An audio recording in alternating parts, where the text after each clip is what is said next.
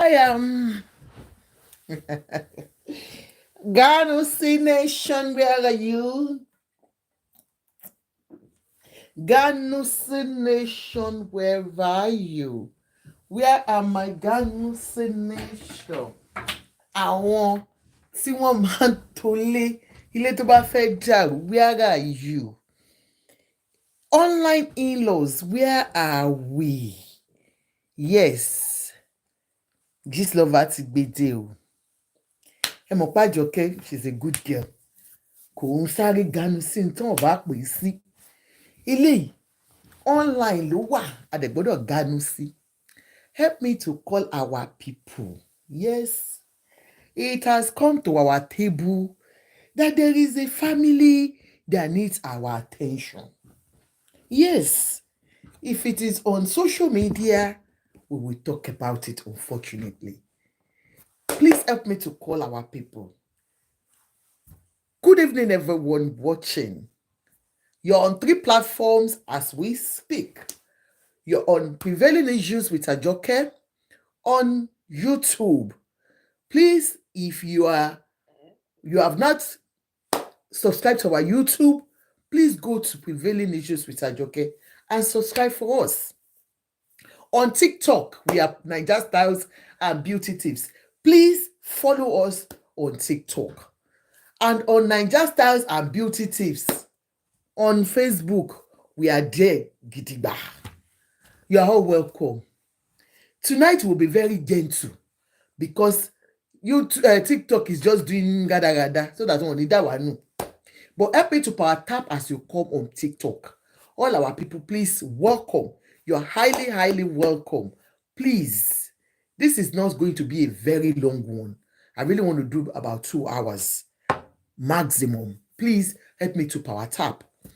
But before I go to the main gist tonight, we have one important gist. The gist we have talked about it on this platform. And this has to do with children. And you know what we do here. I'm okay Ade. You're welcome, ma. All my Facebook people, please help me to power tap. So help me to love and like and share.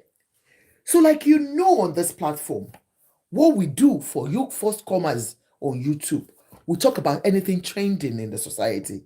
Especially when it comes to children, family, marriage, and all that happens within homes.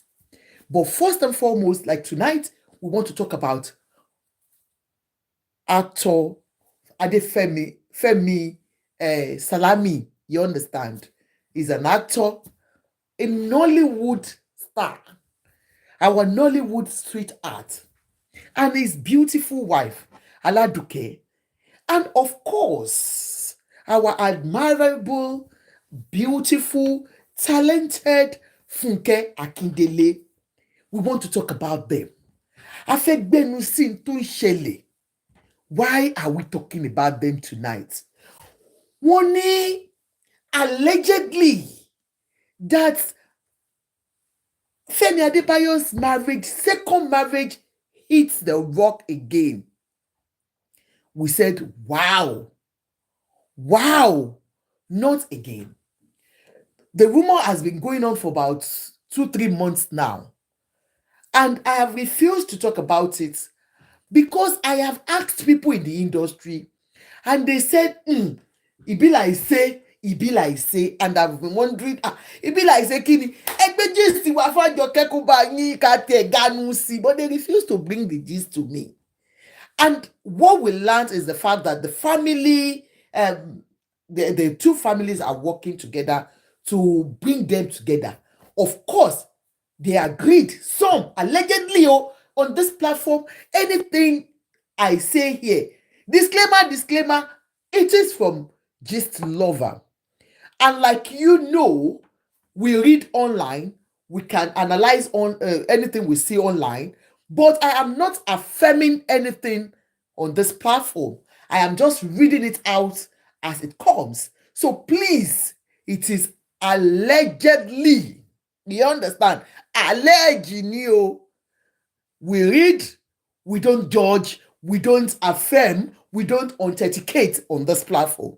we just say what we have heard. And then we do on this platform is that we want to learn from the other people's mistakes, especially when it comes to marriage. That is why we put all these things here out for people to learn. It's not to defame anybody, but to learn from other people's mistake. Wọ́n ní àṣìṣe ẹlòmíì, ó máa ń jẹ́ kẹ́lòmíì gbọ́n. So on this particular case of Funke and Femi Adebayo and his wife, it is all about what can we bring out of it. Please, on TikTok, help me to power tap. This will help this, program. Joe, help me to just power tap, and power tap. If not, they will drop us. And I don't want them to drop us. But like I said, first and foremost, this is just an introduction to a topic we are going to be treating until the government takes an action on it. And that is the topic of that school, a private school in Nigeria. I'm just going to introduce it tonight, and then we'll go to Funke Akindele's case. Please, Ministry of Education in Nigeria, please take notes. There is a school, Auntie Joy School in around Igbeda, that they have been talking about, and we have treated it on this platform about a small child, a baby, that pulled on himself in school because the proprietress has told them that anytime they are pressed, they should not use the toilets. We talked about that particular case. Nothing has been done since that time we talked about it. The mother is still crying out. After speaking with the proprietress, we saw a video where the proprietress was very rude to the woman. In fact, she was as rude as anything. And the woman brought out the video, and they asked her to bring the video down. The woman said she has reported to the Ministry of Education. Nothing has been done. And today, she went to a radio station and talked about that particular case because her children are still in that particular school. Like I said, I wonder why she has left her children in such a school. And why is it that the Ministry of Education is not doing anything about that particular case of Auntie Joyce's school? I want you to listen to the woman. Today, this is her after granting an interview to a radio station. And then we'll go back to the case by tomorrow, by God's grace, and we'll start. Because tonight is about Funke Akindele and our lovely actor and his home. But please, first thing first, the children matters where I live. And I believe it's everybody's duty to safeguard our children. Where a school maltreats minors is a thing that should be a concern to us all in Nigeria. I know ọmọ òjò wa lójú, tọmọ bá jọ wá lójú ní Nigeria ni ó jẹ́ ká máa take case àwọn ọmọ up seriously. That is why I want to take this up personally on my own platform, and I will start working on the ground on this particular case. I just want us, please power tap for me. This is the woman. If you remember on TikTok, if you remember on anywhere on our platform, please say hi. Let me know you are following that case of the woman that complained about her child being beaten in school, and she complained and everything.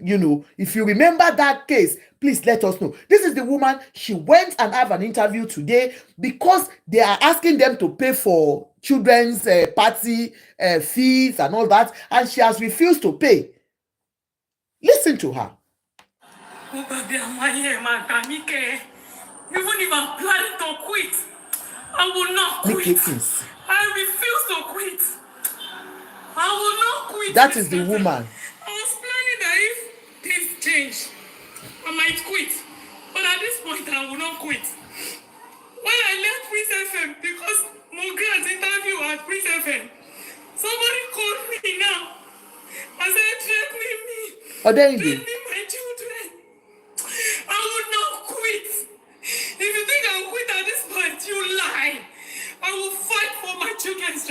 That is the cry of a mother. That is a cry for help for Nigerian government to please. Ministry of Education, please. Family and Children, Lagos State, please, please listen to the voice of a mother.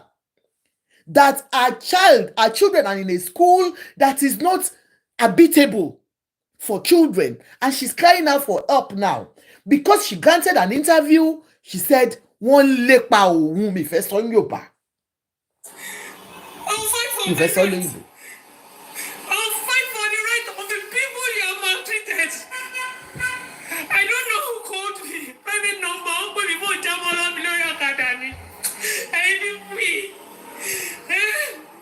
Because I'm trying to fight for my rights. You are threatening me with my children. Power I will tap. fight you. I quit this fight. I die. Ọlọ́run tẹ̀ ní gbé okú torí wọ́n bá ti lọ I will já mi ní fight you with the striking sí. last breath I have. Kí ló dé? Just because mo lọ princess baby tó títí tó délé wọ́n pè mí. Omi ti fọ́kọ̀ tó mọ́.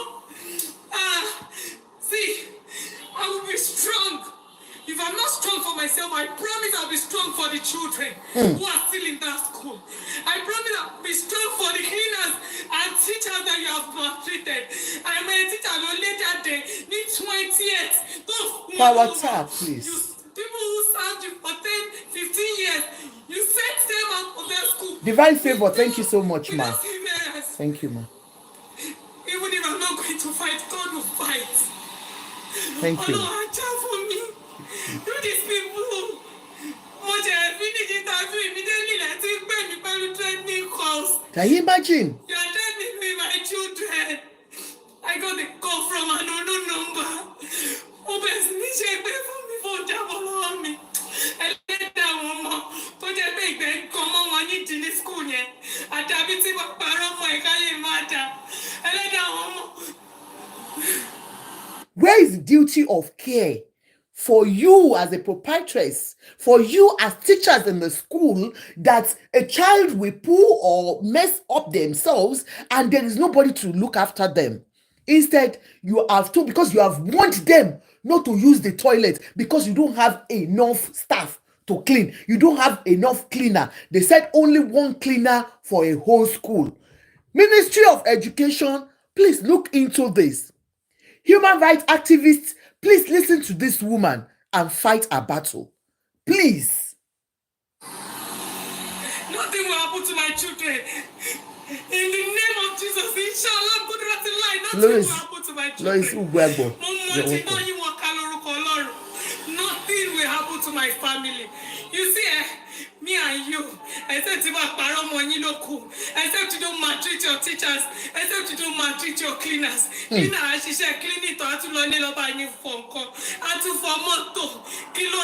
You see how they maltreat staff in Nigeria? Good day, Mrs. Adamola. You see how they maltreat people? Staff. A cleaner in your school, because you are the proprietors of that school, you still use that same cleaner. After working in school for you, they will still go home to work. That is why they are all running away. I've been busy, Mrs. Damola Omotola. You understand? That is why they have been. You are short of staff because you don't have people that will stay, because you are maltreating them. You're not treating your staff well, and it is affecting the school now because they are leaving. One cleaner will do a whole school. She say, "Pani, one cleaner toilet one manufacture kirinu school. He get common money. Mo please FM. Mo grant interview. The next thing you can do is to threaten my life. God will judge you. When God will judge you. I don't know who called me, but I want to pay me. Don't be ashamed. Oh my someone. This will happen." So that particular one, I just want us to have awareness on it, and we will treat it more by God's grace tomorrow. But like I said, for people that are just joining, this woman came out few months ago that her child was maltreated in school. The child was left with poo all over her, and the teacher even no, because Besara. Because Besara, and this is the fact that they have warned these pupils, young pupils. Erelu Princess, you're welcome, ma. Young pupils that anytime they are best, they should get home first. Like I said, the proprietress has no staff. She is not, according to this woman, the proprietress is not treating the staff well, and that is why she's losing staff. And now this woman only granted an interview. You will hear by tomorrow when I treat the case properly. You will hear when she said she had gone to Ministry of Education, and there and then the woman has used her power. You understand? Allegedly using her money to gain ground there. Instead of the Ministry of Education to take proper investigation to do the proper investigation, they now backed the proprietress and called this woman wicked. So we are going to treat that. And I am using this my small voice to call on Ministry of Education. Please look into this woman's case. I'll bring all the details of the school out and I'll paste it. That is that. Now let's go to the second one that we have brought tonight. Like I said, anything I say about Funke Akindele, Femi Adebayo, and his wife are not confirmed. I am not authenticating the story. I am just bringing out the story as I have read it. And that is why I say disclaimer, disclaimer, disclaimer. But what we have heard, we know who Funke Akindele is. She's our sweetheart, whether we like it or not. The most sought out after celebrity in Nigeria. In fact, according to what we have heard, she's one of the richest Nollywood stars. We have seen how she has sold billions in cinemas. So she is somebody we can call a successful actress. Now, who is Femi Salami? Yes, Femi too is a successful actor in Nigeria. In fact, Femi is every lady's dream. You understand?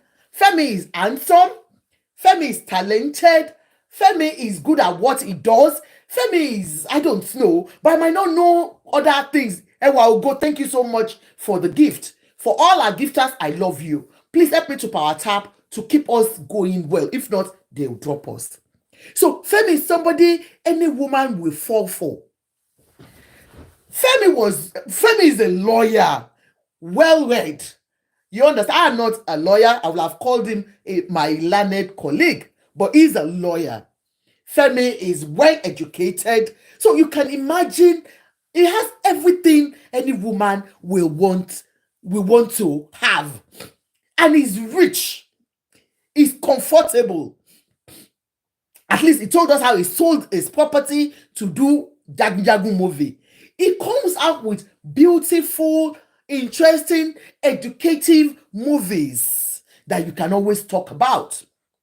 Now, Femi had a marriage that was beautiful long ago. But the marriage crashed after a few years. I think he has about 3 children out of that marriage. Femi Adebayo's father, like we know, is a successful actor too. A grandfather in the industry. Baba. I mean, you're welcome, sir. Baba ni Baba Femi. When it comes to the industry, he's one of those that has brought the industry to where it is today. Babawa Ogabelo Kepesa. Ogabelo is a polygamist, a non-polygamist, a successful polygamist. That one is not alleged because we know, we have seen, we know him. And he has showcased his wives. He has showcased his children. He's got successful children. Most. You know, it is only the successful ones that men will bring out. About Birina, you first break the story. I remember, sis. So let me just give you background a little bit about who we are talking about. For those that do not even have an insight into who Femi Adebayo is, who his father is, who his mother is. Anyway, his mother is Ejide. She used to sell all these cassettes as at that time. So Femi is from a polygamous home, but his father is a successful polygamist. Because if he can hold all his children together, that means he's a successful polygamist. We can see all the children, they do movies. In fact, most of his children are into movie industry. Even when Femi went to the university to study law, he still knew that he was coming back to theater. And that is why you can see him, and he's been doing fantastically well in the industry. Adeyinka Tolani, you're welcome, ma. So, that is why we said, let us Ganusi. Help me to power tap, please. He was married. Nobody knew the background of the wife because Femi is a Muslim. And most of, I think his first wife that he married to, it was a Muslim that you don't even hear to see her out. We didn't hear much about her. We didn't see her out being showcased the way he showcased Aladuke. So he was married, and the marriage was on a low key. And Femi was the one that was out there. In fact, we weren't seeing his children or his wife as at that time. Story broke out when the marriage ended. Emagbo. Kò fẹ́ kó máa dùn díẹ̀ ni o. When, what was the story? All of a sudden, we just heard that his marriage was eating the rock. That was few years back with the first wife that has 3 children. And everybody was like, we don't even know the wife. The wife, àwọn bori, she wasn't that one that was out. Remember, Femi is from Ilorin Mesujamba. Ẹ má bínú ẹ̀yin Ilorin. Wọ́n máa ń pè wọ́n nìyẹn omi kò bẹ́ẹ̀ bú ni o. But it's from Ilorin. Àwọn tó mọ Kùránì, àwọn tó mọ ẹ̀sìn tó gbẹ̀sìn. And as a Muslim, remember, they are open to polygamy as Muslims. So for Femi, if he had wanted to take a second wife, it wouldn't have been a big deal. As akọ̀wọ̀ bàtà tí bàbá ẹ̀ fẹ́ bọ́lẹ̀ ni, a jẹ́ polygamist. But what did Femi do? We heard that it was Funke Akindele, allegedly, that was in the marriage. She was a third party in the marriage. That was how the marriage broke. People were like, You remember that Funke was once married, but before she got married, they said it was this Adebimpe. You're welcome, sis. Thank you.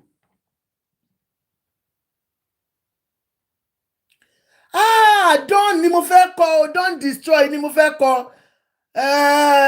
Okay, sorry, don't destroy. Màá tún ṣe. Don't ni mo fẹ́ kọ. Again, tètè ya sọ́ọ̀nù kẹ̀. Sọ́ọ̀nù báwo ni? Tẹ́ ẹ bá ti fẹ́ gbé bo ńlá yẹn máa gbọ́n ní kò ní mọ tó ń kọ. Don't mind. This Àjọkẹ́ can make a mẹ̀bọ. Ó lọ kọ sọ́ọ̀nù. Sọ́ọ̀nù báwo ni? Okay, mi ní lè ṣe ń bí. Anyway, I'll do it later. So, they were dating, allegedly. In fact, they said in the industry, people thought Femi was going to marry her. Remember, he was married. And so, according to what we heard, allegedly, they said it was the father, Baba Femi Adebayo, that refused and said, láyé industry kan náà lájọ wà, mo mọ̀rin àwọn ọmọ yìí. Wọ́n ní ẹsẹ̀ olè ló mọ ẹsẹ̀ olè tọ̀. When you are in the industry, you know what they do. You as their grandfather, you know how many you have benched, you know how many you have get, you know how many you have not.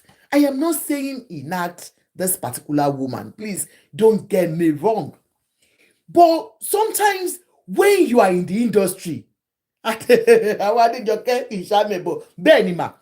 you are in a particular industry, you know what you guys do. You might not want your son to get involved with anybody there.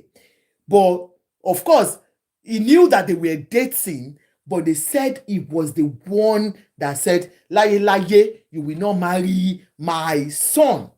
Allegedly. So, but so many people said they knew they were dating. I didn't know. I didn't see them together. When you don't see something you're kogo, you will say allege. So I did not know. I did not see them together. I have never set my eyes on Funke Akindele and Femi, but allegedly they said they dated, and it was the father, Femi Adebayo Salami's dad, that said no way.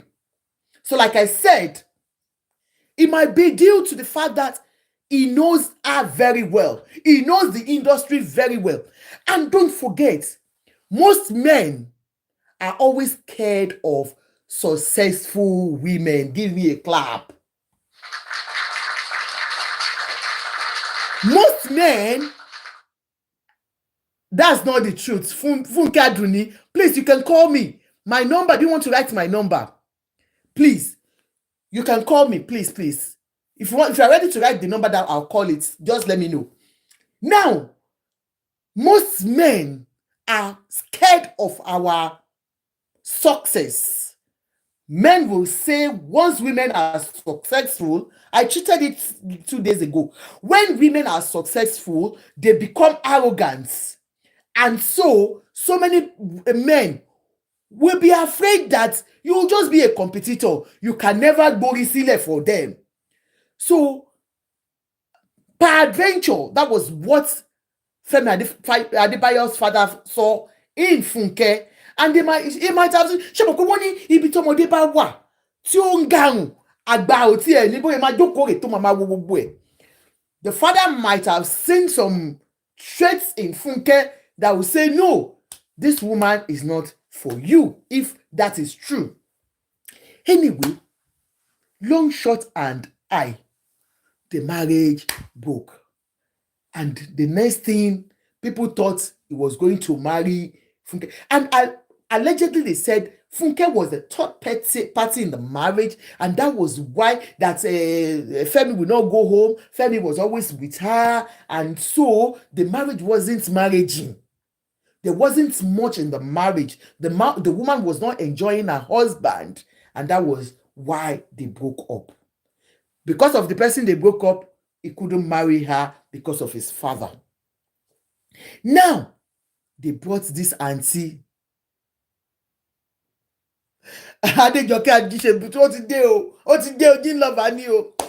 Now, what happened again? We just saw that Femi Adebayo got married to this beautiful woman. Accordingly, allegedly, they say she sells food. And Femi goes there to eat. I don't know. Maybe it is true or not. Allegedly, that Femi met her through her food, Aladuke Foods, where she sells amala. And Femi was going to eat amala. So maybe that is false or not. But this is a woman that is beautiful, and I can see she's educated. She looks posh. So even when you have a restaurant and it's not just a buka, you have a proper restaurant. I guess she has this proper eatery. Please help me to power tap. Buy gifts. Let them know that we are active. Help my condition. This is what I do. I sell glasses. Don't forget, call me for all your designer glasses. This is Cartier. So please call me. This is just recommended. You can't use it for frame. But I have ones for frames. And this is very lovely sunshades that when the sun is so much, or you're going to a party, outdoor party, you put this on. Thank you so much, my gifter. Dr. Special, how are you, ma? You understand? You use this. Does it not look so beautiful on a jockey? This is the kind of glasses I should be using when I want to do amebo, so that they will not see my face. out my eyes. You understand? Okay, you know, yes, you're welcome. So please, this is Katia too. Please call me. I sell all these ones. Ejo. And so many beautiful ones that you can choose from. Sunshades, the one you can use for your glasses, your frames for glasses. My darling people, as I was saying, so he met Aladuke, they fell in love. In fact, Aladuke now became our own sweetheart. Let me give Aladuke a clap. Why? Because ó wá fine, pretty woman, ó dúdú bí Àjọkẹ́, ó fine, ó cute, ó lovely. People were like, at least we can now see Femi's wife. The other one that left, we never saw her. So, but remember, like I told you, people were still saying, is it where he went to eat amala that he met her? And then you, when you eat around, anything can happen, you know. I don't know, you know. But the woman is not just an ordinary, she is well made herself. She was made before meeting Femi. So somebody that has her own business going, she's got everything going for her, except she too needed a husband. And she met this man, a divorcee as at that time. Remember, his wife had left. So he was a divorcee when she met him. And they started their marriage. The marriage was sweeting. In fact, I can remember during the COVID time, they were doing skits together. Lovely, lovely skits. And like you know, Femi is still a young man in his 40s. Femi is still vibrant. Femi is rich. Femi is handsome. Femi is every woman's dream. But it kept the marriage intact. At least what we can see online. You understand? We could see them together. They had a boy together. They have a boy together. They had the big party. So they have been all over the internet showing us love. In fact, allegedly, they said that Aladuke doesn't even take it easy with Femi. That as Femi sabi knack, allegedly. Now so Aladuke too, they follow am up and down, they show. In fact, they said allegedly that every time he goes to location, she go there, they check am. I don't know if it is true or not. Like I said, about 4 or 5 weeks ago, Auntie Abeni here and others, they have been talking about this case that Femi's marriage has hit the rock. But before then, remember, Femi has allegedly dated so many in the industry. Among them, allegedly, is the new mama in town. What's her name? Dayo Amusa. They said allegedly dated Dayo Amusa. And you remember the fight that broke some 2 years ago, Abi was it a year ago? Doing this one that is always doing premiere and fight with cause, problem with cause. What's her name? Ajao. What's her first name? That Ajao girl. It was doing Ajao's premiere that Femi was the one that announced, Eniola Ajao, thank you, that announced Mommy of Lagos as the winner last year, and everything scatter. And people started attacking Femi, that they don't promote dobo and all that rubbish. And and he said he was not the one, that it was some people that said he should announce.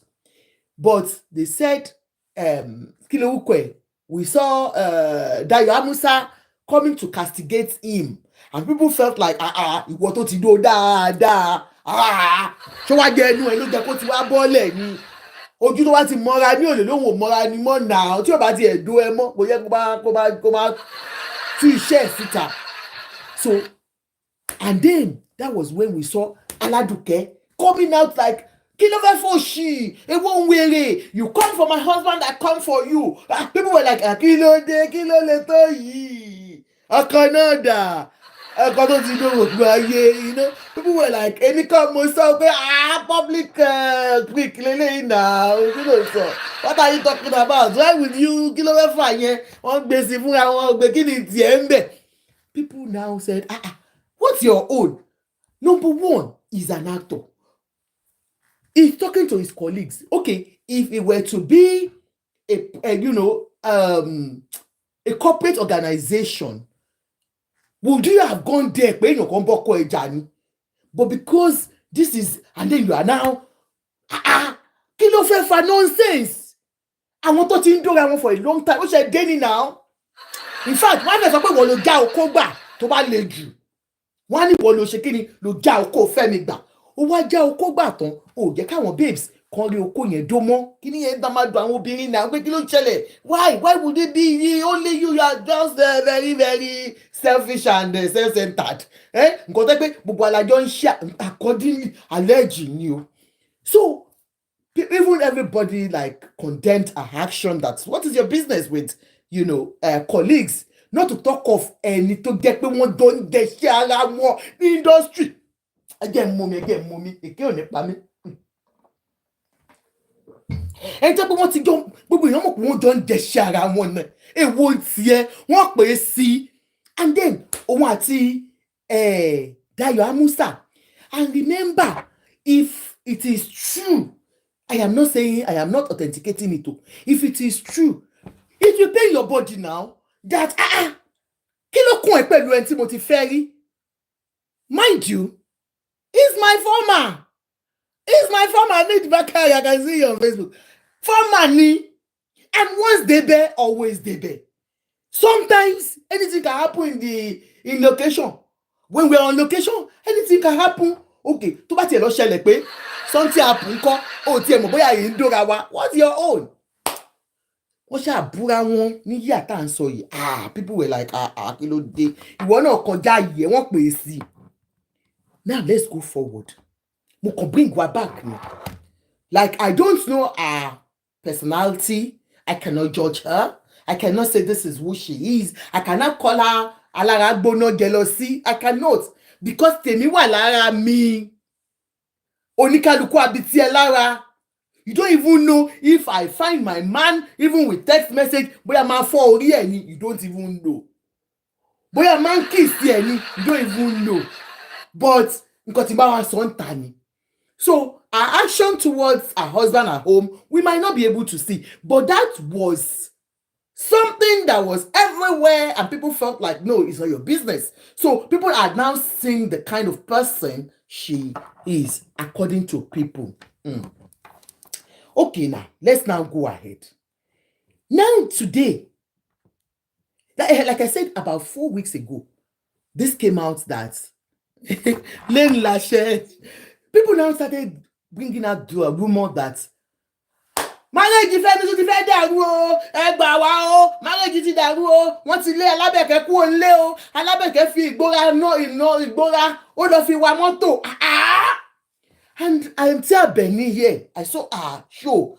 She called out and said, this must not be true. Àwọn abiyamọ tòótọ́, Abeni Ade, ọba obìnrin. Abeni Ade now came out. Kò gbọ́dọ̀ jó tọ́. Ọlọ́run o, nǹkan tá ń gbọ́ yìí, kí lẹ̀ ń gbọ́ Auntie Abeni. Auntie Abeni said, tó bá jó tó á dùn wá o, marriage Fẹ́mi ò gbọ́dọ̀ tú o, gbogbo ẹ̀yin abiyamọ ayé o. Ṣàmọ́ bá Auntie Abeni ṣe máa ń pariwo yẹn. Ẹ bá wa ṣàdúrà, marriage yóò gbọ́dọ̀ dàrú. Ọlọ́run ọmọ jíkà, àwọn náà bá bọ́ sínú àdúrà. Lábá wà nínú àwẹ̀ àti àdúrà ní orúkọ Jésù. Fẹ́mi Adebayo, marriage ò ní dàrú ní orúkọ Jésù. Lábá gbégbá àdúrà kalẹ̀, lábá gba àdúrà. Agbàdúrà bí ẹni tó sọ bus pass nù. Agbàdúrà bí ẹni tí lórí ọ̀rọ̀ kíni, lórí ọ̀rọ̀ Fẹ́mi Adebayo. Kí ló dé? Why praying so much? Anyway, we followed Auntie's advice that Femi Adebayo's marriage must not break. Emagbo. So when she did that show, So many people too did it and said, òótọ́ mà ní, marriage mà ti fẹ́, ó mà ti forí kanlẹ̀.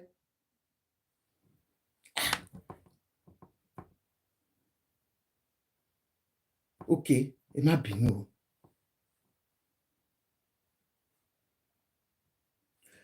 Pé marriage ti forí kan, so people started talking about it. And you know, me, I won't say what I've not heard because I didn't have enough information. I went to sniff. I went to gbóhùn wípé come, is it true? I called number one, ẹjọ́, ṣé lóòótọ́ ni marriage Femi? Like I told you earlier on, it's not to mock anybody, but to learn from mistakes of others. That is why I do my program. It's not to defame them because marriage breakup can happen to anybody at any time. But what lesson can we learn from any situation is what I want to bring out. Yes, I might put Ajasa for us to laugh. But my main concern is we might not be able to mend a marriage. We are families online. We can talk. That does not mean the marriage will come back or the marriage will break more. But what can we and other women or men can learn from a particular situation is what I tend to do here. But it's good that wọ́n ní Ọlọ́run má jẹ́ kán lo ọ̀rọ̀ wa fi kọ́gbọ́n. Ọ̀rọ̀ ńlá ni. So now listen. I said, come. What is happening in the industry? Ẹ gbọ́, kí ló ṣe marriage Fẹ́mi? Ṣé lóòótọ́ tún ni marriage ti dàrú ni? Is it true that marriage has the first person said, I don't know. I said, okay, eléyìí ò tiẹ̀ kí n bó kàn máa wà ní industry kàn máa ranjú lẹ̀ bí ọ̀rẹ́ mi, ó máa ranjú lẹ̀ mi kò ríran rí. I left her. I went to another one and said, come, gbọ́ kí ló tún ṣẹlẹ̀ ní industry? You know you are the one that's always giving me gist now. Let me tell you the truth. I wanted to call Auntie Lola too because Auntie Lola is my friend. She's my big sister. But I know she would not tell. Ó ti mọ̀ pé èké ni mí. Anytime I call Auntie Lola, she will say, Àjọkẹ́, èké, kí ló tún fẹ́ gbọ́? So many times she would just say, èké. So it was the only time she told me something was during our issue with Omoboti. And she was the one that told me that Omoboti ò gbọ́kọ ọmọ àwọn. So you know I came out and said it. So most of the time she will not tell me. Oyinda will not tell me, yẹ ò tí ẹ̀ ń ríran, ó kàn wà nínú industry ni, kò rí nǹkan kan. But there is one person that tí bá ti fẹ́ gbọ́ gist máa pè codedly ṣàánú mi boy, kí ló ń ṣẹlẹ̀, àwọn ọmọ afẹ́ mi ni. Ó wá ní mo ní Àǹtí Àjọkẹ́ is true. Mo ní ṣé mo pé mo ti ń gbọ́, a ti ń gbọ́. Ẹ má ní mo sọ fún yín, jẹ́ kí n rọra sọ. Ó ní Àǹtí Àjọkẹ́ is true. Don't let them hear that I am telling you. He said, Àǹtí Àjọkẹ́ is true. But the families are trying to cover it up. That they are investigating and they are putting their little mouth. That Àǹtí Àjọkẹ́ might tí sọ ó máa parí ẹ̀. That was about 2-3 months ago. Believe me. He said, Àǹtí Àjọkẹ́ òótọ́ ni o. Allegedly, that it is true, but they are having issues. But surely the family are looking into it and they will settle it by God's grace. And now remember the àdúrà Àǹtí Àgbẹ̀ní said we should do. I said, ní orúkọ Jésù, Ọlọ́run jọ̀ọ́ parí ẹ̀. Nobody prays for any marriage breakup. Nobody on earth. And no woman will go into a marriage and says, once I get married, though, I want it to break after one child. No man, after a failed marriage, will want his marriage to fail again. So that is why no matter what they go through, they will stay with it just for people to say, ṣe be my first marriage, she break in here, she why no ni ò dá. Remember, Femi Adebayo's first marriage collapsed. So he wouldn't want anything to happen to this. And allegedly they said that is what he has been doing. Although ó nífẹ̀ẹ́ òbò. Ẹ má bínú. allegedly, that he likes láti máa gun ẹṣin. Ṣé pé jagunjagun ni? Jagunjagun dẹ̀ máa ń gun ẹṣin ni. That he likes to ride horses. You understand? And so many times his wife will catch, he will, beg, just like any other man. You understand? Not because he's an actor, just like any other man. Àwọn olójú kòkòrò ọkùnrin pọ̀. But remember, so many things will make men do certain things. This is a rich guy. This is a young guy. This is a successful actor. Even those ones that are not successful in the industry, just because they are popular, they are celebrities. Now they rush them more. Did you not hear of Ijebu? As fine as Ijebu is, yes, as fine, as lovely as Ijebu is, bí Ijebu ṣe fọ́ọ̀nù tó fọ́yìn, ó máa fọ́yìn o. Ṣebí you heard the new rumor that allegedly is dating the Femi of a lady. Though they are making it as joke now. But the issue is, as Ijebu is, ṣé pé Ijebu fine gan. For him to have ladies rushing him, Ijebu is not the only one. Even the one that has only ẹsẹ̀ kan, Baba Gigan, ladies dey rush them. Not to talk of èyí tó ṣe gbìngbò. Let me remind you. I can remember that time. This tall one, what's his name? Adekola. What's Adekola's name? Hey, kí ló kọ ẹjọ́ ẹ bá mi sọ Adekola. What's his first name? Adekola's marriage. Mo mọ̀ pé lady ìyàwó ẹ̀ yẹn. Àwọn yẹn fi àdúrà jagun. Kò ń wọ Ọdúnládé Adékọ́lá. She no go where we are go. Na so she go stay there. They play with them mama boys. After 4 boys, where you wan push and go? Moreover, Odunlade is from a Christian home. His mother is a strong Christian. Àwọn CAC tó jẹ́ pé wọ́n máa làágùn ṣe àdúrà ni. His mother is somebody that will say,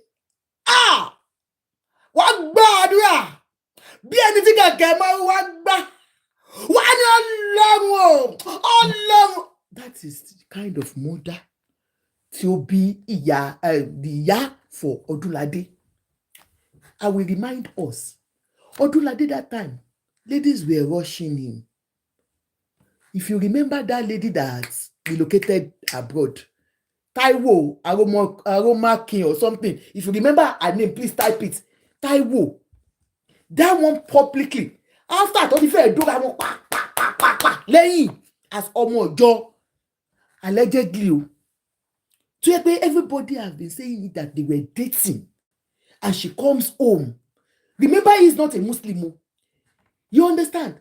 That people now said, Taiwo Aroma King or something, beautiful actress too, but she has relocated abroad. But she was the first. Taiwo Aroma King, Arono King or something. Yeah.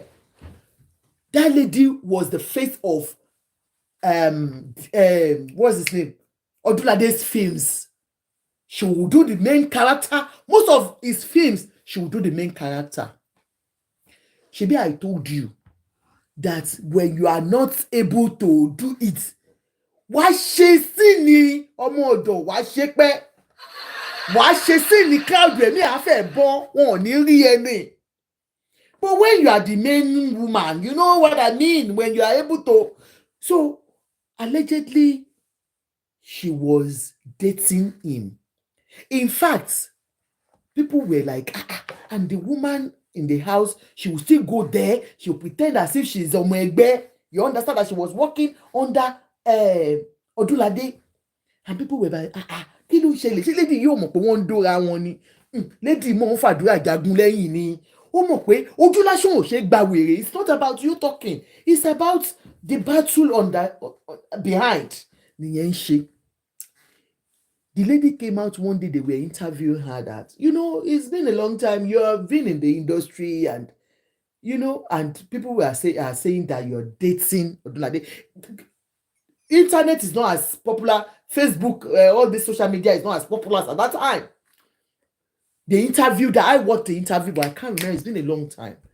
And she said, people are saying she's dating Odunlade, that she's even ready to be a second wife if he is ready to marry her.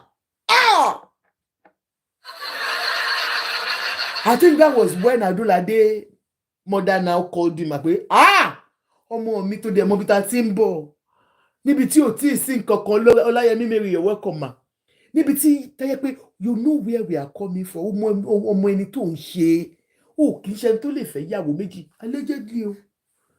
That was how their relationship broke accordingly, allegedly. So that was it.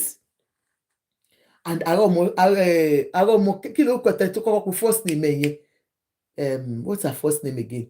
She relocated abroad, got married to one man, one married man. No, I don't know, but she has lovely twins. Bless her. So let's clap for her. At least all of the twins is me. And that was the end.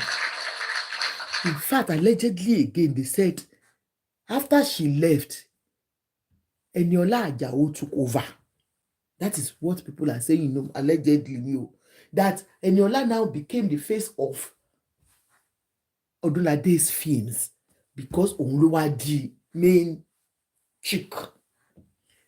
Allegedly, please, all of you, you know that I am a very good girl. Allegedly, I but I am not authenticating it. I am just saying, understand? Yeah.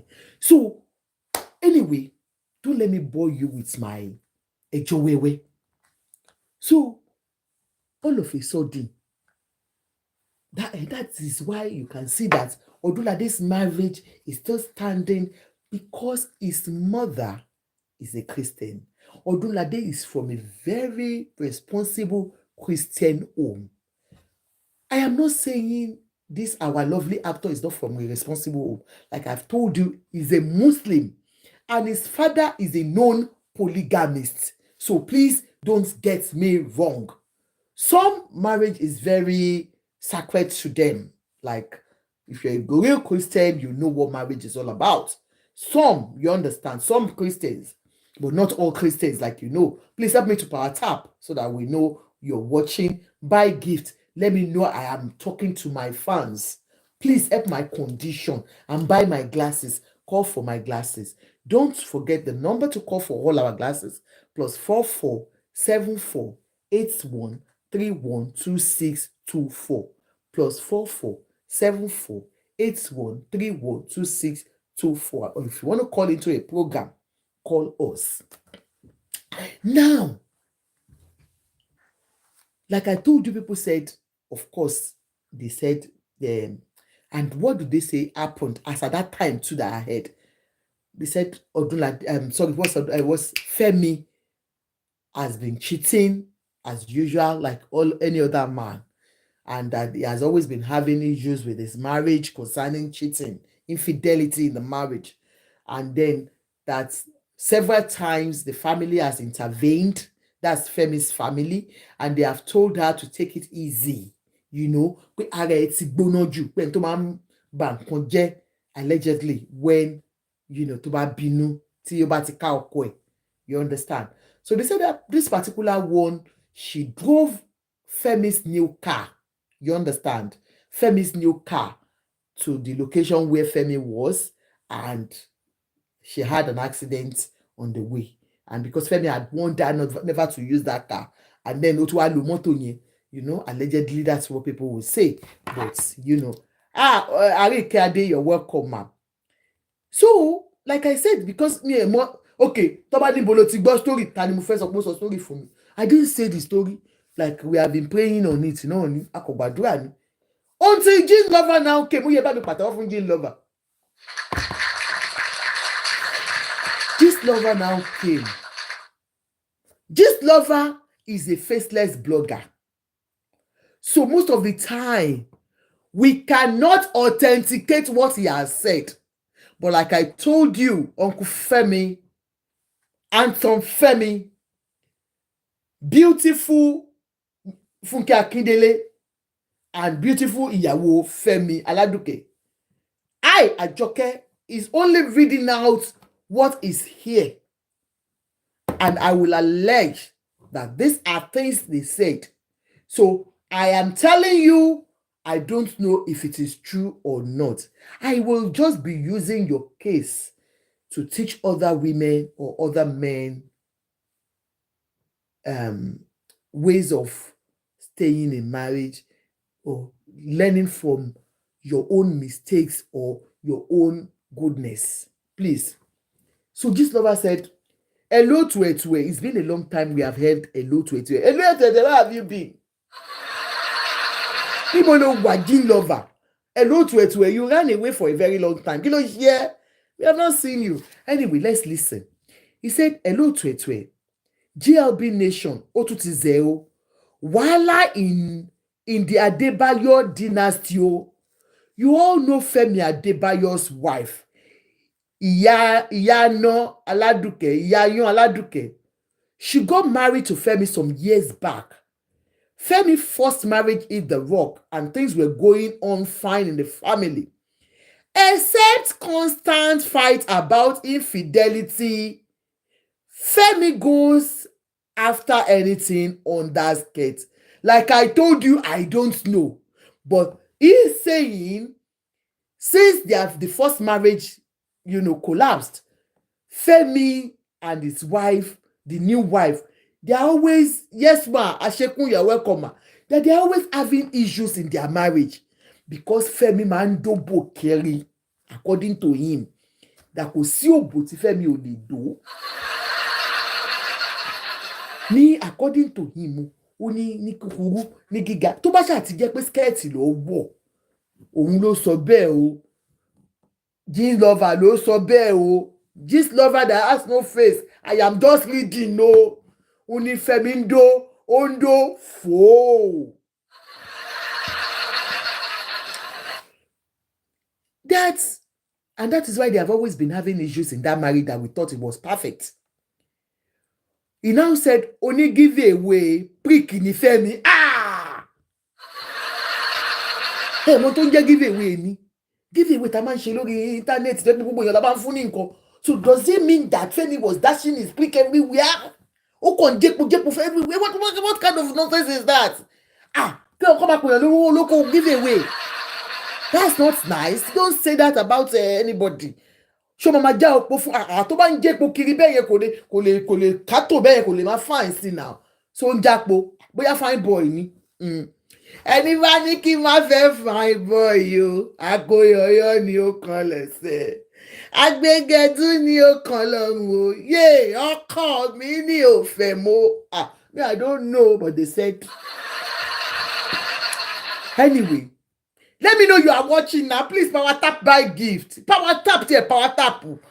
Power tap. Ẹ má jẹ́ àwọn Facebook. Bó ṣe máa ganu sí rẹ̀ wọ́n níra star. Wọ́n jẹ́ máa ganu sí rẹ̀ látàárọ̀ dálẹ́. Star yọ kan báyẹn nírí wọn kọ́ra. Wọ́n ní àwọn. Ṣùgbọ́n ìyẹn ṣáà máa help condition. Ẹ ṣáà ra glasses lọ́wọ́ mi tẹ́bà fún mi ní star. Ẹ ra glasses sí. Ẹ ṣàánú mi. Ẹ jẹ́ ń jẹun mi tí jẹun látàárọ̀ àfi tí. Tí nìkan ni. Ẹ pé mo rù gan, mo rù kí ló dé ẹ lè fi àjẹ mi àǹtí mi ẹ gbé yín pẹ̀lú wheelbarrow ẹ má kàn gbé mi pẹ̀lú wheelbarrow.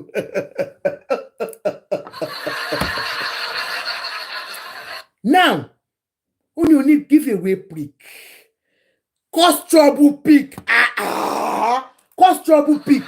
Oko tó máa ń fa wàhálà ní location ló ń jẹ́ cause trouble prick. Ṣé báwọn obìnrin máa ń jà sí oko ẹ̀ gbọ́dọ̀ dùn nìyẹn? Maybe he's young and talented. Lóyún tó wà talented ní area yẹn ni. He must be very good. Tó bá ń jà lóko ẹ̀. So this lover gbẹ́nu sọ̀hún. Ó ń pẹ́ kókó ẹ̀ tó di oko cause trouble. On several occasions, Aladuke dey go fight anybody wey she smell say dey knack her husband. Aladuke àṣejù nìyẹn na. Kí ló ń bá wọn jà? When you know that he's an actor, is it possible? Ẹ̀yin tèmi mi ò ní judge. Is it possible pé Aladuke máa lọ jà kiri? No, kò lè má jà nígbà tí kò ṣe pé skan dey warrior. Kí ló dé kò lè jà? Tó jẹ́ pé 7 doors lóyìn máa nà bó ṣe ó máa knock 7 doors kó tó dúró. Àbí ẹ ṣàgbọ́ tó ní 7 doors. Why can't you be like that actress in the 7 doors when she said, I will do anything for love? Ìtorí ìfẹ́ lọ́lọ́run ṣe dá mi. Ìtorí tiẹ̀ lọ́lọ́run ṣe dá mi, Fẹ́mi. Ìtorí tiẹ̀ lọ́lọ́run ṣe dá mi. Ìwọ ṣe é ròyìn pé torí tiẹ̀ lọ́lọ́run ṣe dá ẹ. Ìwọ kò rò pé torí okó tiẹ̀ lọ́lọ́run ṣe dá ẹ. No way. No way. Tó bá ń rò pé torí okó you will not if it is torí ìfẹ́. Ìtorí ìfẹ́ lọ́lọ́run fi 2 lawyers ó tọ́ ni o. 2 lawyers. Auntie Funke, you know I love you.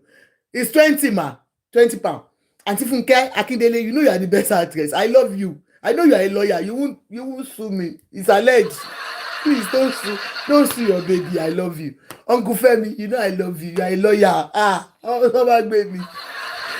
Kiri just opinion here, ṣàánú mi. Alleged. That's why I'm reading out. But one thing I know is that you are both good and lovely. Now, they said on several occasions, Aladuke dey go fight anybody wey she smell say dey knack her husband. He doesn't always sit well with Femi, but family dey help them settle am. But this whole saga that broke the camel's back na between Aladuke and Funke Akindele in Oyo State on a moving mindset. Ṣé kó ṣẹlẹ̀ lóòótọ́? Good evening, my darling Pogoski Yeti. Ṣé kó ṣẹlẹ̀ lóòótọ́? Because this lover now told us the location gangan. But like I said, we have not authenticated it. And we don't know if he's telling lies or true. So me, I will say, irọ́ ni. Irọ́ ńláńlá káfí lówó. Ìyẹn ti ṣe Nàìjíríà lọ́jọ́ tó pẹ́. Maybe you are lying. But they said it was during a production in Oyo State. Let's listen. Trouble started at Ibrahim Chatta Film Village. Okay, ká pọ̀ Uncle Ibrahim. Ibrahim Chatta, is it true or they have lied? Because if they have mentioned your film village, anyway, you might not even know because you don't have to be on the location with them. They're just using your place as a location. Like if they come to my house, they want to use my house, I don't have to be with them. So it could be just a movie location and it was not there. But according to what this lover said, the trouble started in Ibrahim Chatta Film Village. When Aladuke storms the village where her husband was shooting, and Funke was playing the lead role. She accused Funke of dating her husband because according to her, Funke was the cause of her husband's previous failed marriage. Things got so messy that the hotel they are lodged, Aladuke broke things there, even TV. Femi was meant to pay for the damages. She vows to come back, to come online and drag them both. What's she doing here? If it is true, me, I'm not saying you have done that. Fẹ́yìntẹ́ ẹ̀gbẹ́ ń bò. Wọ́n ní Funke àti Fẹ́mi wọ́n wà ní location. Wọ́n play Funke ní lead role. Bóyá ọkọ àti ìyàwó ni wọ́n mọ̀ as in lead role àwọn méjèèjì jọ ń play. Wọ́n láládùkẹ́ ó wá filé ẹ̀ sí nílẹ̀. Bóyá Lẹ́kí ló ń gbé, bóyá Ìjà ló ń gbé, bóyá Yes, it was woman last year. Ó ti yé yín. Maybe you know where, I don't know where they are living, no. Bóyá Magodo ló ń gbé o. She drove to Oyo State. Oyo is far. If it is true, me, I cannot drive that much. They say she drove there. And she stopped. Tomani yon stop mo bikan, ó jáwọ́ bẹ̀ ni. Bóyá ń dúró àwọn lọ́wọ́ ló tell you. Ó kàn jáwọ́ bẹ̀ ni, èmi ò mọ̀. Tomani, somebody storms a place. Ó jáwọ́ bẹ̀. So they said, allegedly, that she stormed the place. Ó bá fọ́ gbogbo glassy. That they laugh. I don't know. Ó fọ́ glassy. wọ́n ló fọ́ mọ́tò àìmọ̀ ló fọ́ mọ́tò èmi náà Àjọkẹ́ ó parọ́ kú irọ́ wọn kò fọ́ mọ́tò wọ́n ló fọ́ gíláàsì ó fọ́ television that they are watching. How can you break television? You know, some women, when they are hungry, I am not saying that is what is happening to you, you understand?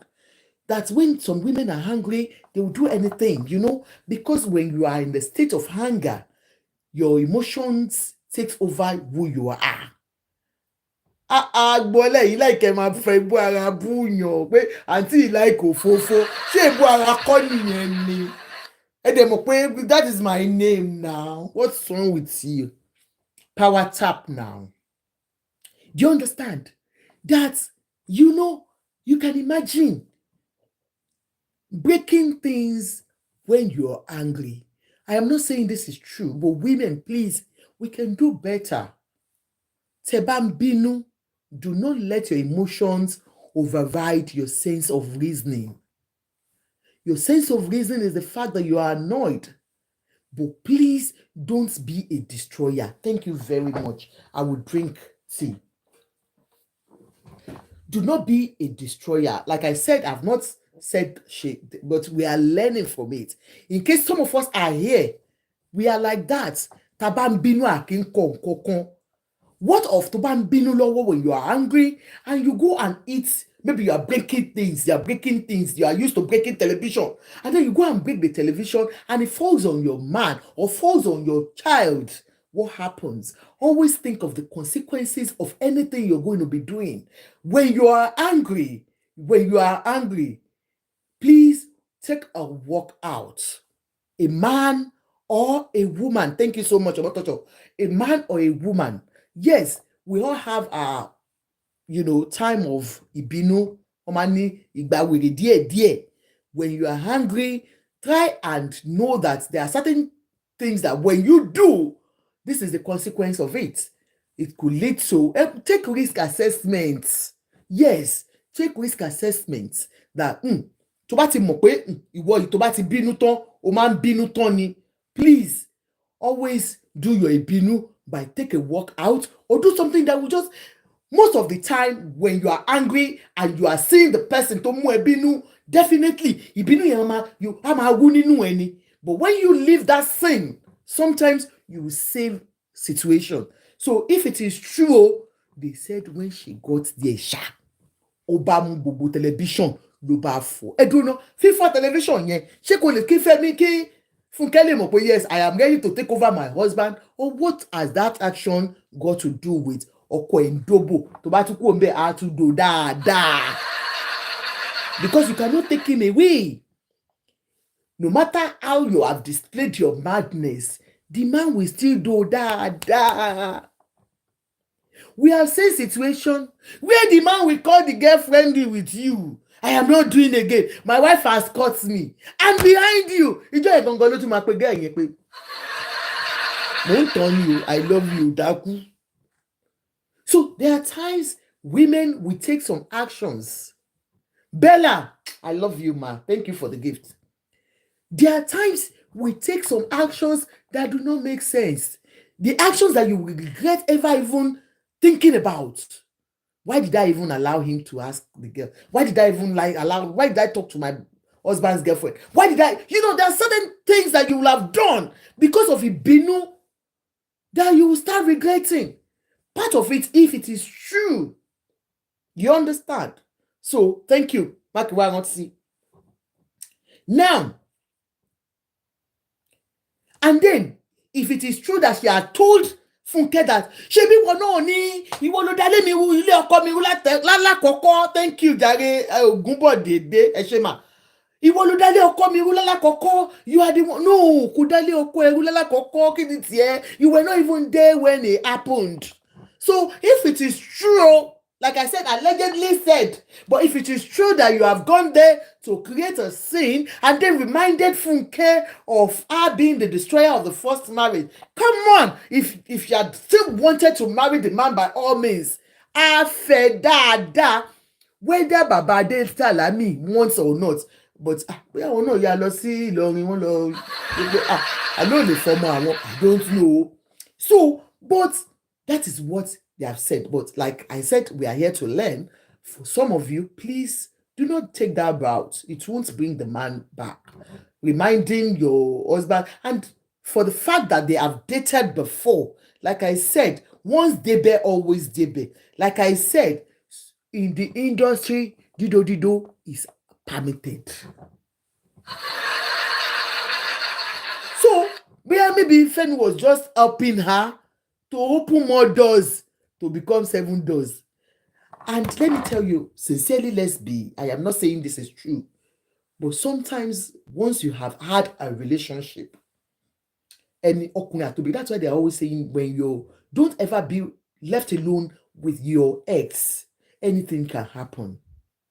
So for her to have seen them in a compromising position, or she's hearing the rumor that, or she might have read texts that suggest that they are still seeing, it means that Femi's love is still with his ex. Bóyá Femi still has some soft spots for Funke. Remember, it is not that Femi himself said, I am not doing. Allegedly, they said it was the family that refused Femi marrying her. Do you understand? So it's not impossible that he now felt, let's start dating again. Or, Funke's marriage has broken down. She's a single mom too now. She's a single lady. She's allowed to doko. Maybe they were in the location and things started happening again. And then, when you are in love, affections, anything can happen. Somebody that it was not true, it's not your wish to have left the relationship. It's because you respected your father. And that was why. And then you got married to somebody else. There might be a lot of things that Femi has seen in this marriage that will not be able to come and tell us. But because he still wants to maintain the fact that, I don't want people to say, Femi is the one. You understand that they look at it, the marriage has broken down again. It's your fault, Femi. You cannot hold first wife, you cannot hold second wife, and he has been patching it up. And so, seeing his ex, and they started dating again. I am not holding brief for Femi. He's a lawyer himself. I am not holding brief for Funke Akindele. I'm saying yes, it's right for them to doko ara wọn and dobo ara wọn. But remember, Funke is a single mother. She's entitled to doko. Femi is a Muslim, is entitled to marry 2 wives. So, Aunty Aladuke, ẹ̀yin la gbé wá sórí tébùlù. Now, let's go on. That they had to tell Femi was made to pay for damages. She vows to come online and drag them both. Natural products. No, I am not. Don't you understand? I am just, you see, my own program is not about being sentimental. I am advising other women. There are things that we see sometimes, even we Christians, we know most of these are men are naturally cheats. There is most Nigerian men, wọ́n máa ń dóbò kéré ni, wọ́n ti fi ṣọ̀tá wọn. Ẹ má bínú. Ṣé ti understand? Èmi kàn sọ ni, remember that they have dated before. That anything can happen. That's what I'm saying. It's not about blaming the wife now. Get me right, please. Okay, ma. Now, that they now had to tell Femi to pay for damages. That means pay, when you start destroying things, for those ones that when they are annoyed, they destroy things. I'm telling you, you incur debts to your husband. Like I told you, it is not right for a man to cheat, because if a man can cheat, then a woman can cheat. But that is not where I'm going tonight. What I'm saying is, don't be a destroyer. Walk away if you have to. Now, and then they said she vowed to come online and drag a man. We have not seen anywhere she has come out to drag him. So that might be afikun, but they said allegedly, that's what Gistlover has said, that she vowed to come online and drag her husband. She has not done that. For every one of you that you have issues with your marriage and you come online to drag your men, you can never get that man back. You have only destroyed the love between the two of you. A marriage you have tabled, thank you so much for the gift. The marriage you have tabled online is totally destroyed. Babe, unless you are deceiving yourselves. Because Eliaso, you expose yourselves so many things. I've always said it. Where is the family? When we do mommy mwe in Africa, in Nigeria, the mommy mwe is only for you to know the families of your spouses. That when things happen, we don't understand the meaning of mommy mwe in marriage. The essence, thank you, ma, natural products. The essence of faith is for you to go back to the family home, your husband's family, your wife's family, to report them.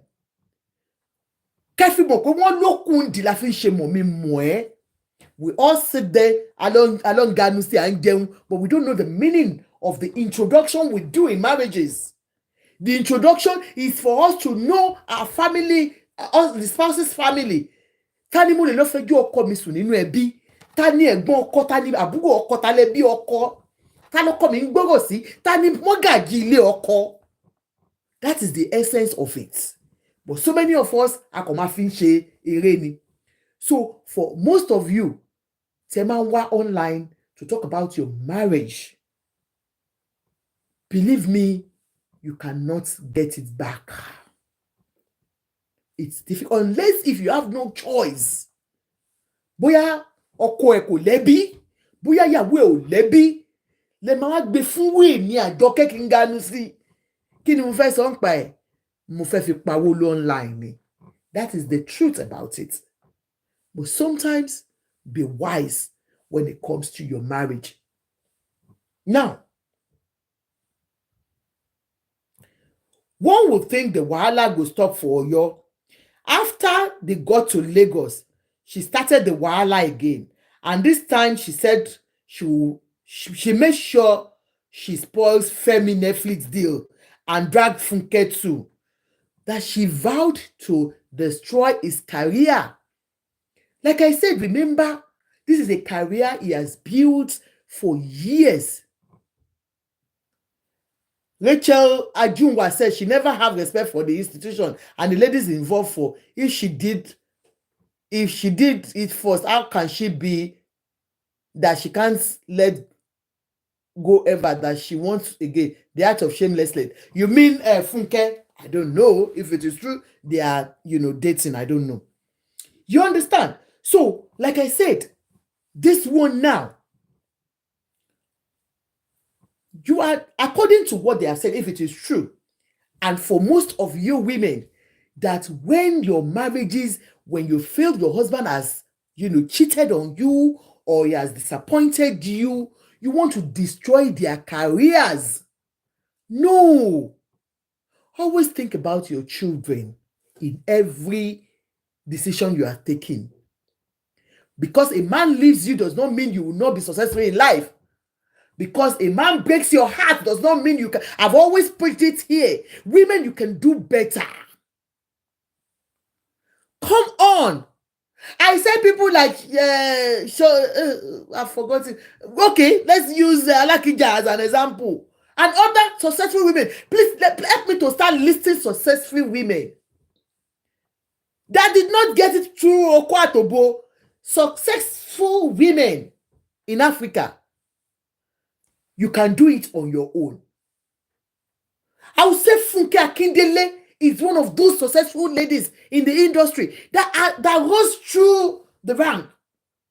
I used to know Funke when she started I Need to Know as a young girl. And she has been persistent. So going to where your husband works, some of you, Emma Bokoja Nile, Emma Losi Biche, go and report to his oga, Shefe Gbashele Nueni. If that person is not violent towards you, if you have a man, because I've said it, emotional abuse or physical abuse can lead to anything, especially when it becomes physical. The person is not intending to pay, but by eating you, by you fighting physically, any of you can eat each other, and that is the end of your life. So please do not go into physical fight with anybody. If it is true she had gone there to fight, anything could have happened there. If it is true she vows to destroy his career, a career he built without you, some of you women, or a career you both built together. No. Think about it, that you can do better than him. I do preach it. May we never be unfortunate in life. Some of our obìnrin la máa ń fi ọwọ́ ara wa la máa fi fa wàhálà. Build yourself. Stop building men. When you build yourself, you build your business, no man can joke with you. Honeybee Idibia, that I would say, peradventure, she might have been doing substance misuse, I don't know. But come on. She practically forgot herself in that marriage. She was all about her husband. Nobody knew she was an actress. So many people did not know she was an actress, sorry. She was Mrs. Idibia. And that was why you saw that she was more in love with the man, because everything was about her man. She didn't have an identity of her own. Amit Bakari, you understand? So definitely, if you build yourself, you have an identity, somebody can call you MD, CEO, this. You will not be fighting over any man. Thank you, Bella. God bless you. No. Oh, ní di root abọ́kọ̀kú. Ohun tó máa ń ta obìnrin lára jù ni pé èmi ni mo build ẹ, èmi àti ẹ lájọ jẹ̀yà yìí, ara máa kún ẹ, ara máa ta ẹ, tọkùnrin bá ṣe nǹkan fún ẹ. Please, má débi jẹ. Mo fi Ọlọ́run bá bẹ̀ gbogbo ẹ̀yin obìnrin tẹ́ ń wò mí yìí. Ẹ má débi jẹ ọkọ yín. Don't ever in your life think about pé ibi tó ti ń jẹ yẹn ni máa lọ bàjẹ́. A máa ń rí ní kọ́kọ́rọ́ alátẹ, so many of you. We see that people, you understand, tọkùnrin bá ti ṣẹ̀yìn, ẹ̀bùn mi máa ní kọ́ lọ bá òun pọkọ òun, ìmí máa ní òun fẹ́ ṣògùn pọkọ òun. Kí ló dé, kí ló le tó yẹn? Ọlọ́run máa mú wa, mi ò gbàdúrà kí marriage tèmi náà dàrú, ó máa ta mí lára gẹ́gẹ́ bí ẹlẹ́ran ara. I will think about years of what I've put into the marriage. It is natural. But come on, ṣé kí n wá gbàjẹ́ lẹ́nu ẹ̀ àbí kí n pa kúrò láyé ni? No. Torí mo bímọ fún. I'll think about the children first. Now, Netflix is where this guy has made it so much. Do you know how much they say they pay him in Netflix? Wọ́n ní kò ṣe billions o. That is really getting so much money in Netflix. And if you threaten to go to that Netflix and destroy him, hungry over. Sorry. Adejoke Agishes puts it. Normally, you're supposed to tell them in your comment section not to comment against none of them. Is angry over, submitted them for bullying and blackmailing. Adejoke Agishebutu, I am not, responsible for any comments on my program, because you have heard it. I've said it that it's an alleged thing, and you can see where I'm reading it. It is not from me. I am reading it. So whatever people are entitled to their opinions. I cannot tell adults how they can comment. Everyone is entitled to their own opinion. Now, like I said, we have to be very mindful of ibije ọkọ wa. Do you understand? Now, let's go on. One would think the wahala that when they got to Lagos, she vowed to take it up on her job and she went physical. They said and to deal with, to drag Funke too, that she was going to drag Funke. If it is true, we don't know because he has never dragged Funke since that incident happened. This been about how many months now, and we have not heard anything about Funke. So where is the dragging coming from? I don't know. So we don't know if Gistlover is saying the truth or not. Now, let's go on. She went physical and Femi left the house. According to Gistlover, you know, she now went physical. Bí àbínú, ó bá pa mí lẹ́ni ni, èmi náà máa pa ẹ́ ni, a máa lù bàbá. And Femi kó aṣọ kan àbí méjì, which goes with what we have been hearing. The rumor going around that Femi has left the house. Akuganu see, oh, God's delight. God delight, you're welcome, ma. You understand? So that, you know, he had left the house for a very long time. So that is what he has said now, that he took some of, oh, thank you so much for the arts, ma. Thank you for the gift. So you understand that he took some of his clothes and left the house. So that means what the rumor, behind every rumor, there is always an iota of truth. We don't know if it is true, but when things like this comes up, even before Gistlover said it, we have heard it. Do you understand? So let's go on.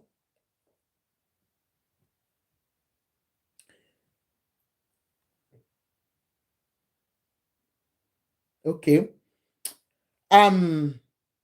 She started a while again. She went physical and Femi left the house, took few clothes and went to rent an apartment on the highland.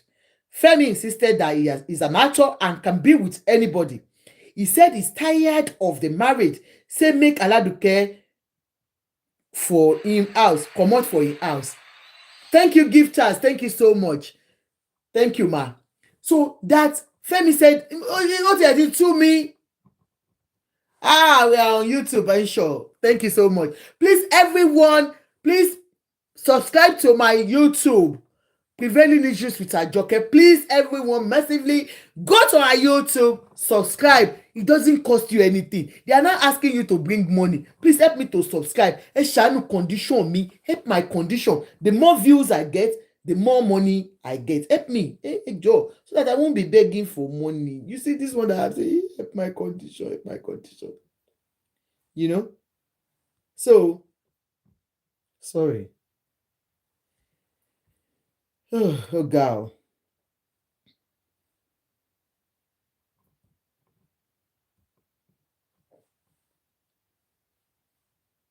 Sorry there. So that, you know, he now took his, and you know, sometimes men, when they are tired of you, and don't wipe to get and Tony Shetele, somebody that has ways of, you know, that time when we were young, when a man wants to, or a woman go, when they want to go for something, one waja, one shabeg nínú ilé, especially men, they will pick quarrels with you just for you to get mad at them. Waja, one wá gbẹ́rù, one yà lọ, one làwọn lọ 2 days. Exactly. Ara yan bọ́ǹbù lọ́wọ́ ni. Ọlá Bíbí, thank you so much, ma, for the gift. One ara yan bọ́ǹbù lọ́wọ́. Do you understand? So ara yan bọ́ǹbù ẹ̀ lọ́wọ́ ni. Link your YouTube channel with your TikTok. Okay, no problem. So you understand? Ara yan bọ́ǹbù lọ́wọ́ ni. So they said immediately, Femi ya gbé ẹrù ẹ̀, ó ya kúkú ẹrù. Màá wá dóbò dáadáa. Ó fọ́kùnrin láyé nìyẹn. My sisters, my genders that you are watching, let me tell you the secret of some men. They are looking for ways to go gong. They just want to have holiday, respite from the house. They are insulting Funke Akindele. They don't have to. Who is insulting Funke Akindele there? Please don't insult anybody. You're watching. Comment respectfully, please.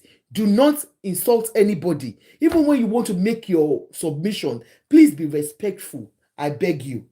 Thank you so much, Adejoke, for giving me the insight into what you're talking about. Thank you.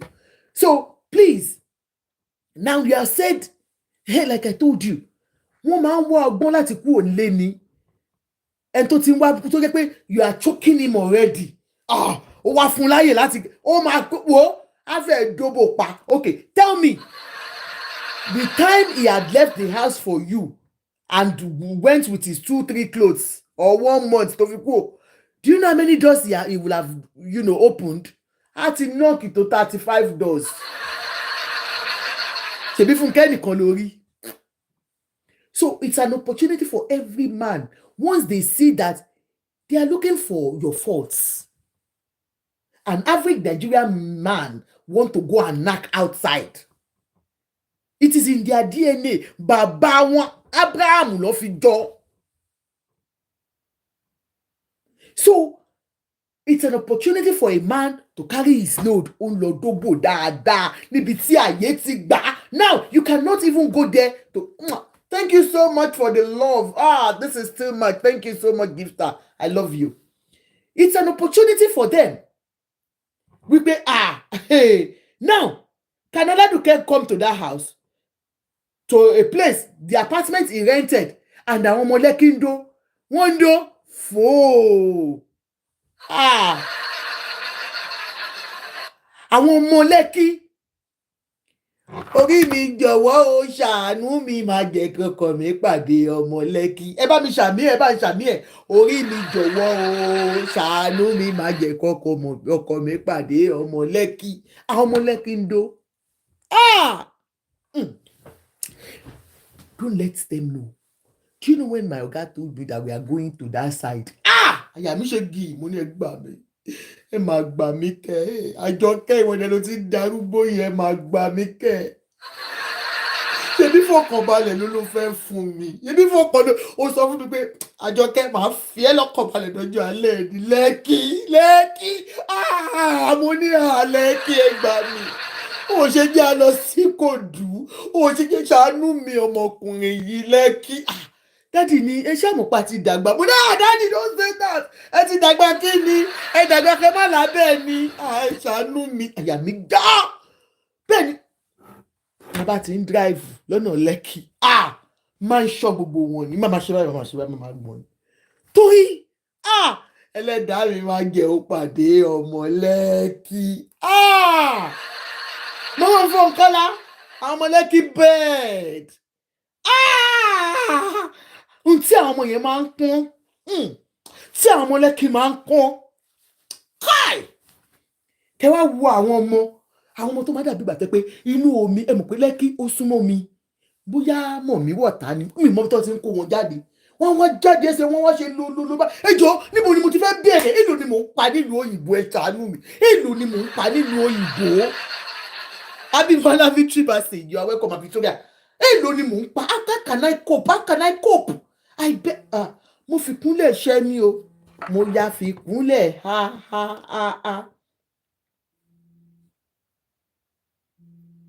Mo ya fi kúnlẹ̀ gbé. Sorry, on program.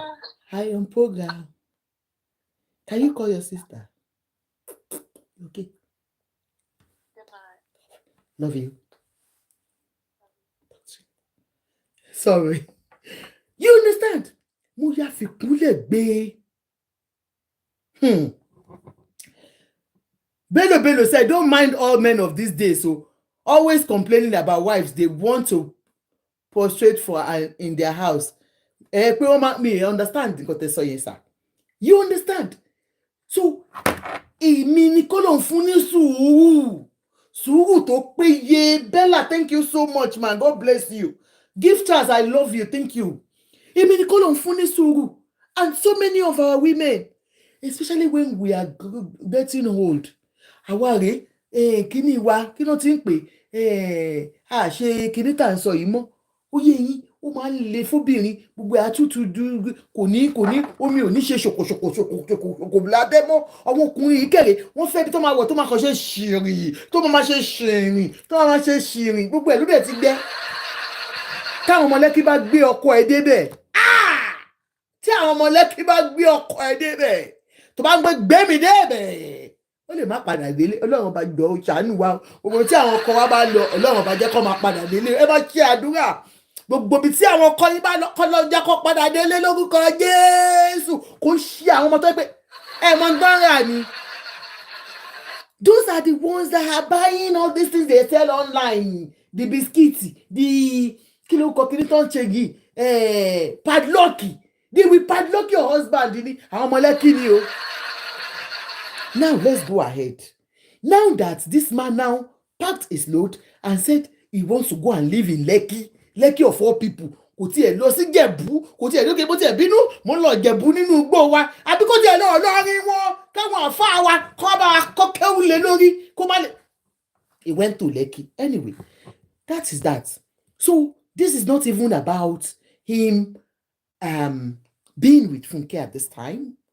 And then, for like I said, for every woman, for you, Aladuke, if it is true, now that he left home to stay in Lekki, can Funke not go there? Because Kayamata, thank you.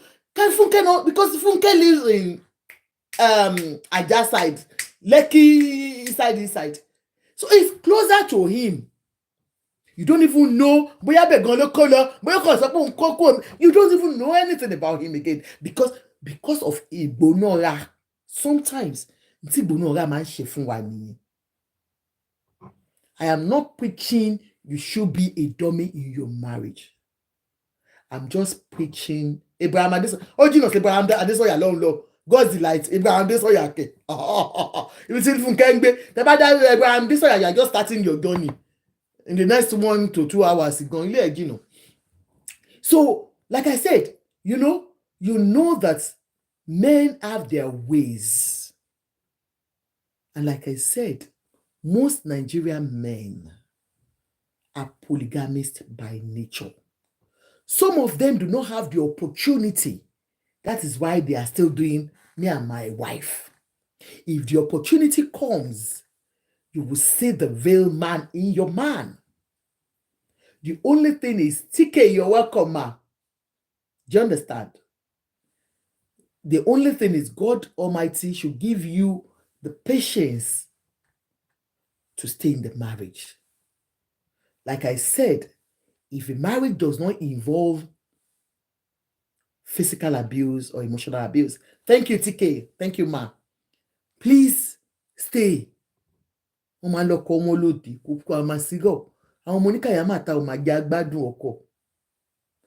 you understand. And for Femi's first wife that has gone that far, and for you coming and, exhibiting this, the men, as bad as they are, they won't remember that you have been taking it easy with them for a very long time. Just one mistake of yours, they will capitalize on it and deal with you. That is their nature. Now, let's go ahead. Femi insisted that he's an actor and can be with anybody and said he's tired of the marriage. Say make Aladuke come up for a house. She refused. Luckily for Femi, Aladuke and one of her close friends has a big fight. Aladuke threatened say he go tell her friend's husband now how her friend dey use do jazz. Hey, ó ti dọ̀rọ̀ ológun dé ẹ máa gbà mí o. This lover, where did you get this man? Where did you get this one? Me, I don't understand yo. Èmi ò mọ̀. Wọ́n ní Aladuke and her friend now had a fight. Remember, she has a problem with her marriage. And then they now said it was through that her friend. Now, she has a friend. That is why all these our friends that we do secrets with. I don't understand. No, be careful if it is true. Do you understand? It's been a while, TK, yes. Been busy. Do you understand? So be careful. Friends. There is no friend though. How can you be taking your friend to Babalawo house? All of you that you are doing friends that are going to you bole. Hey, be careful. I am, like I told you, this is we taking clues of how to save our own marriage. Yeah? I have not agreed with what this person has said. I'm not disagreeing with him or her.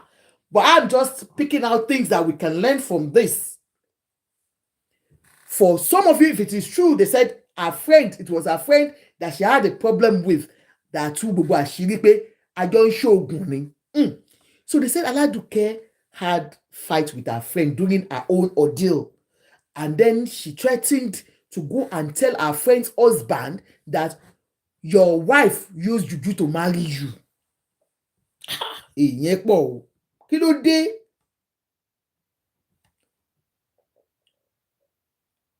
Na so the friend vex before Aladuke could even tell her friend's husband. Before you tell my husband, I go finish you. Na so the friend come tell her.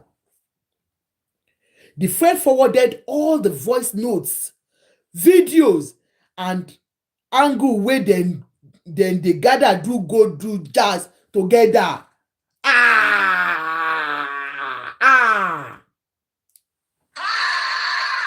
Did you hear that? Ẹ tún kígbe.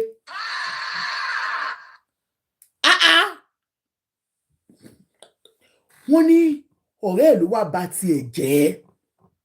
Ọ̀rẹ́ Aladuke allegedly forwarded every message that Aladuke and her friend, you know the way we do ọ̀rẹ́ mi aláṣìírí, ọ̀rẹ́ mi aláṣìírí o, ọ̀rẹ́ mi aláṣìírí o.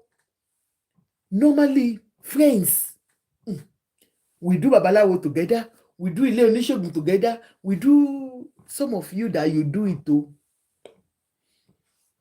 There is no harm in having friends that you can trust. Some friends are even more than your family members. But this is teaching us to be careful. Some we have made some mistakes in what we divulge friends. Some we have made in our past life, in our past ways, we have made mistakes of sharing secrets. There is nothing like secrets when it comes to things like this. Your boo gets a boo, ehu. Your friend has friends. President Lazare, how are you, sis? You're doing well. Let me give you a clap. You are doing well. President, you have friends. Ẹ̀yin tẹ́ máa ń lọ́rẹ̀ẹ́, tẹ́jọ́ máa ń lọ ṣoògùn. When you have issues in your marriage, there are times you need somebody to trust. But how can you trust some people? Kò sí bá ṣe máa ṣe. Ó láwọn kan tó gbọdọ̀ gbọ́kànlé. Ó láwọn míì tó le fún. That is why sometimes it's good to be a loner. Tó bá fẹ́ lọ ṣoògùn ẹ, wá bí gbà kó lọ ṣe òògùn. Tó bá mọ̀ pé ó mọ Ọlọ́run ẹ pè on your own. Tó bá mọ Ọlọ́run ẹ pè on your own. Tó bá gbọ́kàn lọ́rẹ̀ẹ́, my friend, please. My husband is. There are a lot of people like that. I shared one with us the other time, didn't I? She was the one that took her friend to Babalawo's house, to pastor's house, and she was the one that went to steal the man at the end of the day. The friend became husbandless. You can imagine. So some of these are evil-minded friends. Wọ́n nífẹ̀ẹ́ ìkà, òdòró ló pọ̀ nínú àwọn ọmọ aráyé. You don't know who to trust. So if it is true, let's read on. Now, so the friend vexed before Aladuke could even tell her husband's friend. The friend forwarded all voice notes, video, and all angle wey dem don dey do jazz together. She forwarded it to Femi. Femi forwarded am give im family. Na so the family involved fully. Say Aladuke want to kill their son. The family stepped in amidst all this wahala. The new car wey Femi buy for Aladuke, she use am get accident. Remember I said allegedly, they said he moved from the house. And Gistlover is confirming it to us. And that now, if truly Femi forwarded the whole thing to his family member, you start wondering why taking such action. Does it mean that she has been doing a lot for him that he has been keeping to himself? Sometimes men, it's difficult for them to tell people what they go through at home. Like I said, I'm not speaking for Femi, but I'm just speaking for every one of us here. Before, sometimes some men are family man, like some men are mommy's boy. That everything that happens in the home, they go and report to their mother. I want mommy's children. Those are boys. But on this particular one, Lord, no, it's not. On this particular one, remember, Femi has this attachment to his family so much. If it is true that they were the one that stopped him from marrying Funke when he really loved her, that means they have an impact, they have an influence on him. If it is true that because of them, that was why he left Funke Akindele, that means they have so much influence in his choice of things. Do you understand? So for him to now have forwarded the whole thing to his family, that means he was truly tired of everything. And maybe he felt, look, this is the end of it. After all the beggings, come on, nobody, my own son too, let me assume that his wife, they have been fighting, or myself, I've been having issues with my husband, let me use myself, my husband, and his family members get to know that gbogbo ilé babaláwo ni mo ti dé tán, ẹ gbà mí, ṣé rò pé àwọn ẹbí ẹ̀, you think they will beg for me? No, wọ́n á ní o fẹ́ pọmọ àwọn ni, wọn ò ní wọ́n ti pọmọ wọn ló ń ṣèṣekúṣe kiri. You men, come, let me tell you, some of you are the ones sending your wives to babalawo houses.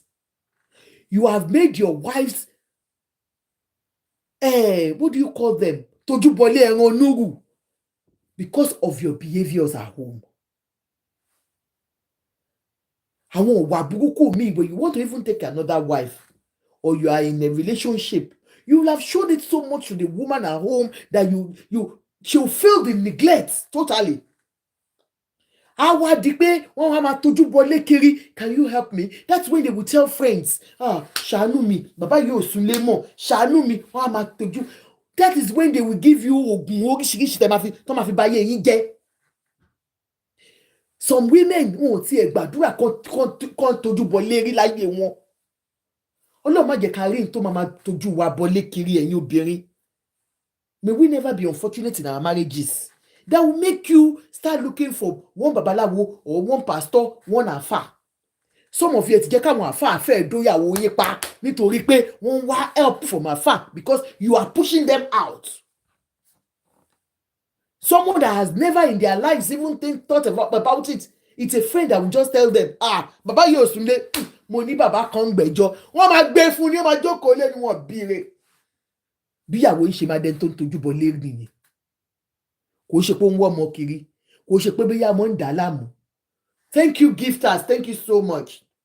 Kò ṣe pé ọmọ ń dà á láàmú, but it is you ọkùnrin lẹ́ ń tì wọ́n síta. Now they said Femi forwarded everything to his father. If it is true, and his mother, kò sábíàmọ tó máa gbọ́ pé ìyàwó, apart from pé òun jà, òun balẹ̀ jẹ́ according to them o, wọ́n wá tún wá gbọ́ pé kò wá ṣe yẹn lásán oògùn with evidence. Now you start wondering how come the friend has so much. Yes, some of us will send voice notes to friends. I've got friends that I love so much, they love me. We send voice notes. We talk about our marriages. Yeah, there's no harm in it. But come on, be mindful, be careful.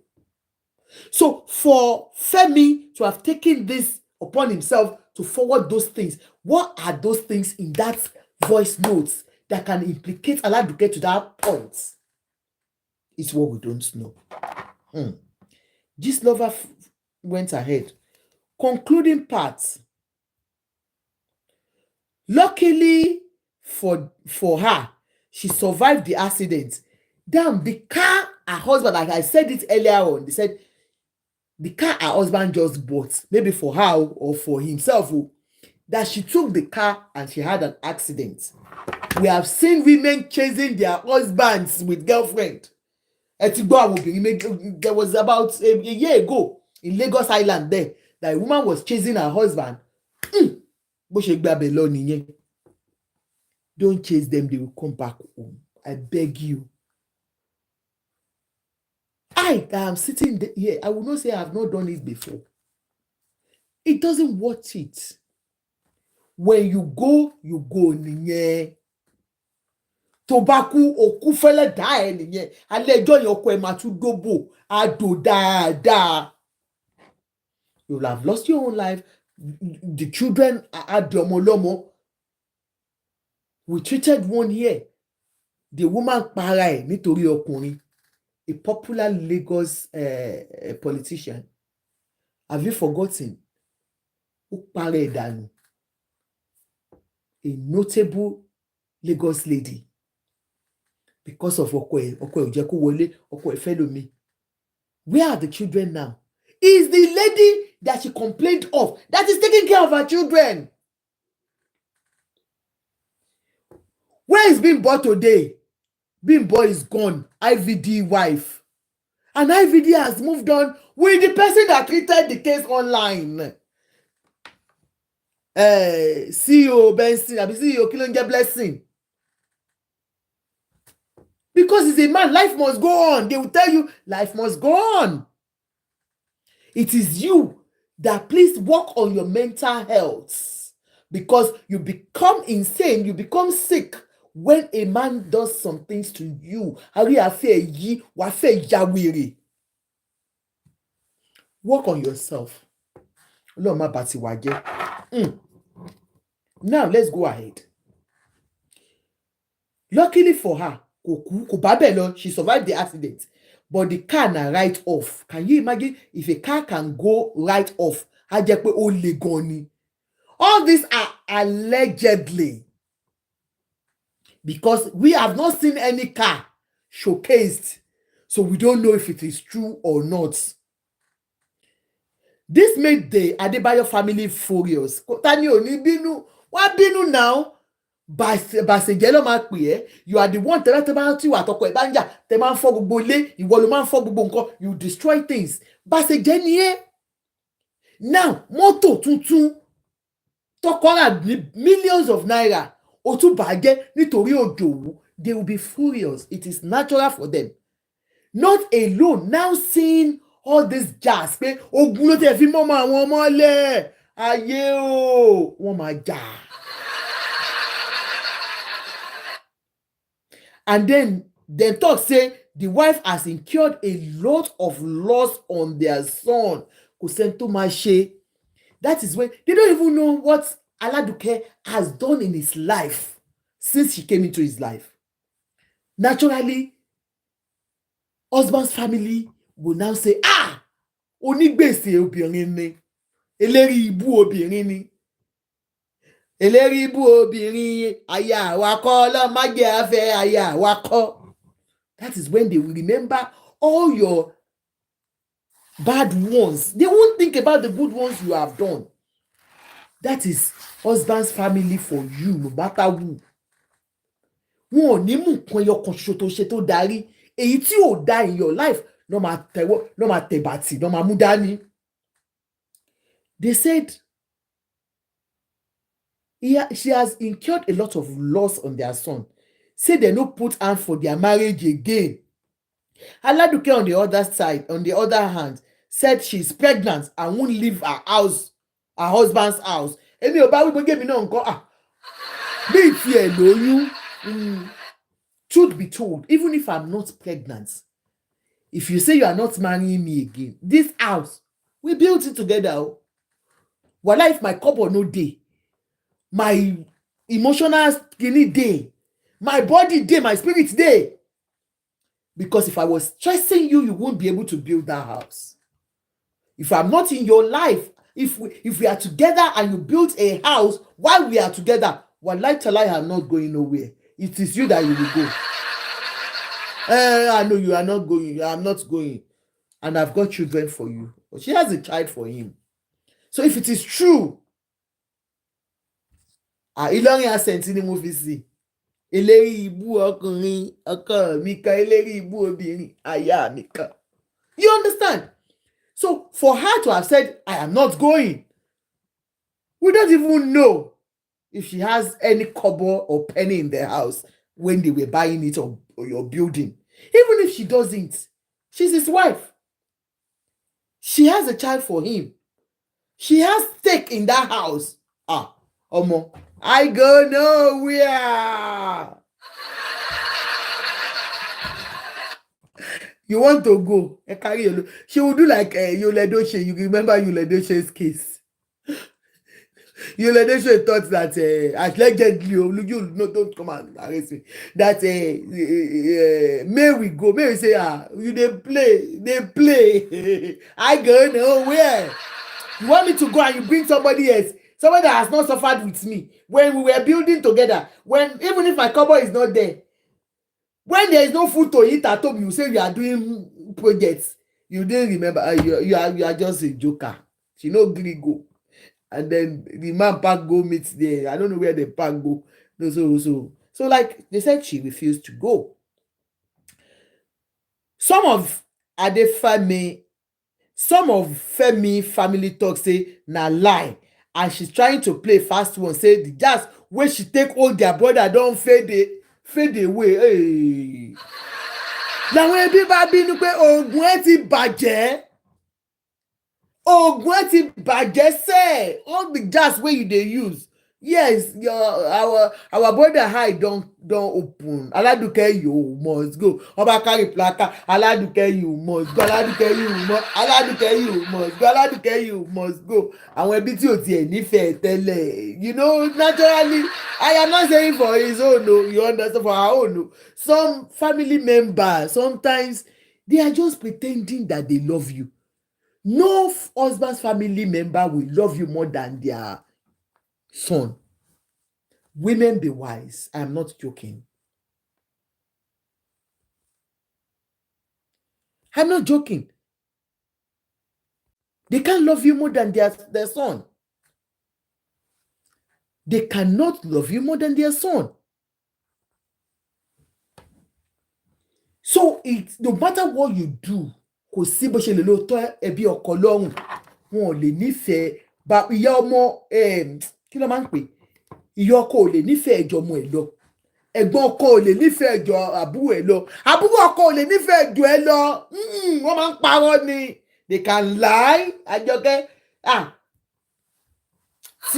tí bọ́ọ̀dà mi bá ṣe báyìí fún yín, n tí máa ṣe fún bọ́ọ̀dà mi. They play is a lie. When the chiefs are down, they will choose their own. I'm telling you, that's the truth. They can't love you more than their son.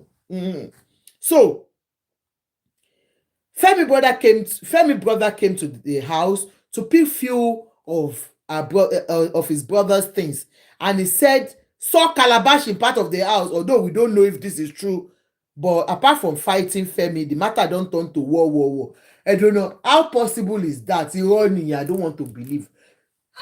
This lover, this particular one, it's not as if I have believed anything you have said, though, but this one is not possible. Sincerely, do you know why? Let's even assume that she's actually into jazz. You understand? And then he has come home to pick some clothes for his brother. Abike Muji, that you're welcome, ma. That he came home, and he now saw a calabash put under the. Number one, this is a private home, except it is impossible, that's the truth.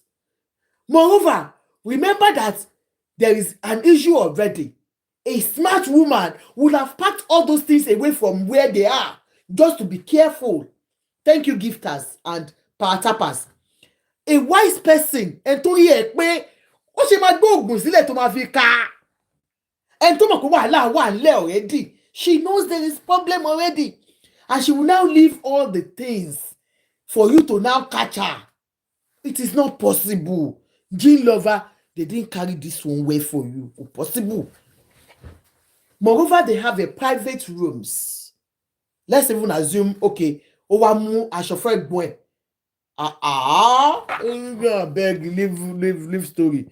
Even these are props, and for Calabash could be props. Even the Calabash and all those things in actors' homes, they are things that they use in films. So for the husband to say, I've seen a Calabash, husband's brother will say, I've seen a Calabash. How will she put Calabash in the house? I beg a lokwaro me, Roni, Paroku, and to Sole fun. Anyway, the matter don't turn to war. Now, as the family is also as the family is also not taking it lightly with Yaladuke, the matter brewing, and it might turn into a big social media fracas as soon as Aladuke isn't giving up at all. In all of this wahala, who they at fault? They're asking you all. Shena Femi wandering prick. I've been a pepper body housewife. I've been a Funke and S that still sticks around. Is asking you, and I am asking you in case if it is true, who is at fault here? Natural products. Who is at fault here? Now, let us use this as a film. Like I told you, it is an alleged situation. So let's use this as a film. Let's assume this is a movie in Netflix. Who is at fault? I am asking us. Please request to come up on TikTok. Please send your request. Who is at fault? They have said. Is it Femi? Is it Femi as a young guy that is still vibrant? Is it Femi as a Muslim that can decide to marry 2 or 5 wives? Or is it ìyàwó? Moronkola, welcome ma. Is it ìyàwó alára gbígbóná? So according to ẹni yìí, only is it pepper body wife? Ekalema, you're welcome ma. Okay. Exercise submit. If you want to come up, please request to come up. So àwọn mẹ́ta là ń bèrè nísìn. Who do we blame in this? Do you understand? Who do you blame? Is it the wife that, doesn't have enough patience? Is it Femi? Or is it an ex that's still sticking around your marriage that wouldn't let your marriage work? Who do you blame on this? Mommy wa Moronkola Egbenusi Mike. Eganusi. Oh yeah, Eganusi. The number to call is +44 74 81 312624. If you want to Ganusi this particular situation, +44 74 81 312624. Ekwe ke Ganusi. For me, ma. Shekama Puro. Yes, ma. At fault. Even the father. Even the father. The parents, the family. Yes. They are all at fault. I'm going to start from the father. Okay. That is Oga Bello. Fẹ́ pòwe kan fún wọn. Wọ́n ní igi eléyìí ò dẹ yọ́nà. Tọ̀hún ò dẹ yọ́nà. Ìjọ́ wo ni nǹkan tẹ́ ẹ̀ fi ìjọ́ wo ló fẹ́ jìnnà. Ẹni tó bá dẹ̀ ní orúkọ, ó máa ń parẹ́ mọ́ ni. You who live in a glass house does not throw it away. Even this so-called Funke Akindele that they are talking about, Oga Bello was for the people that didn't allow this boy to marry her then. That he was a part of the people that didn't allow the relationship to work. To work. Before he left her and go for Aladuke. even tomorrow, if Femi and Funke Akindele conjure wajo fẹ́ra wọn, kò lè work because Funke Akindele Christian, òun Muslim. Funke Akindele ò dẹ̀ come down from her house, that on her own off. If you know the kind of person she is. Let's forget about social media packaging or not packaging. Individually, ẹ jẹ́ ká wo iṣẹ́ wọn, ìwà wọn. Ṣùgbọ́n mu. Behind the camera. Behind the camera. Ẹ jẹ́ ká wo iṣẹ́ wọn, ìwà wọn behind the camera.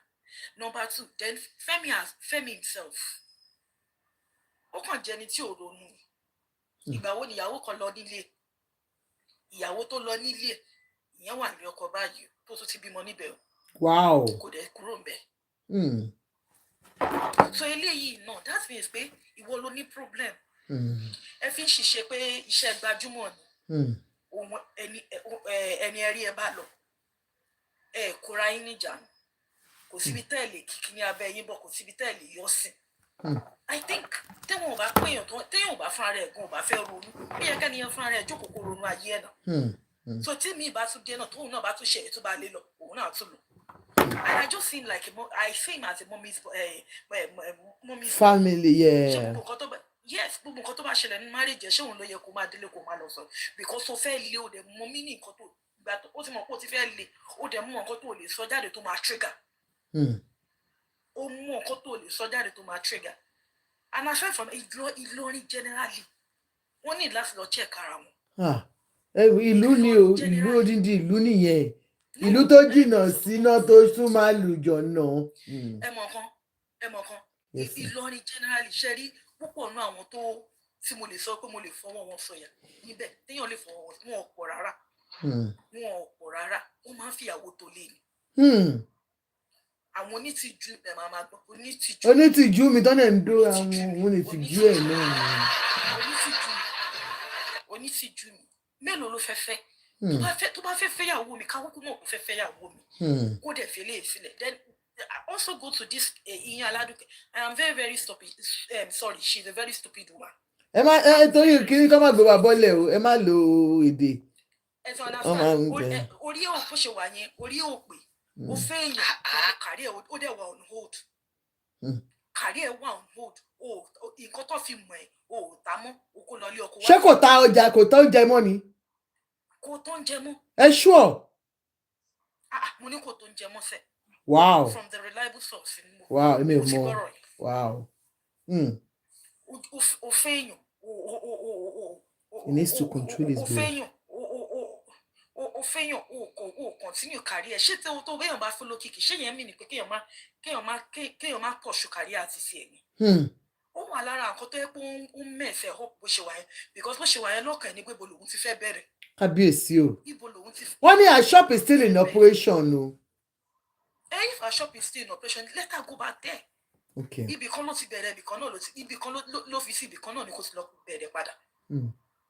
Instead of us running up after somebody that you every can work for you. See if about to call lọ́kàn ọkùnrin, kò sí bẹ́ẹ̀ ṣe lè ṣe. Ọkùnrin ò ṣe é ṣọ́. Ọkùnrin. It's not even going fẹ́ kó kọ́ ni naturally. Ọkùnrin kò ṣe é ṣọ́ and then ibi tó tún ti fọ́kọ̀. Why tó ṣe máa lọ bá Funke Akindele ní location tó wá di pé wọ́n á ń jà ní location? Kò make sense. Bóyá rọ ni àti ìrí gbogbo ẹ o. Ṣé bí nǹkan tá a gbọ́ láti ń George?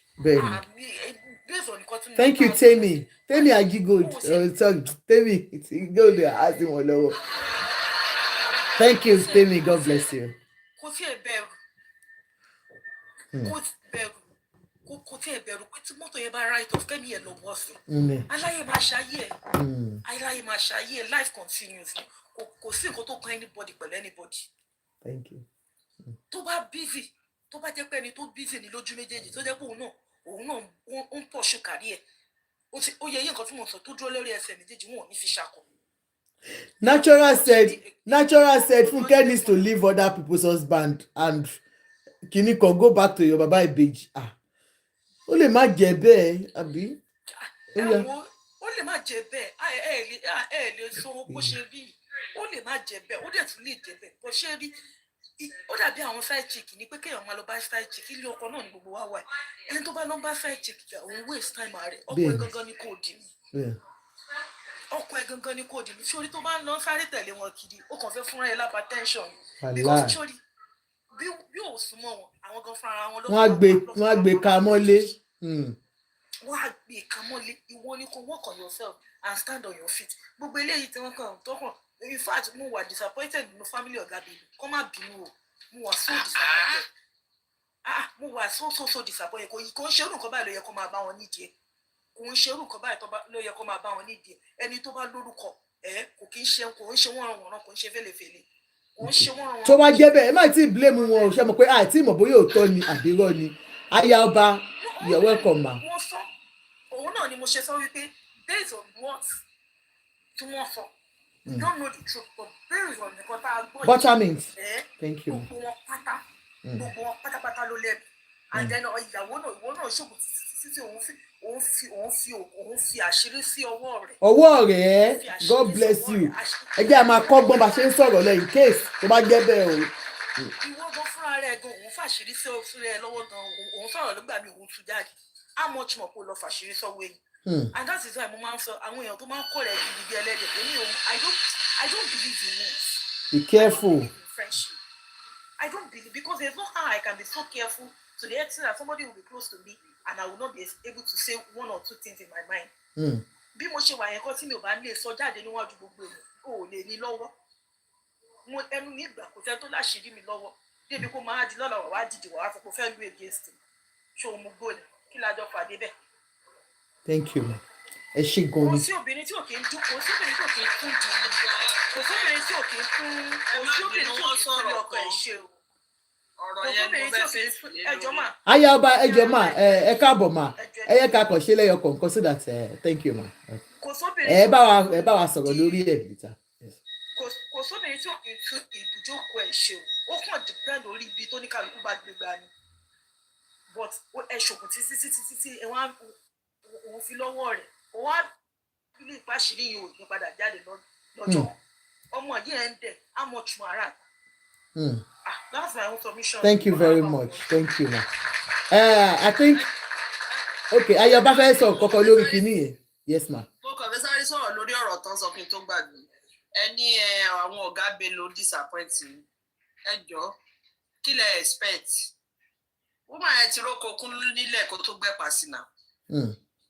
Number one ńgbà tí bàbá ọmọ tá à ń sọ̀rọ̀ ń pẹ̀ ìyàwó mélòó gan ló ń fẹ́ kí lẹ rò pé ọmọ gan máa fẹ́ kí lẹ rò kí lẹ expect pọkàn ọmọ máa ṣe wọ́n nílẹ̀ làwọn òkà tó sọmọ lórúkọ ọ̀gá Bello tẹ̀ sọ pé kí bàbá ẹ mẹ́ pé ìdí bàbá lọmọ bá ọ̀rọ̀ ẹ̀ ló ṣe bá pẹ́ gbangbalangba bẹ́ẹ̀ ni. bẹ́ẹ̀ ni ìdí bàbá lọmọ ti bà ní. ló ti bó kó ńlá. Yes ẹ wọ́n sọ pé expect ẹ̀ sáwọn family kí lẹ lu expect kò sí bí òṣè níṣẹ̀lẹ̀ ẹ mọ̀ pé àwọn ọkùnrin wa ẹ̀kọ́ tọ́kọ́rọ́ máa ń kọ́ ilé náà ti ń kọ́ ara wa náà ti ń kọ́ bàbá tó jẹ́ pé gba tó rèjà bàbá ni bàbá tó wá ẹnìkan fi ló fi ṣe kí ni ìyàwó tó wà nílé wọn kì í ṣe first wife náà mi dẹ̀rù bí i second wife ni. màmá wọn ti wà màmá ọ̀gá Bello yìí wà ń bẹ̀ she's still there and gbogbo wọn wà ń bẹ̀ ọ̀gá Bello. ọmọ ẹgbẹ́ tó wà nílé tó máa ń celebrate yẹn kọ́ ni first wife. No ìyá Fẹ́mi. Okay ẹjọ second person ẹ ṣe gan Mr. Hamid ẹ káàbọ̀ sórí ètò thank you sir. But to start with kò ń ṣe dandan ká gba story yìí gbọ́ because it's from a blogger who is always fictitious and a controversial one at that. Do you get it? Faceless one. ìgbà tẹ̀dẹ̀ tí ń sọ pé báyìí ni lágbájá ṣe ẹ ti understand pé àwọn nǹkan míì wà kò tálẹ̀ ń bẹ̀ tó bá ní ọpọlọ and this event has actually happened àwọ̀ wà láàrin ọkọ àti ìyàwó bíi 2 months ago ni. Do you get it? And most of these things ọtí kàkálẹ̀ yìí kò tí ì ṣe tó bọ́sítà tí gbogbo àwọn èèyàn rí nínú blog so ẹ sì máa fi ṣe pé bẹ́ẹ̀ kò ṣe pé kéèyàn máa judge kéèyàn wà judgmental nípa ẹ̀. Then even if we are to draw lessons from it first pé ṣé kéèsì infidelity ni tó bá pé yes ó lọ bí a pé yes ó ń fẹ́ Funke àbí kíníkọ̀. To start with, ìyàwó tó bá wà lé nísìn, ó ti mọ̀ pé òun lọ sínú a polygamous home. Are you getting my point? Yeah. Lè máa sọ pé ìgbàlódé àbí kíní la wà bẹ́ẹ̀. Kò sí nǹkan tó wà nínú platform yìí or tó wà káàkiri tó ń gbọ́ wa nísìn tó ever mọ̀ bóyá Femi Adebayo sọ fún Aládùkẹ́ pé òun nìkan lòun máa fẹ́ láyà. Do you get it? And one thing that a lot of people don't seem to understand is this. FM Akpeni mommy's boy. It's not a matter of mommy's boy. Just because if somebody is in tune with the family doesn't make that person a kid. Many social network, social needs, and the close kini in or top. But what we want to say is that this thing, see, ọkùnrin tó bá wà nínú relationship tó bá ní problem juju. Our wired baby man withdraw. And if I sọ fún obìnrin pé ṣe mọ́. Do you get it? Especially to buy obìnrin nag, àbọ̀n ṣe kíníkan. Most of the time, they marry at some men. Most ọkùnrin tó lọ síta, ìyàwó ló máa ń lé wọn lọ síta. I know you inscribe to ring because oftentimes, no, she va morawa. Oftentimes, obìnrin ló yẹ kó mọ ọkùnrin mójú, mú bọ́tì yẹn, bọ́ kí mọ mú bọ́tì yẹn. Only few. Èyí tó bá dẹ̀ mọ̀ ṣẹ́rù bí ìgbà tẹ́ ń sọ̀rọ̀ ìyàwó Ọdúnládé Adékọ́lá, ṣẹ́rù bí woman yìí ò mọ̀ nǹkan tó ń ṣe ni. She's playing the role of wisdom sini. Àwọn people yẹn side chick ó máa lọ ni. Do you think she's just going to sit down? The person who's the fame, táwọn èèyàn ò bá like ẹ̀ fún bó ṣe ga tó, wọ́n like ẹ̀ fún owó ẹ̀, wọ́n like ẹ̀ fún bí sexual exploited. Are you getting it? But the man knows he's grounded. But when you frustrate a man to the limit, love yẹn ó máa di. Ó máa fade away. Nǹkan tó máa di nǹkan the past. And what you don't even really know when you are in a relationship with a man, what the man needs, because you say mostly in love, in love man is respect. Okay, what the location according to what his lover said? Must you go there? You are not even putting yourself as a queen of that man. Do you get it? Then you are even giving that so-called side chick near Agbara, even did you get it? How would you now go to be violent? That means emotion take precedence, logic. Let's call a spade a spade. Are you getting it? Yes. And when you are talking about this kini, okay, so kini baba, kini ti oko one now should be just when I don't want to be calling names of all these actresses and kini kuma je kini e wa mercy nínú gbogbo àwọn kini, but we should just face it. You die, Amusa, wọ́n allege ni o pé ó ti do. He's a friend. Dayo Amusa is a friend of Femi Adebayo. They never did it. Translate this me mo ko ti just live answer for you. No, this love I sure they never did it. I want you to whilst you were there. So what we are saying is this. Sherry, in case of infidelity, you are married to somebody who is the cynosure of everyone. You and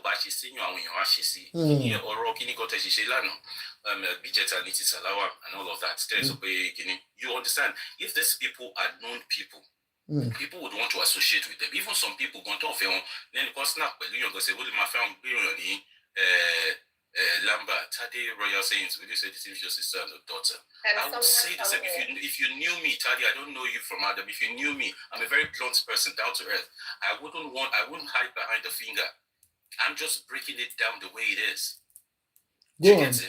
Who is saying one person is you know you're marrying into a family who is by nature, even the father.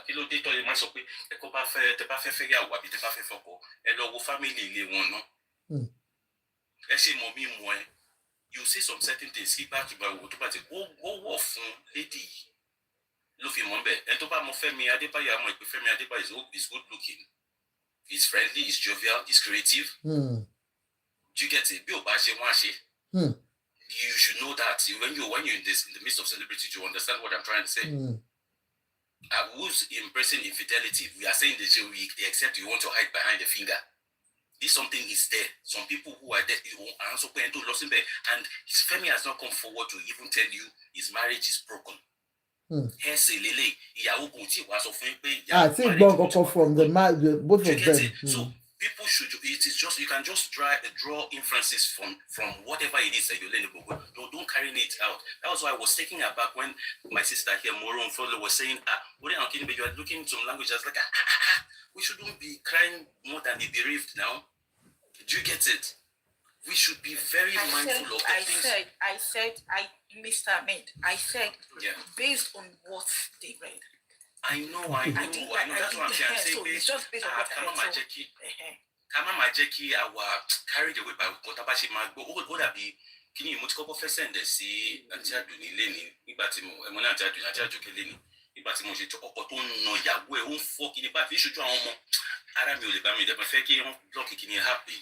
But I'm shaking, bye. I didn't want to really judge. I just had to let go. Do you get it? There are some certain things. Marriage is a culture. It's a culture when it comes to people. In Kotoba Bafun, Lagbaja, who they might work from Tamedu. But Kabakomek, like she rightly said from the onset, just draw your own your lesson from it. Your own lessons from it. So and you are not even seeing. You are not even seeing. It's not being authenticated that the story is real. Do you get it? So we should try to be cautious. It's just like, go ahead. Good evening, everyone. Good evening, Mr. Good evening, man. You jumped to the people who came before you. Oh, I'm so sorry. I just want to drop something real quick. Yes, we all allegedly 100%. There's no facts in it, right? But the fact is, I did just like the fact that, I was the one that said we shouldn't embrace infidelity. Because if you're saying that Ojakiya went to accept him for who he is because the celebrity, like, come on now, if you're a celebrity, then act like one. And respect your wife. And respect your wife. I have that. Thank you, ma. Start displaying madness. Everybody has a Sherry 5 minutes of madness. And there's a limit to where a woman can accept. You know who you married as a wife. The same way to woman, you know she more as a wife. Only because just already. You're my husband. You should at least don't know Martini promises exactly. So why push her to the level that she has to come outside and display madness? If it is true. I agree with you. Hello? That is just where I feel. I'm not blaming him that this is. Can I give you a rebuttal? Can you remember when Dayo Amusa actually called out the husband when something happened? Do you know it was this same wife that came to challenge Dayo Amusa? Do you get it? See, whenever a man and a lady, they are courting themselves.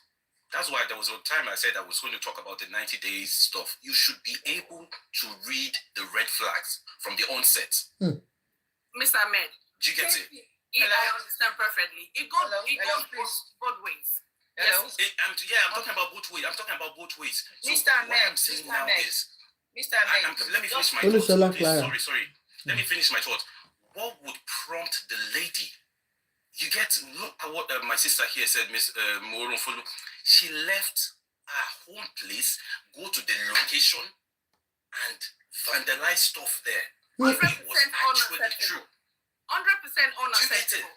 Yes, 100% unacceptable. Look at it again. Look at it again. She hold on, please. While she was returning, she got into the car out of anger and she drove and she got an accident. Mr. Ahmed, warranted? I don't want to. Everybody has a way he can take it. Mr. Ahmed, everybody has a way. You can take 1 minute. Take jealousy for there are people who are worse than that. Been done on that aspect. okay, she's the feisty type, right? Agreed. Yeah. For a lady, it's unladylike, it's not right. Yeah, true. But I want to really emphasize something. The thing, sorry, 1 minute. One by one. If not, we won't I get want to emphasize on what you said about respect. Respect is both ways. Okay. I mean, like what my sister said. Super something. I'm sorry. I can see clearly because I'm not. Splash. I'll be sass. Okay. Yes, ma'am. So respect is not only meant for a man. Kenny. Absolutely. So if a man chooses not to respect his wife and messes around, come on. And you expect her to behave and be a nice woman? You know, darling, in Africa, that is one of our biggest problems. Exactly. In Africa, that is one of our biggest problems. That is silence. You see our women today, they are, you know, in Africa, they don't know depression. They don't know anxiety. They don't know mental health. It's when you come to the West. That is when you will now start understanding that, oh, so this is what I've gone through. This is what is called. There's mental. What is wrong with you? What is mental health? They will even start telling you that it's Aljanu that is worrying you. But the thing is, that man has frustrated you. He has killed you in the house. You dare not say anything, especially in-laws. Especially in-laws. One by one.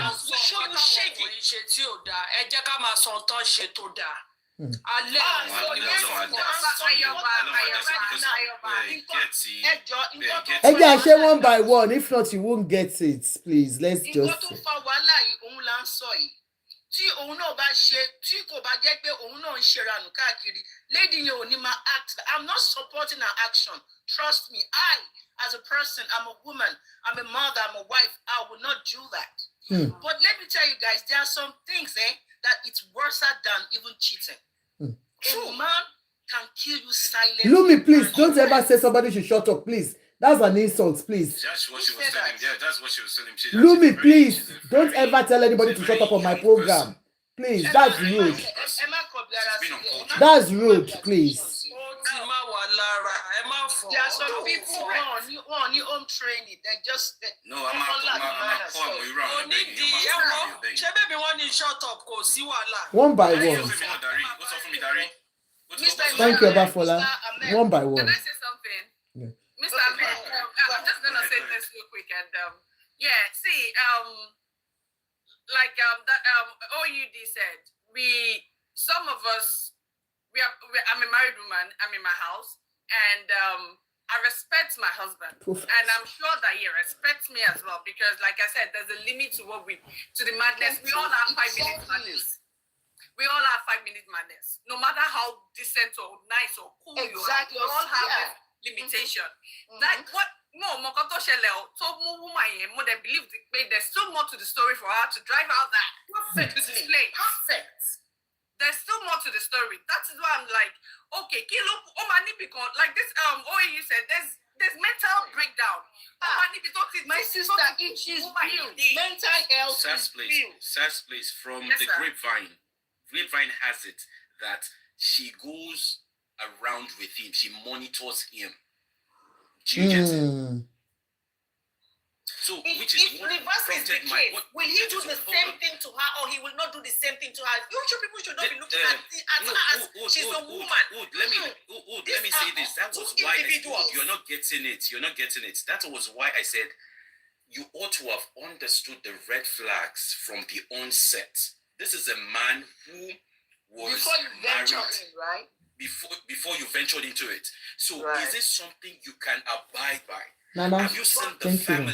Thank you. Are you okay with Nana, thank you. Let me just say something. Let me say Sometimes something. 2 years, 3 years is not enough for you to know somebody. Please, darling, let me say something. Let me say something. If we can do it one by one, can we allow Mr. Amit to? Mr. Amit, please, excuse me, sir. Hold on, sir. Hold on, please. Let me talk. When Mr. Amit finished speaking, and then the next person can talk. Let's do it one by one so that it makes sense. Mr. Amit, continue so that when you finish, then the next what I was trying to have you understand is after checking all these red flags, and let's try as much as possible. Oftentimes, we as spectators, whenever we see some certain things on social media, we try to mirror our own life with what is happening. But in most cases, it's quite different. Like, a lot of people will be feeling, oh, why shouldn't your husband respect you? I'm not an advocate of a married man disrespecting his wife. Do you get what I'm trying to say? But here, I am saying, before you step into the waters, you ought to have seen the red flags. That, oh, what kind of a person is Femi? Do you get it? Who is he? And how would you be? I can't even fathom it. My wife chasing me all around to my office.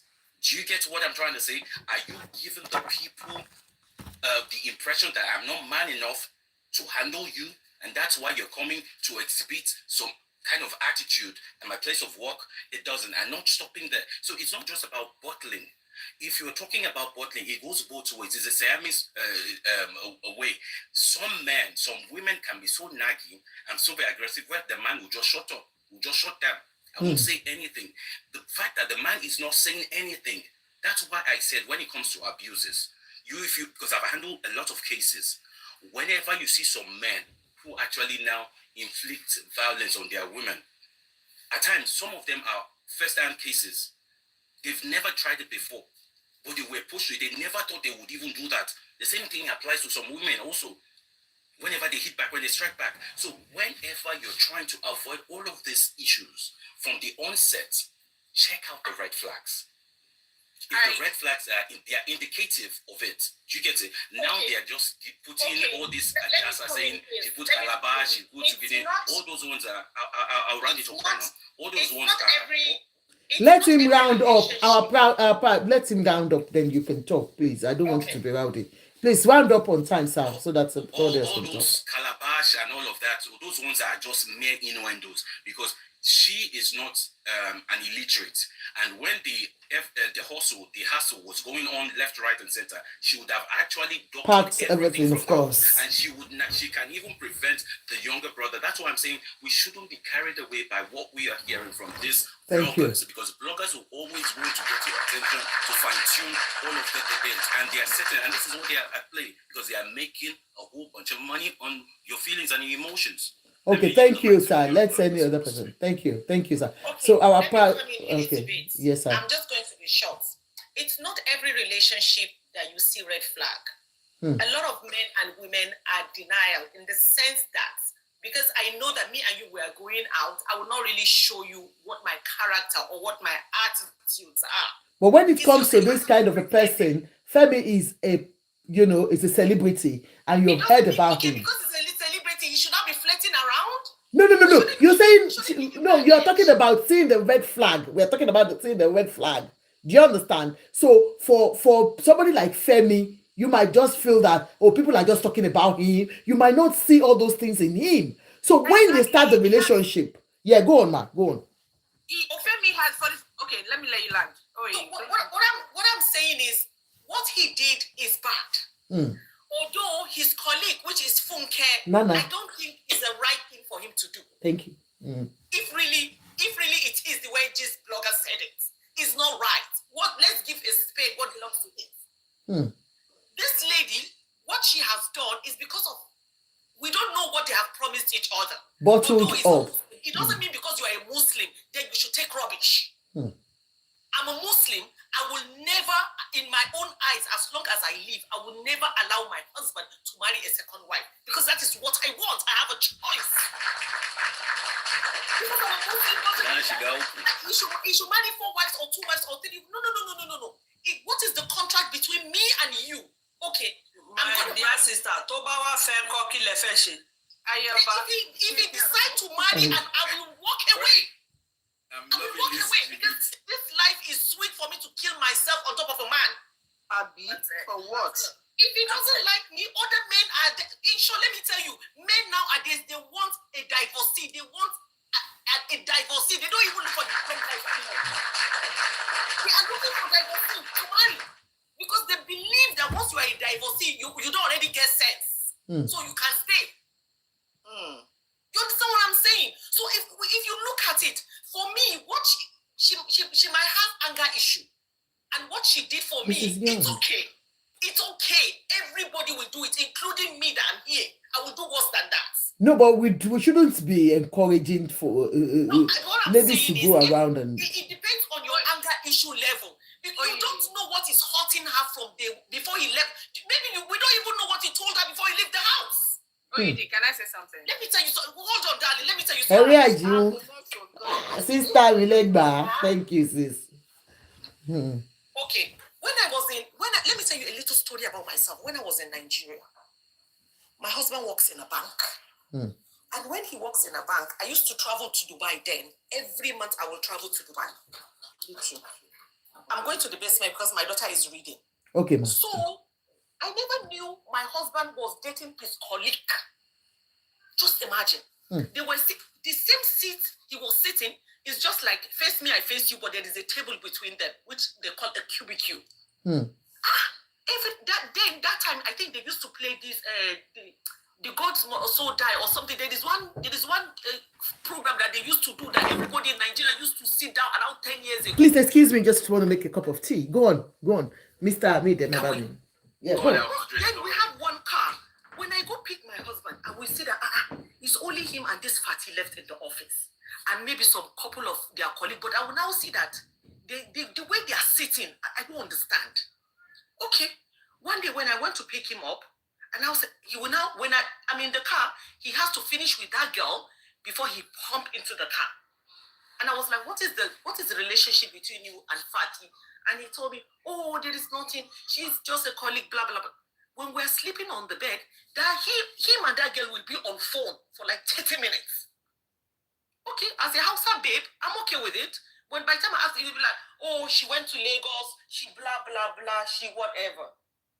I was going to Dubai this very good day. In the night, he charged his phone by the living room. So I'm like, okay, let me off all the lights. I just saw a text message now came in. When the text message came in, so I was like, I picked it and I just saw he changed her name totally, not even Fatih, he gave her another name. She is in the world of a man. Then I asked him that, what is this? Who texts you? And I said, confessed, it's Fatih. Why? Because I don't want you, because maybe one day you will see my phone and I don't want you to see her name. That is why I decided to change her name. And I said, okay. So the following day when I was going to Dubai, I sent her a chat. That Fatih, you know this guy is married. Stop calling him again. Did you see the reply she gave me on my phone? I'm very stupid, contaminated, blah, blah. She just, in short, from Kano Airport, I gave a turn back straight to the bank.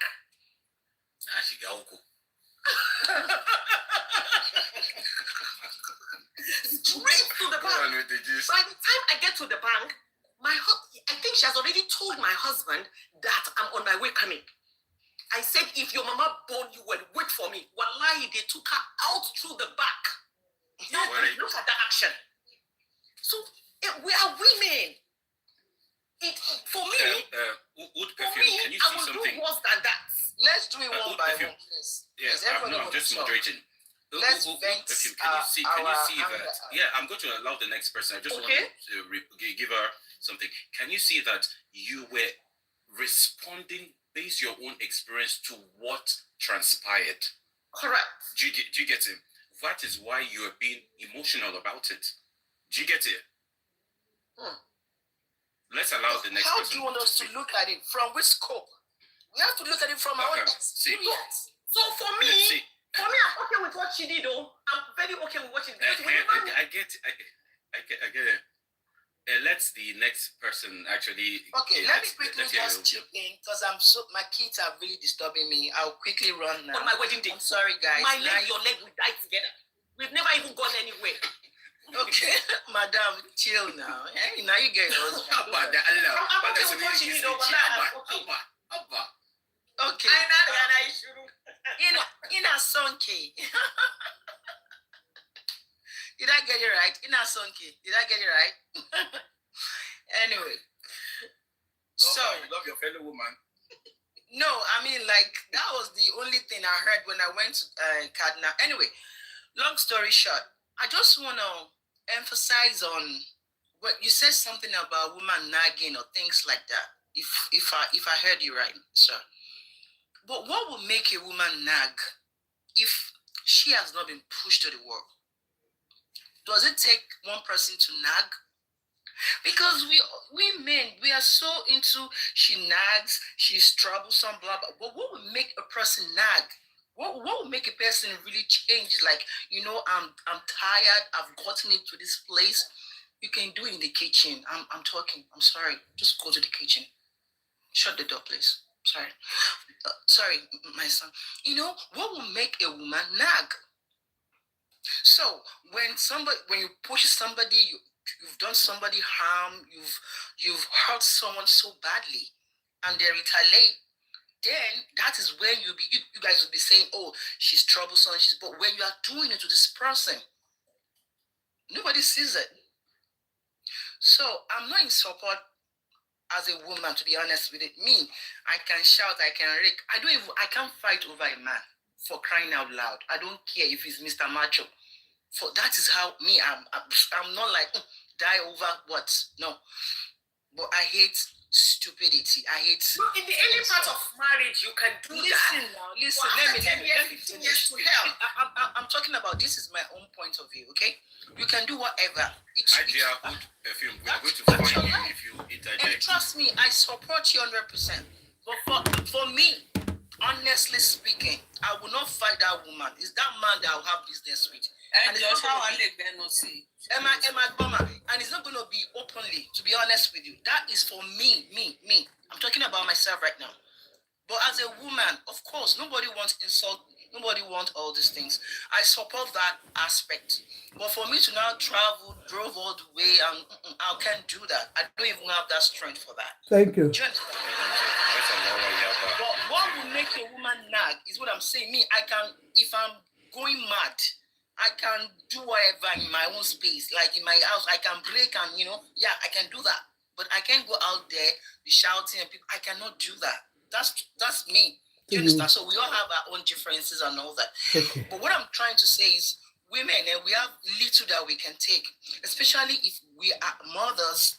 On top of it, we are business, and probably you have your own business going on for you.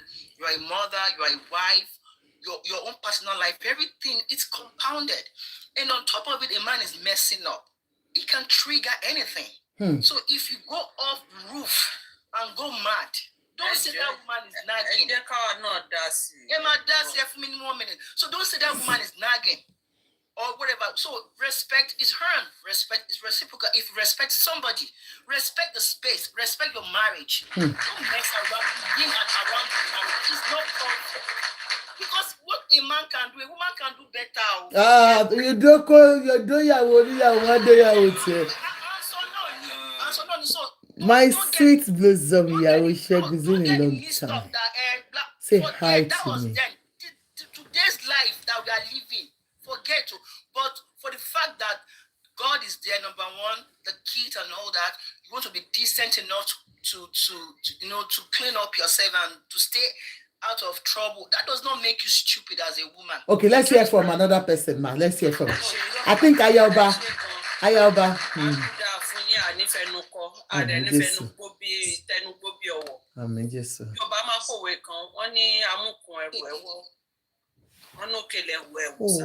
thank you.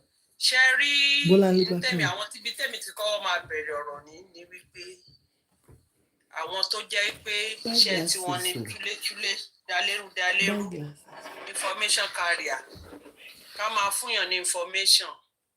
Torí ọ̀rọ̀ ẹgbẹ́ mi ṣe rí ni wípé ẹnìkan wà tó súnmọ́ Femi Adebayo tó ń ṣiṣẹ́ fún woman. If it is true, like you are alleging, if it is true. If it is true, n tó ṣẹlẹ̀ nìyẹn. Because Femi Adebayo ò ní lọ location kó wá sọ fún ìyàwó ilé ẹ̀ pé Funke Akindele wà ń bẹ̀, Igba wà ń bẹ̀, kò ní sọ láì, kò sọ́kùnrin tó máa sọ orú ẹ̀ láyé. Èèyàn kan wà tó ń ṣiṣẹ́ fún woman tó dẹ̀ súnmọ́ Femi Adebayo. Òun ló ń fún ní information pé lágbájá wà ń bí máa bọ̀, tàmẹ̀dó wà ń bí máa bọ̀. Wọ́n lè ní kó má wàá já o, wọ́n lè kàn sọ fún un.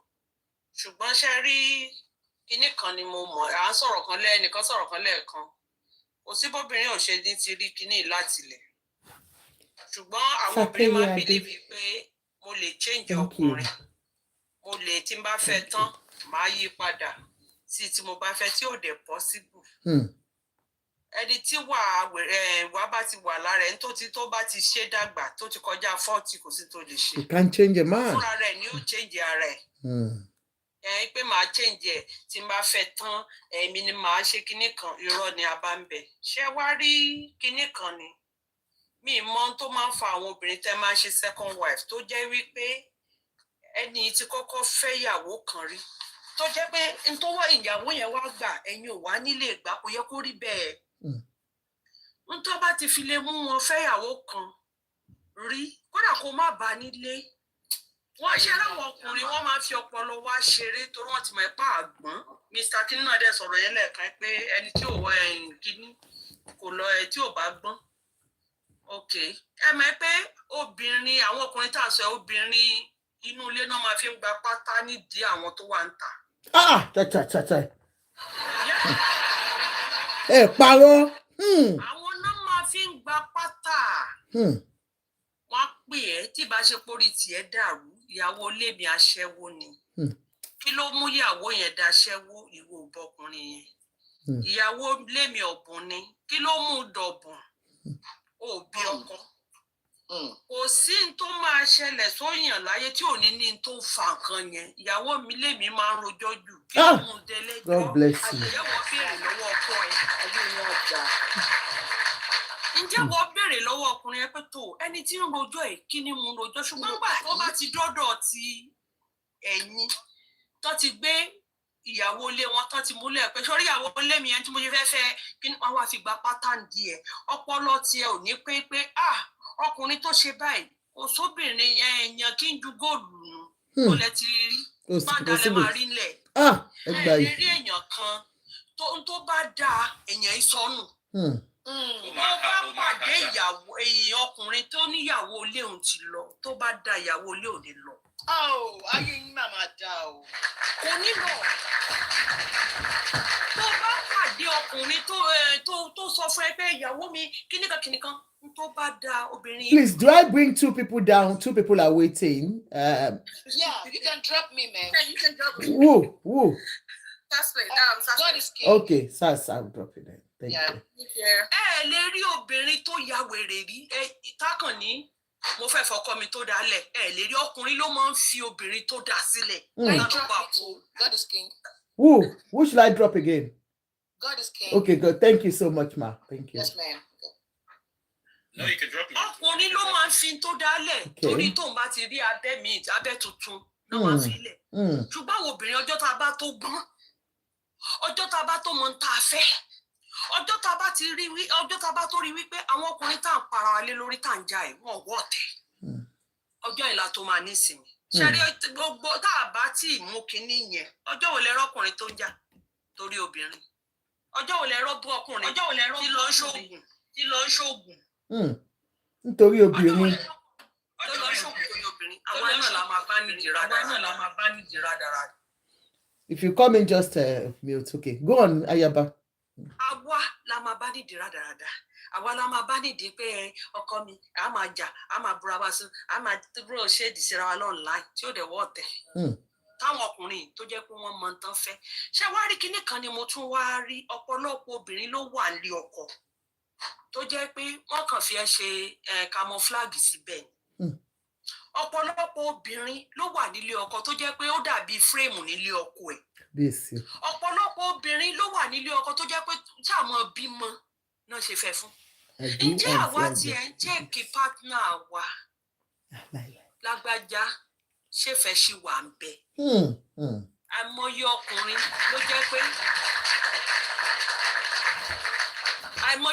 ló jẹ́ pé tó bá ń bá ìyàwó ẹ̀sùn tó bá fẹ́ wá x ẹ̀ ló máa ń gbé sọ́kàn tó máa fi ló máa gbé sójú kó tó lè wá. Ìwádìí ní ìyàwó lé ní mí o àmì máríwá tó náà ti ń gbé ẹ sí wọ́n ti wá gbára sẹ̀lẹ̀ lẹ́gbẹ̀ẹ́ wọ́n ti ń gbé ẹ sí tí wọ́n ti ṣe kíní orò bí àwọ̀ níyàwó àmọ́yẹ ìyàwó mi tó jẹ́ pé wọ́n létí iṣẹ́ ìyàwó tó jẹ́ pé á lè ibẹ̀ lọ́kàn wọn wá. Ọjọ́ tá a bá tó ronú táwọn obìnrin wò ó pé kò wọ́ ọ̀tẹ̀ kíní ò wọ́ òkè ìyàwó ilé lọ orò bóyá wípé tó bá ṣe dáa obìnrin yẹn á lọ. obìnrin tó lọ yẹn bí wọ́n ṣe sọ wọ́n dẹ́lẹ̀ ẹni tó gbẹ̀sìn ni àwọn tó máa ń borí yẹn. ó máa ń borí o ó ń borí àwọn ọmọ yẹn gan máa gbogbo àwọn ọmọ yẹn máa ń borí ni.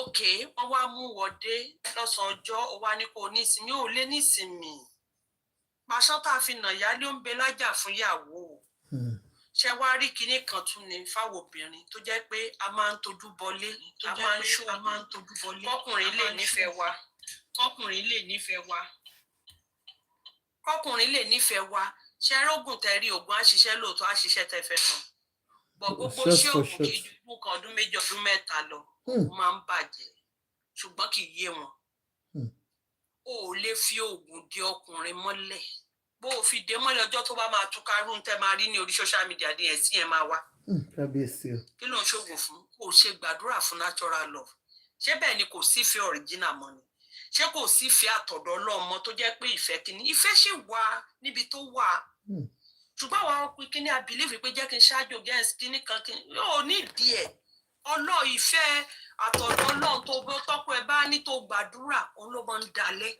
ọ̀nẹ́rì ṣé wá rí èyí tí màá tún wá sọ nú ẹ̀ ní ṣé ráwọn ẹjọ́ àwọn yọ̀rẹ́yọ̀rẹ́ àwọn tó yẹ pé wọn nílà káyè tó yẹ pé gbogbo ayé wọn wá gbé lọ́rẹ̀ẹ́ lọ́wọ́ ẹjọ́ kí ni nọ́mbà ọkọ ẹ̀ ń wá lọ́wọ́ rẹ̀ tí ìbá ṣe kó lórí burúkú obìnrin ni. ṣé dandan ni kó o ṣe nǹkan tó bá tiẹ̀ wá fẹ́ ṣe pé tó o fẹ́ ṣáájú ṣé dandan ni kọ́ rẹ̀ mọ̀ ni. kódà ẹbí ẹ̀ ń gbà mí wọn gbọ́dọ̀ mọ̀. àwọn ìyá ti wá àìmọye àṣírí tán gbé wọnú kòtò kí ló ṣàwọ̀ mọ̀ sí i. kí ló ń ṣe wá tá àfọwọ́ balẹ̀ tó jẹ́ pé tábà tí wọ́n rẹ̀ lónìí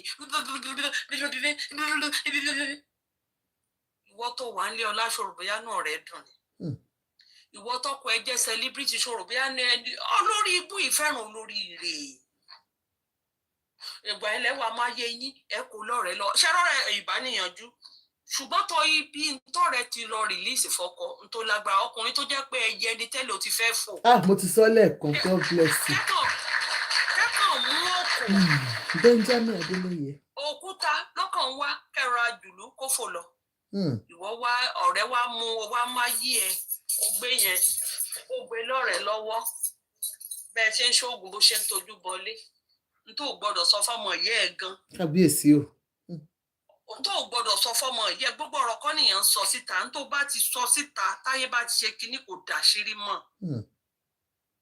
ọmọ rẹ̀ tí ìṣọmọ ìyá ẹ̀ ọmọ ìyá mi gan tó bá jẹ́ irú nǹkan báyẹn mi ò lè sọ fún un àbílẹ̀ ayé tá a wà ẹ̀kọ́ àbílẹ̀ ayé tá a wà ẹ̀kọ́ ṣé gbogbo ẹni òun bá rìn ló fẹ́ dénú ni ó wá mú yẹn ó bá ṣìlú òkú lọ́rọ̀ ẹ̀ lọ́wọ́ àwọn wá retí ọjọ́ ìjà ọjọ́ ẹ̀sìn ẹ̀ tó jẹ́ pé tí a ṣe mistake káwọn tuta ọ̀nà tuta ta ló fẹ́ bá wa bẹ̀ wọ́n ok ìwọ náà tún wá ń wọ ìwúmà ẹ̀ ṣé bí èèyàn máa ń wọlé wò ní wàá wọlé tó ti lọ́kọ náà wàá wo ohun tán ṣe ń bẹ̀ Yorùbá níṣèlú ń dàlú bàbá tó jẹ́ bàbá ọkọ ẹ̀wọ̀n ni ìyàwó tó fẹ́ nà kó tó kú mà tán celebrate ní ọdọọdún yìí. ìyá Fẹ́mi àti àwọn ìyàwó náà wà ńbẹ̀ gbogbo wọn náà wà ńbẹ̀ gbogbo wọn wà ńbẹ̀ àwọn díẹ̀ lè ti lọ. wàá fẹ́ wọ́n níyàwó márùn-ún bàbá yẹn fẹ́ wọ́n wá rò bíyá mo débẹ̀ pẹ̀lú kinní kan màá jókòó irú bẹ́ẹ̀ yẹn àwọn iṣẹ́ tó wá rí àwọn kan tẹ̀mí tó wá rí bẹ́ẹ̀ ni pé sórí ìwọ tó bá fẹ́ celebrity mọ̀ jẹ́ ń tẹ̀ lẹ́yìn kó rọra pọkàn ẹ̀ pọ̀ kó dìrọ̀bọ́ lọ́rùn ẹ̀ kó rọra jókòó celebrity àwọn tó ń ṣe fíìmù àwọn tó ń kọrin bá ti fẹ́ wọn lẹ́yìn kó gbà fọ́lọ́run. ẹ ṣe gànmà. ọkùnrin tó wá sí ọkùnrin tó ṣí gbẹlẹ̀ torí wọ nìkan kọ́ ló máa rí kọ́ bó ṣe wù wọ́. àti Àjọkẹ́ ẹ jẹ́ ká sọ̀rọ̀ ká tó wọ́n fi ṣe. okay ma. àti Júmi ẹ̀mí kìíní Júmi ẹ̀mí. ẹ má bínú àǹtí mi ẹ jọ̀ọ́ torí Ọlọ́run mo kàn fẹ́ bring point kan ni mo kàn fẹ́ sọ point kan tó bá táwọn ọmọ mi bá sọ̀rọ̀ tẹ́lẹ̀. ẹ sáré ṣọ́. okay sister mi ṣàlàfíà lẹwà àti Àjọkẹ́. yes ma ẹ káàbọ̀. ẹ ṣe wọn jọ mo really appreciate it God bless you my sister.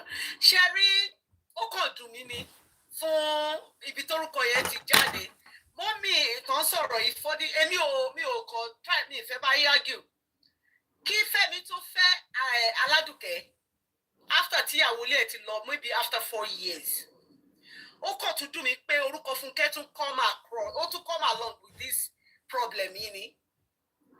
Aládùkẹ́ kò ní story nípa ti first wife yẹn. Funke, she's the only òun ni ẹni tó ní problem tí woman yẹn ní problem pẹ̀lú woman tó kúrò létẹ̀ tó jẹ́ lẹ́ra yẹn. Bẹ́ẹ̀ ni wọ́n sọ bẹ́ẹ̀. Ṣé mo ń gbà yẹn? Ṣé Funke ni kò sí nǹkan tó kọ Aládùkẹ́? At least ó tó fọ́ ọ̀fà. Mi ò bá yín sọ̀rọ̀ Aládùkẹ́ o. Ẹ má ṣe o. Ohun tẹ̀mí sọ ni wípé ṣé tó bá dá ìyàwó àkọ́kọ́ á lọ. Ẹni sùúrù ṣé mo pé ẹni sùúrù mi ní pé kó da àbí ò dá téèyàn bá lọ tí ìyàwó àkọ́kọ́ bá lọ náà òun kọ́ ló jẹ́ kó lọ ni mò ń sọ fún pé wọ́n kàn ń sọ ni. èmi kàn sọ ni pé he is not Aládùkẹ́ pé kò mọ anything and normally ọkùnrin tí ò níyàwó lé tó jẹ́ single tí ò níyàwó lé for 4 years 5 years ó ìyàwó kan ló máa fẹ́ náà. Bẹ́ẹ̀ni. Am I lying? Yeah, you're right. No, ìyàwó kan ló máa fẹ́ náà. And Aládùkẹ́, she's not living in Nigeria ngbà yẹn. She was London ló gbé sister Àjọkẹ́. Ṣé nǹkan tí mo sọ yẹ yìí? Èmi mi ò blame anything o. Fẹ́mi àti Funke wọn lè má ní anybody tó mọ story yẹn gbà yẹn gbogbo ìgbà tó ń ṣe owó flow yẹn kò sí nǹkan tí wọn fẹ́ fi fẹ́ra wọn. But bàbá Bello yìí I don't know ṣe mọ̀ pé àwọn bàbá yẹn àwọn bàbá wa yìí wọ́n ti mọ ibi olúkálùkù wọ́n mọ kádàrá olúkálùkù bàbá yẹn ni ò gbà. Wọ́n sọ bẹ́ẹ̀ wọ́n ní bàbá ń dùn. Bàbá yẹn ni ò gbà àìmọye ìgbà tí ìyàwó first wife Fẹ́mi tó ti lọ káwọn mọ́ hotel Funke ó dúró gẹ́gẹ́ bí ìyàwó ni tó yẹ pé kò sí anything Funke and Fẹ́mi ni kò ṣe pé wọ́n gbé pamọ́ ẹni tó bá mọ̀ gbà yẹn àti Àjọkẹ́ ó yẹ kẹ́ ẹ mọ̀ bóyá ìṣe wà industry guy ó wà obvious. A gbọ́ bẹ́ẹ̀ náà. Ó wà obvious everybody ńgbà yẹn everybody mọ̀ kó tó ní kí wọ́n ṣe wà lọ marry ọkọ ẹ̀ tó marry gbà ẹ̀ tóun àti ọkọ tó kọ́kọ́ fẹ́ the only thing tó kàn ṣe ń dùn mí ni pé èmi mo sọ èèyàn kan sọ lé ní pé wọ́n ní Funke text when you go to Gistlover ẹ má lọ wo kíní ẹ lọ wo like kí ló máa ń pe kíní ẹ rí bíi tí ẹnìkan ti sọ pé òun wà ní set yẹn nǹkan tó ṣẹlẹ̀ ní pé wáì tí ọkọ mi òkè tẹ bá text mi sìn àti Àjọkẹ́ ṣé mo need àti delete tó bá yẹ pé nǹkan tó wà general sí everybody. Ṣé nǹkan tí mo sọ yẹ yín wọ́n ní ó text Fẹ́mi Funke text Fẹ́mi delete immediately. Okay. Ìyàwó ẹ̀ wá sọ pé why ti Funke text every time okay ó wá ní kí Funke send the text message yẹn papọ̀ padà Funke ṣe wá send the text message yẹn pé òun fẹ́ kó lọ bá òun ṣe meet and greet èmi wá sọ fún ọ̀rẹ́ mi tá a jọ sọ̀rọ̀ pé kò ń ṣe nǹkan tó ṣe mo ní mi ò mọ nǹkan tó ń sọ o mi ò lè sọ kọ́lọ̀ ń dáríjì mi o ọkọ lè máa avoid pé kó má mọ̀ káwọn tí ẹ̀ ń kó máa ní conversation mọ́ ṣe understand. ṣé mi kọ́ tẹ́mi náà sọ ni ẹ pé number one èmi ò support Aládùkẹ́ pé gbogbo nǹkan tó ń ṣe oògùn on all this but the only thing ni pé ẹni tó obìnrin àmọ̀ kó ti fẹ́ celebrity ṣé wọ́n ṣépè fáwọn celebrity ni kó má tọ́jú dán wọn ni. Àṣẹ àní celebrity lòbó ní abroad ní báyìí ni. My sister ẹ jẹ́ kí n parí ọ̀rọ̀ mi. Ṣẹ́rí tẹ̀mí sọ kò yé yín. Ok ṣẹ́rí ẹ ó dàn ẹ má wọ̀rí ṣẹ́rí ẹ ó dàn. Nǹkan tẹ̀mí sọ kò ní kékeré èmi ò ní woman ló léyàwó ọkùnrin. A gbọ́ nǹkan kan mọ́ ẹ jẹ́ ká sọ lẹ́yọ kọ̀ọ̀kan. Àǹtí Júmi. Ayaba ẹni sùúrù mà ẹ jẹ́ kó sáré conclude then you can talk on it. Ó yẹ conclude Aunty Jumi please. No, nǹkan tí mo ti ẹ̀ sọ ni àti Àjọkẹ́ ni pé so ọkùnrin ò gbọ́dọ̀ wà discipline. Èyàn gbọ́dọ̀ wà discipline náà. Èyàn sọ pé torí pé bàbá fẹ́yàwó mẹ́ẹ̀ẹ́dọ́gbọ̀n mi ò Fẹ́mi is not that illiterate. Èyàn pẹ̀rẹ̀ lọ́ọ̀yà ní Fẹ́mi ó kàwé. Èyàn sọ pé torí pé bàbá mi kí nítorí pé bàbá mi ń sìn àwọn ń kù mí. Bàbá màmá mi ìyàwó méje ló fẹ́ none of my uncle tó fẹ́ ìyàwó méjì because wọ́n kàwé orí wọn pé wọ́n dẹ̀ mọ̀ nǹkan tá à ń pè ní polygamous house. Èyàn sọ pé torí pé àwọn náà wà kọ́kọ́ jẹ́ celebrity ni ẹ jẹ́ ká wò ó pé obìnrin ni wá èmi ò sọ pé ó lọ jà èmi ò sọ pé ó lọ ṣògùn àdéhùn èmi ò tẹ̀ fẹ́ sọ̀rọ̀ nípa yẹn náà but the only thing ni pé ó ní nǹkan tí ara obìnrin máa gbà ó níbi tí èèyàn máa tọkùnrin máa ṣòṣìdé káwọn obìnrin máa gbà. Àti ìṣèwèrè náà ẹlòmíì àkọ́mọ ní àwọn obìnrin mi wọ́n ń jà you can't be rubbish kò máa rubbish ni in my own presence àbí ní fèsì ni kóríṣiríṣi obìnrin máa wà lọ́fíìsì ẹ kóríṣiríṣi mi máa ṣe ṣe kankan kó wá ní kí n quiet. What kind of quiet is that? What kind of quiet is that? If you are, I don't care. Àwọn tó kàwé jù gan-an ya wèrè because wọ́n mọ right wọn. Àwọn ìyàwó tó kàwé lè máa rí tó pé ọkọ wọn máa ní sit down there tó máa jókòó síbẹ̀. But you can't be like doing it kọ́ ní pé torí pé bàbá mi fẹ́ yàwó márùn-ún mo gbọ́dọ̀ fẹ́ yàwó márùn-ún. Come on now. Thank you so much, ma. Thank you. You want to get so many things. Kí ni ìbámu tó kí ni for me? Àǹtí Àjọkẹ́ bàbá ṣe. All right, ma. Thank you, ma. Ayaba sáré sọ 1 minute ké torí Mrs. Young náà fẹ́ sọ̀rọ̀.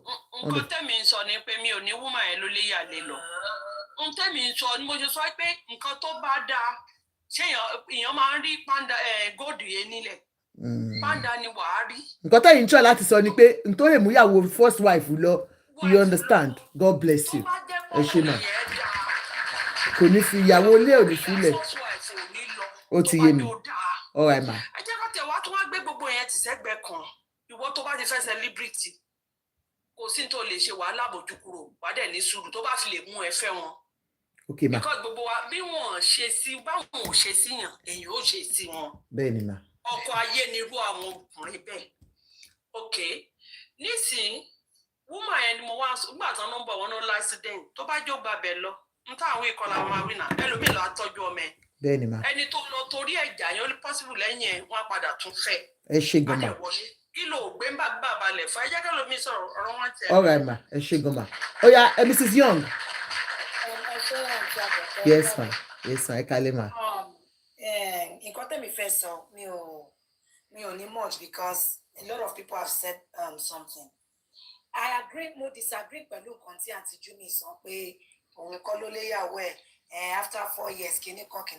Ṣẹ́rí problem ta ní as obìnrin ni pé tá bá ti ń fẹ́ divorced man we always have it at the back of our mind that the wives are the problem. Ibi ìyàwó tó lọ ní ìṣòro. We don't check these men. We don't checkmate them. Sherry, pé woman yẹn when it tó fẹ́, that's a big fat lie. Because tó bá sọ pé when it tó fẹ́ kí ló lọ ṣògùn fún. Tó bá mọ̀ pé ọkùnrin gidi ni, ọkùnrin dáadáa ni, èwo làbọ̀rọ̀ ṣògùn láti. Toximola, thank you. That means she herself. I can please, I don't get me wrong. Mi ò sọ pé gbogbo divorced men ló ṣẹ̀yàwó wọn o. But if you're going into a relationship with a divorced man or a divorced woman, go into that relationship with them on your own. Má sọ pé ex ni ò dáa, ex ló ṣe báyìí fún. Know that person for yourself. Get to know the character. Date that person bí ẹni tó fẹ́ date. But tó bá ti ní brain pé ex ni ẹni kò lámùmọ́ra, kò lè gbá ní ìwọ lámùmọ́ra. At the end of the day, ṣe rí ọkùnrin tó bá máa ṣòṣì aṣòṣì. Bọ́mù ẹ̀ kò dress to kill. Bọ́mù ẹ̀ kò ṣe kinní kan. Ẹnìkan sọ pé àwọn kan ṣe gbogbo celebrity kinní kan. Ọdúnládé Adékọ́lá ẹmọye gist ẹ̀ tí gist lover ti gbé. Pé ó gbé sùn bá tọ̀hún sùn. Ìyàtọ̀ Ọdúnládé àti kó ṣe pé ìyàwó Ọdúnládé ò mọ̀ pé Ọdúnládé ń ṣe gbogbo nǹkan tó ń ṣe o. Ìyàtọ̀ tó wà láàárín ìyàwó Ọdúnládé àti ìyàwó Fẹ́mi Tàǹsọ ẹni level of tolerance. Gbogbo wa kọ́ la ní level of tolerance. If you know, mo ti rẹ́ni tó sọ fún mi pé tọkọ òun kó bọ́ obìnrin 20 òun ò lè kúrò ńbẹ̀. Decision tiẹ̀ ó ní tolerance level ni. Èmi sì ọkọ mi ò lè bẹ́yọ̀ ara mi ò ní gbà. Èmi tí mo para kí n tó lọ pa ọmọ lọ́mọ, kí n tó lọ pààyàn, kí n tètè ṣe kí n tètè bá ẹsẹ̀ mi sọ̀rọ̀. That woman she's working hard. I mean, she's a good entrepreneur.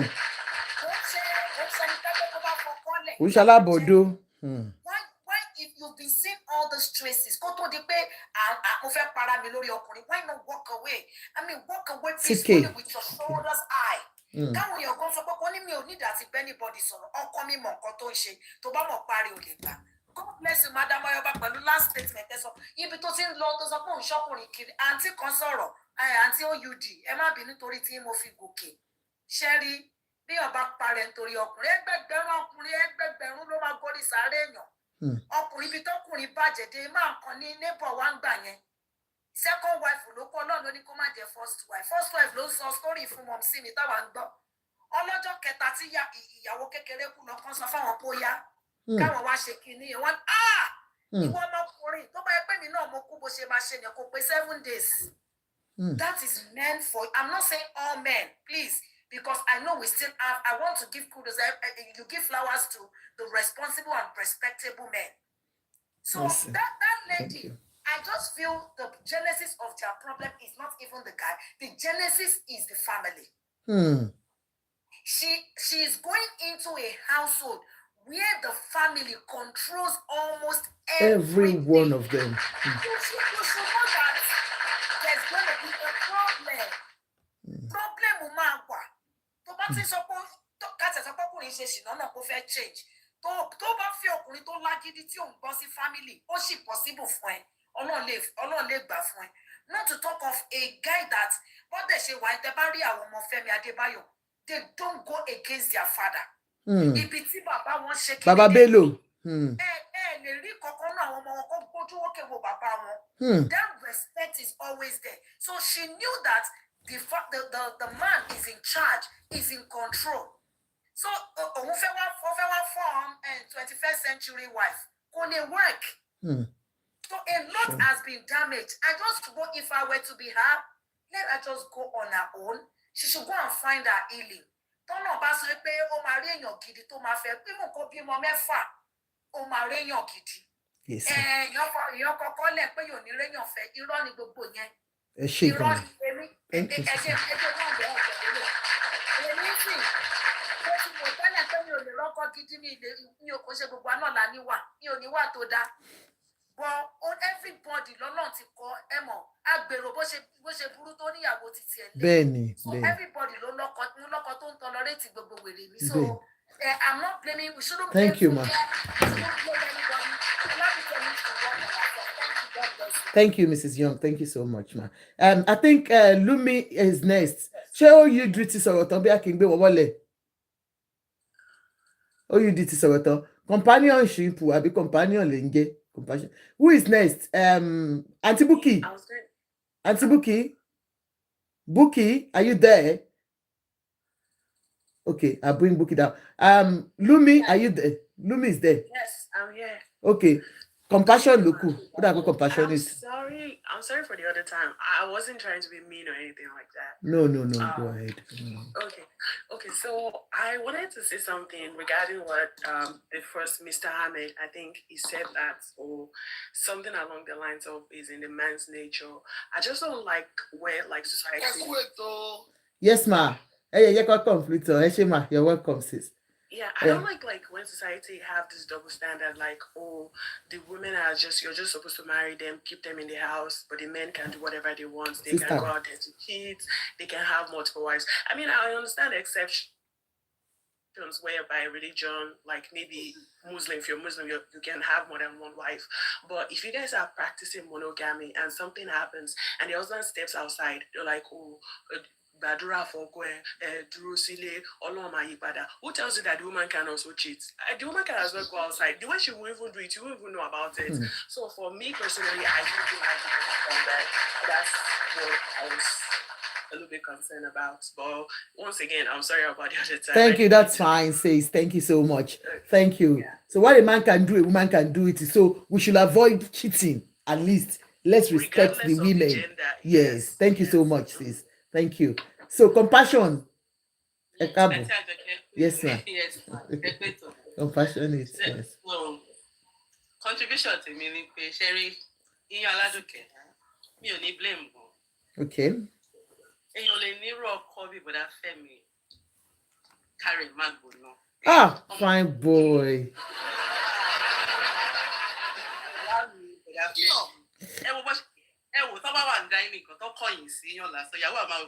Yeah, my body is doing me giz. Femi. So, not to read it off, what to read one cut of Femi. They blame me, Oladuke no law. Chemo, our brother, our easy from our Yawa, but me like stuff for one. If the marriage is not working, why don't you take your leave? No, our being in marriage, we always live in denial. I'm not in denial, but how she might change. I rob me the feeling is silly. Kotowa doju, to ba de ti doju, but this one, according to Kota Wenyantin, so only imagine full gist when you go and go, but I wish them well. With their wish they are so lovely together. So my wish they Columba was said to everything. ẹ ṣe gan ni ẹ ṣe so nǹkan táyì kò gbé wá ni pé kò sí ẹni tó máa ṣe tó bá rí Fẹ́mi báyìí wàá máa ṣe bílẹ̀ yóò bá tiẹ̀ jọ pé ẹni kó tiẹ̀ jálè ẹni kó ṣáà máa knock mi kó máa tó mi kó máa rá mi àbí ẹ ṣe compassionate ẹ ṣe wà. ẹjọ ṣé mo lè sọ̀rọ̀ sí. ẹsẹ̀ èdè ni ẹ má fàgbà yẹn wá jẹ ọba obìnrin. ok ẹ sáré gbé sí ẹ sáré ganu sí ẹ má bínú èyí tí wọ́n yẹ kí mọ́mí wá bá wa ganu sí. ṣé rí ọ̀rọ̀ tó wà lẹ́yìn èmi ló kọ́kọ́ sọ. bẹ́ẹ̀ ni mà á sọ bẹ́ẹ̀. ẹni tó dẹ̀ jẹ́ ẹni tó súnmọ́ yan Aládùkẹ́ ló sọ fún mi. kì í ṣe wípé bóyá wọ́n sọ pé wọ́n ní pé ìgbà tọ́rọ̀ yẹn gbóná gidi ọ̀rọ̀ ilé olóògùn tó lọ everything. wow. torí ẹ̀ mo ṣe ń sọ pé allege gospel ìfẹ́ kan tí ọkọ máa fi rope ní or whatever. Though it happens but wọ́n bò. Then ṣe rí nǹkan tí olóyìnbó ní what goes around will surely come around. Comes around. Tí obìnrin bá ti believe pé òun smart lórí ọkùnrin you are fooling yourself. Ọjà tí a bá fi àpòsí rà ó máa túká. Ọjà tó bá kójọ báyìí pé wọ́n fi àpòsí kójọ kò sí bó ṣe lè ó lè pẹ́ lójú àwọn èèyàn but the time is coming tó yẹ pé ẹ̀yin gá máa wò pé báwo lọ́jà yìí ṣe tú because kò sí nǹkan gidi ń bẹ̀. Níwà Iyán Aládùkẹ́ ìgbà tó máa fẹ́ Fẹ́mi ọ̀dọ́ lẹ́ni tí Fẹ́mi wá lọ sí campus tí wọ́n bá ń gbọ́ mi wọ́n á mọ̀ pé tó fún mi ní gist náà. Ní school Iyán Aládùkẹ́ ní Fẹ́mi lọ ọ̀tọ̀ lẹ́ni tó wá lọ ó pàdé Iyán Aládùkẹ́ ni. Iyán Aládùkẹ́ ṣe toro mọ́ nìyẹn. Láti bẹ̀ lọ wọ́n fẹ́ra wọn because ó jẹ́ ọmọ tó wà hard working. Ìyá ẹ̀ máa ń ṣe àwọn ìyá tó mọ̀jà àtà kankan yẹn ni so ọmọ tó bí sínú business ni ó kàn jẹ́ ọmọ tó kàwé ni so from there pẹ́pẹ́ fún Fẹ́mi fi kó ti rí ìyàwó gidi àwọn ọmọ Èkó yẹn ni tó yẹ kó máa tọ́jú ọ máa ṣe gbogbo ẹ̀ tó kò ń ṣe ọmọ burúkú àfitá máa fẹ́ ṣọ lọ́hùn kò ṣe pé toast Fẹ́mi o don't say that o pé òun ó pàdé Iyán Aládùkẹ́. ọ̀tọ̀ lẹ́ni tó wà lọ́lọ́ sọ. ó yàtọ̀ sí pé ó toast Fẹ́mi ẹ má quote me wrong. ṣé wàá rí ọmọ yìí ó jẹ́ ọmọ tó mọṣẹ́ ṣe bọ́tà lára gbígbóná ni. ara ẹ̀gbọ́n ẹ̀gbọ́n kan tí mọ́mí yẹn sọ wọ́n ní bọ̀dá yẹn fáìn jù kó máa gbígbó lọ. sọ́rí àìmọye ń tọ́kọ̀ ẹ̀ fáìn láyé tí ò tẹ̀ wo ibi tó wà pé Ọlọ́run á sìn. Àti wípé bóníkálukú ṣe máa ń gbé nǹkan ọ̀tọ̀ọ̀tọ̀. Bírèènì tó wà lórí mi ó yàtọ̀ sí tó wà lórí Sisi Àjọkẹ́. Bẹ́ẹ̀ni. Ó yàtọ̀ sí tó wà lórí oníkálukú. And again upbringing wa ọ̀tọ̀ọ̀tọ̀ ni. Wọ́n tọ́ wa àlejò ọmọ tó bí níjọ́ kan náà ò níwà kan náà. Ẹlòmíì tẹ́ bá kàn sọ̀rọ̀ sí lásán bẹ́ẹ̀ ṣe wà yìí ó lè parẹ́ sí yín lọ́rùn. Ẹlòmíì kò sí ń tẹ́ lè sọ alẹ́ ìṣeré ń lọ tiẹ̀ ni so bá ṣe máa ń dùn nǹkan ọ̀tọ̀ọ̀tọ̀ ni insecure ló pa Aládùkẹ́ ó ń bìlì pé òun wà secure lọ́dọ̀ Fẹ́mi ẹni tó dẹ̀ fẹ́ yóò ti mọ̀ wípé ìgboro ni ṣé wàá rí ẹ jẹ́ ká dárí kọ́nà kó dárí ẹ̀ṣẹ̀ wa jì wá. Àmín Jésù. a lè sọ wípé Fẹ́mi ń dókú Fúnkẹ́. Wọ́n ti fẹ́ra wọn rí ex ni wọ́n colleague tún ni wọ́n. Bẹ́ẹ̀ni. Fúnkẹ́ ó ti wà lókè gan-an ó ti mature jùgbà tó fẹ́ Fẹ́mi lọ. Fẹ́mi náà ti wà mature jùgbà tó fẹ́ Fúnkẹ́ lọ. So they can see themselves as a friend. But àwọn èèyàn la máa ń rorò kúrò lọ́pọlọ wa kúrú la máa ń conclude. Oh bless you. Assumption it happens. Tí ó dẹ̀ ṣẹlẹ̀. Wọ́n lè má fẹ́ra wọn kọ́kàn jọ rèé. We don't see people that because we are ex now àti ń bára wa sùn. mentality our Nigerians there. It might happen, it might not happen. We can't just conclude pé ó ṣẹlẹ̀. Because they are colleagues. Sherry Funke, the way Funke think like this thing, Funke ṣe bí àgbàlagbà bí màmá. Bí ìyá gbogbo wọn. Bí àgbàlagbà ló ṣe ń sìn. Then mentality ẹ̀ kéré. Bẹ́ẹ̀ni. Ó kúkúrú sígbà tó wà sí. Ọlọ́run tún wá fi ọlá kẹ́ ẹ̀. Gbogbo tó bá fẹ́ ìkàwé. Fẹ́mi náà dẹ̀ gbẹ́yìn. So we can't just conclude pé torí pé wọ́n ti wà lórí sẹ́ẹ̀tì yẹn o wọ́n ti ń dóra wọn ni iṣẹ́ lè pa wọ́n pọ̀. It might be, it might not. Wọ́n lè má bára wọn sùn wọ́n dẹ̀ lè má bára wọn sùn. Fáà lè sọ wípé torí pé wọ́n ti fẹ́ra wọn rí yẹn sìn ó lè má ó fún kẹ́kọ̀ọ́ lè ti regret pé báwo lòun ṣe fẹ́ irú bọ̀bọ̀ yìí. Fẹ́mi gan lè ti regret pé kí lòun fi Fúnkẹ́ ṣe láyé o. So we can't just conclude pé bá ṣe máa ń ronú ó kéré gan. Ẹ má yẹ ká ronú nírò pé wọ́n ti ń fẹ́ra wọn. Fúnkẹ́ gan lè wò pé Ọlọ́run máa jẹ́ kí ni fẹ́fẹ́ lè ṣe ilé ìyájà àgbòrò yìí. Ṣé ẹ̀ ń gẹ̀tì nǹkan tí mo sọ yìí? Fúnkẹ́ lè máa wò pé ilé tó ti donírànú yìí kí ni mo fẹ́ fi ẹ ṣe? Ilé ìrajà thank you my darling sister.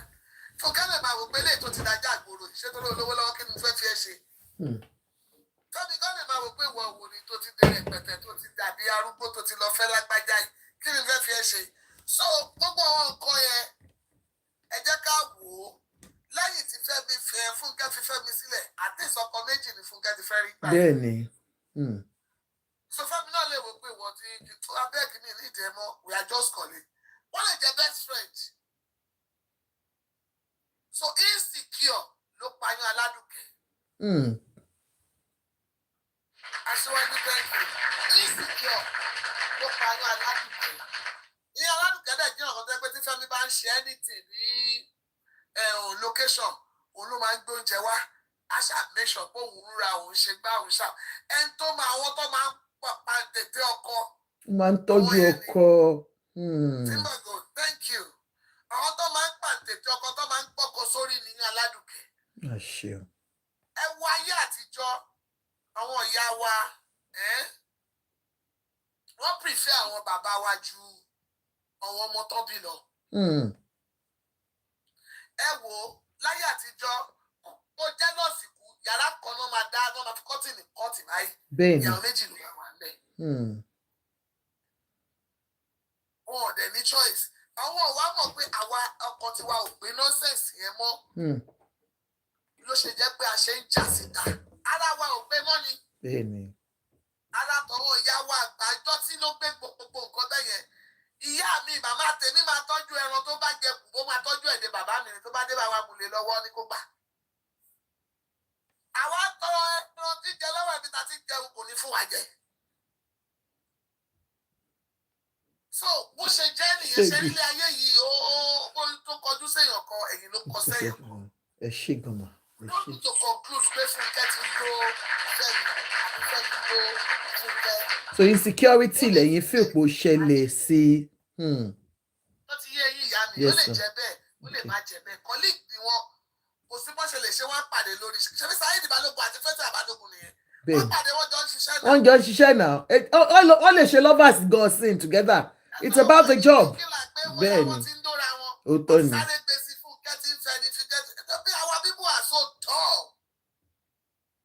It might be so, it might not be. Ẹ jẹ́ ká yé máa jump into conclusion lórí ọ̀rọ̀ lọ́rọ̀. Bẹ́ẹ̀ni na. You know, ẹni yóò Aládùkẹ́ insecure ló pa. Ó ti mọ̀ wípé ọmọ tó fẹ́ bàbá ẹ̀ kan bingo Scooby-Doo. Kí ló dé àwọn bọ́ sí? Wọ́n ń dòfò. Wọ́n ń ṣe kí ni wọ́n ń dòfò. Wọ́n ń do ṣéègè. Ẹni tí a fẹ́ lọ fi ẹjọ́ sùn pé ọmọ yìí ṣe báyìí. Kí ni iṣẹ́ ọwọ́ ẹ̀? Àwọn ń dòfò, wọ́n ń do ṣéègè. Wọ́n ní ṣe máa ronú ni bàbá ẹ̀ ṣe máa ronú. Wọ́n máa rí yan Aládùkẹ́ bí wèrè. Bẹ́ẹ̀ni kí ló ń ṣe ẹ́? Ewé lẹ́jọ́ wèrè. That's it. So bọ́rọ̀ yẹn ṣe jẹ́ ibi tẹ́mi ń ro sí ni mo Thank you so much, ma. Thank you. Appreciate you, ma. Buki, Auntie Buki is next. Before Moremi Ejo, Auntie Buki is next. Ejo, ẹ má bínú. Mi tí sọ̀rọ̀ rárá mo fẹ́ àdúrà. Tani D. Tó ń correct ìbò wa. Ṣé ìbò làwa kọ́? Ejo, ẹ má dẹni lóhùn mo ti rí ẹkọ ignore. Ọmọbìnrin, ẹ ṣe gan ma, ẹ filẹ̀. Next person, Auntie Buki, ó yẹ wọlé, ẹ sọ̀rọ̀ kí n lè gbẹ́lòmí wọlé. Auntie Buki. Is Buki there? Anyway, ó dà pé wọ́n sì ń bí o torí àtẹ̀kọ́ ni mo ti. Who is next? I think Ẹ̀rí Àjíhún. Èmi ló kàn. Ta ló kàn? Èmi ló kàn Mọ́remí. Mọ́remí, èmi ni wé kàn ní. Ẹ kalẹ̀ mà. Yes ma, ẹ kú ètò. Yes ma, you're welcome ma. Màá bẹ̀rẹ̀ láti bí wípé tó máa sọ pé insecurity fine. Insecurity lè wà lára nǹkan tó ṣe. Mo fẹ́ sóbìnrin tí ó sì ń bẹ̀. Ṣé lọ́wọ́ rẹ̀ tí insecurity máa ń sábà ń ṣe? Á jẹ́ pọ́kùnrin yẹn dá ibi tó dá sí àfi kó lọ ni. Rónì. Àìmọye àwọn couple tó jọ ń gbébi neighbors. Wọ́n ti pọ̀ jù these days. Ṣé ò sí nǹkan kan láàrin wọn mọ́? Tí ò sí nǹkan kan tẹ́ wọ́n kàn kó. Ọkọ̀ abit ni. Wọ́n kàn ó pọ̀ gan-an ní. So tá a bá ṣì rẹ̀ tó. Oh, Victor King, see, bros. How are you, bro? Yeah. Tá a bá rẹ̀ tí insecurity ń dà láàmú, á jẹ́ pé ọkọ ẹ̀ níbi tó dá sí ni. I won't blame her on that. Another thing tí mo rí pẹ̀lú ọ̀rọ̀ marriage nowadays ni wípé a lot of people talk out of pé wọ́n kò fẹ́ sọ̀rọ̀. Ṣé rí nǹkan burúkú ti pọ̀ lórí ayélujára tó ṣe pé we have to filter what we listen to because of our mental health. That's it. Tó bá kàn bọ́ lu ibòmíì, tó bá mọ̀ pé o nífẹ̀ẹ́ ara ẹ̀, o nífẹ̀ẹ́ bí o fẹ́ dalé ayé ara ẹ̀ rú, kò ṣàrọ̀ra kúrò bẹ́ẹ̀ nírọ̀wọ́rọ̀sẹ̀. Because when some people talk, you'll be like, are you sure you are practicing what you are saying? Ìyẹn fẹ́ tó bá ní làákàyè o. Àwọn obìnrin ládẹ wà the receiving end jù. A máa pariwo, àwọn ọkùnrin ó ṣe gbá kan. Ọkùnrin will always be ọkùnrin. Ṣé rí tá bá kàn ní kakọ̀ máa sọ òyìnbó di ọ̀la English yìí á sọ fẹ̀ kú. Ṣùgbọ́n kò sí nǹkan kan tá a máa ṣe sí. Tó o bá kúrò lé as obìnrin, àwọn single mothers ẹ ọgbọ́n ṣe pọ̀ tó. Báwo ni wọ́n ṣe ń address wọn? You can work. You can be a workaholic. You can have money. But you lack some things. That is what people fail to realize. I have my money. I can do anything. I am free. All this freedom. But I'm my road kò máa rẹ̀. Ó máa rẹ̀ wá. Ọkùnrin gan tó bá ní freedom yóò sún wọn.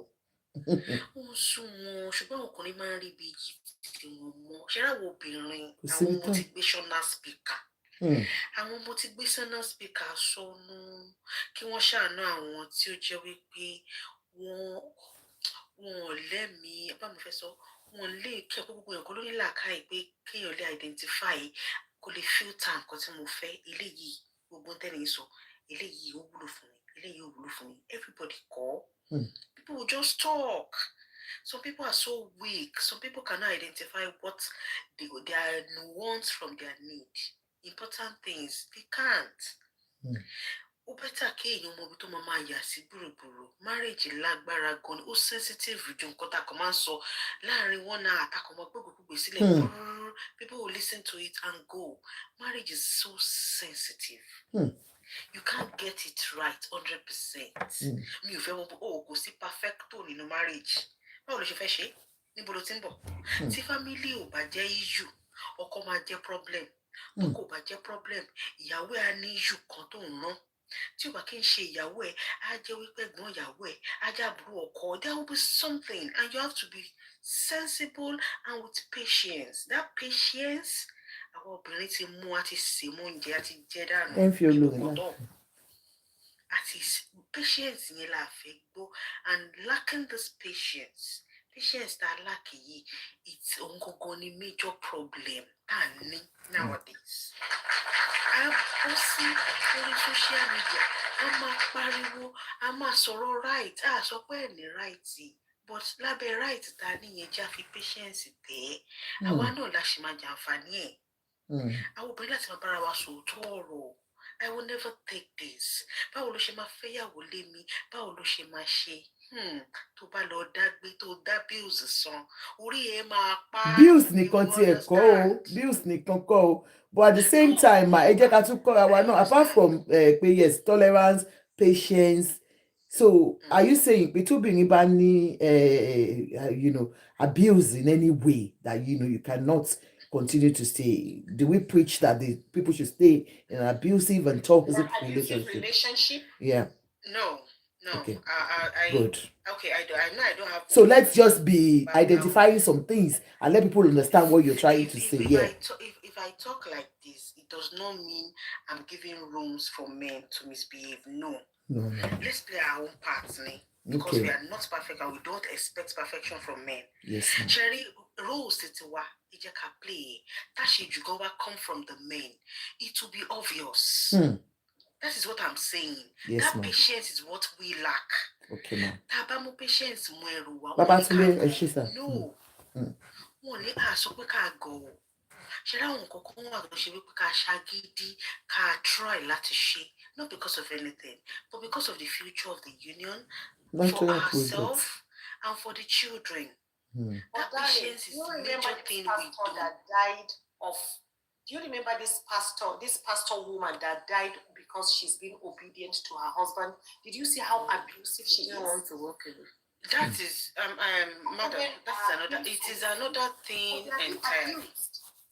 It's another thing entirely.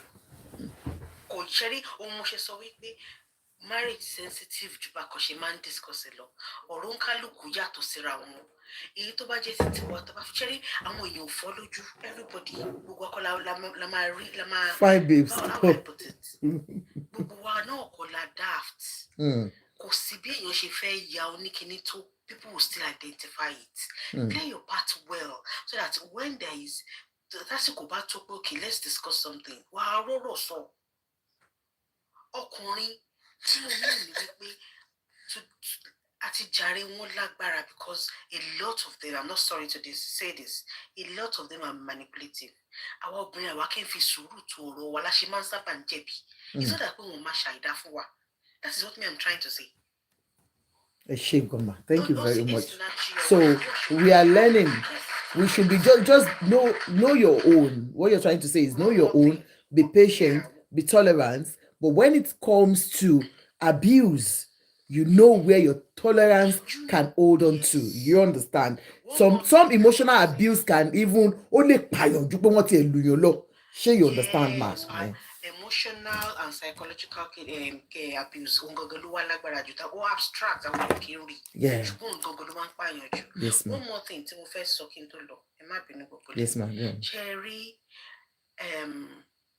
generation because of the exposure, because of everything, internet, Cherry because she can't take it to the advantage of ourselves, can't low to our advantage. Yes, ma'am. And one more our the level of she only correct, mom. We are just trying to adjust. That is the way I feel anyway. I'm open to correction. But she titi wa ma fi train wọn. What I see today is because it's like we are exposing our children to worse mistakes. Okay.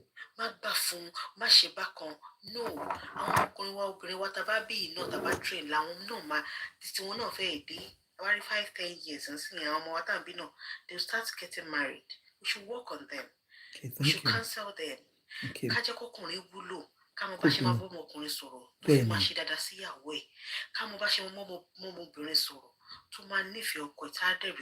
Respect of Inshago. And that is one thing. Parents thank you so much, ma. Thank you. Whatsoever, we should still give the respect that they deserve. Thank you, ma. Who is next now? Adife. After Adife is Eri, I think so. Yeah, go on, ma. Okay. Good evening, ma. My name is Funke. I'm here to support my ride or die. And I'm not being I'm not gonna be very one-sided. I'm gonna just speak the truth that I know because I'm close to Funke. Okay. Femi and Funke have been dating since when they were in college. The only reason Femi and Funke did not move on to marriage is because of due to family dynamics, which I'm not here to say about. Yeah. At the end of the day, Femi went with Nyaladoke, which is good. Everybody was happy, no hard feelings, and Funke moved on with JJC. And eventually, the wedding did not work. We cannot blame Funke for the marriage not being work. It's not Funke's fault. Yeah. This man, they think Funke is too rich and they cannot deal with Funke's wealth. That's their problem. I have the same issues too. So I'm not going to bend because I'm rich, because a man cannot afford it. You know, he thinks that I know it too well and he cannot be with me. Unfortunately, my parents sent me to school and I'm educated. You kind of get me? So I'm not going to bend because I'm not going to dim my light because a man cannot tolerate the kind of light I drink. So let's just even say Funke and Femi are dating back. Who are we to judge them? Who are we to say what they're doing is right? And if my girl wants to marry Femi, I'm a supporter 100 because I want her happiness. Women, we need to... Okay, your opinion, ma. Okay. Women, we need to try to mend our businesses because a lot of us, we have family dynamics. I came from a broken home that, you know, my dad had 3 wives and 6 children. And I have to live with that. I'm the first one. I have to live with that. I try to tell my mom be patient. I talk to my other mom and I talk to the third mom. So you guys, we need to have time to live our life. It's not that every little thing we bring our matters to social media bloggers. Social media bloggers are destroying homes. I had issues with my first husband, Tunji. I never brought him to social media. I don't believe in bringing my man to social media. Why am I going to bring him? God bless you. Thank you. Yes, I appreciate that. Stop bringing your marriage to social media. But this one, they didn't bring it. We are just gonna saying, you know. So go on. Okay, so but what's going social media gonna do? Social media is they're gonna talk, they're gonna make money on monetization, and they're gonna disturb the mental health of the girl that left, the woman in your life, okay? They're gonna disturb the mental health of the maybe current couples. I'm not saying they're current couples, I'm just saying, speculating. I'm not giving you accurate facts. Yeah. So what is social media going to do for me? Nothing. So I've learned in my past life, you know, when someone hurt me, I just look at the person, I'm like, you know what, it's a time bomb. Sure, you're going to get yours in a hard way because I'm a decent Washingtonian. And I believe that is an eye for an eye and a triple blood for a triple blood. You see what I'm saying? But you need just to leave Funke the fuck alone because I'm sorry, excuse my French. Yeah, English. Yeah, excuse my French. But at this time, if she's gonna marry Femi, I'm gonna block that party, and we're gonna have fun, and we're gonna drink, and it's gonna be happiness. Thank you, man, and God bless you for what you do. But please, Nigerians should try to mind their business because our mental health these days is messed up because of bloggers. Bloggers have messed my mental health. I had to go to 5 years mental health and therapy. Sorry, sis. So sorry, sis. Sorry, sis. That's what they do. They will work with, mess with our mental health. Sorry, sis. Yes, I'm just saying. Sorry about that. Love you, sis. Know that we love you. Whatever you're going through yourself, I wish you all the best, ma'am. Thank you. Thank you. Have a wonderful night. Yeah. Next, ẹ̀yin tẹ́ gbóyìnbó, èmi gbóyìnbó, gbogbo nǹkan wí, do mo fi tún ṣe báyìí, you know. But I appreciate. She has said something that, you know, so many, like I've said it even before she came. So many people, so many things we read online might not be true, and some of them that we, like I told you, we are learning, and that's why I'm using this. I've said all these are alleged things, but we can pick 1 or 2 things out of it. But what she has said, she has not lied when it comes to you cannot mend marriage on social media. Let's go back home and use the old things the way we, you know, settle family issues. Thank you, ma'am. And you don't know what she might be going through for her to have said something like that. So please, let's be mindful. Next person, who is next? Who is next? I think Ife Jola. Oh, hello everybody. Yes, ma'am. Yes, ma'am. Yeah, you're welcome, ma'am. Good evening, ma'am. Good morning. So what may I want to say is based on my knowledge about his first marriage. If people have talked about being patient. If all those things used to work in marriage, the first marriage will could work. When you talk, so if some people are saying be patient, if you are talking about patience, that his first marriage will have worked. Don't run after a man. It's supposed to work. Because even when I look back and I remember, because I was in secondary school when it happened. When I look back and I remember, I feel like maybe she was one of Shine Ladies Club. The Shine Ladies Club. Wọ́n ní ká máa irú wig tí mo ti ẹ̀ wọ̀ yóò kò wọ group yẹn. Ó ti fine jù. She was like she was in Nicobite. The wife, the first wife. Yes, and she was a stay-at-home mom then. That woman did not want to leave. Of if marriage yesterday, she wanted to do shine lady. Like do everything possible to please her husband. Yes, let me be using allegedly. Allegedly, although allegedly she Treasure, was thank you, ma'am. You know the meaning of humiliation, the kind of humiliation that people cannot even stand now. That at that time, that uncle, he doesn't go home again.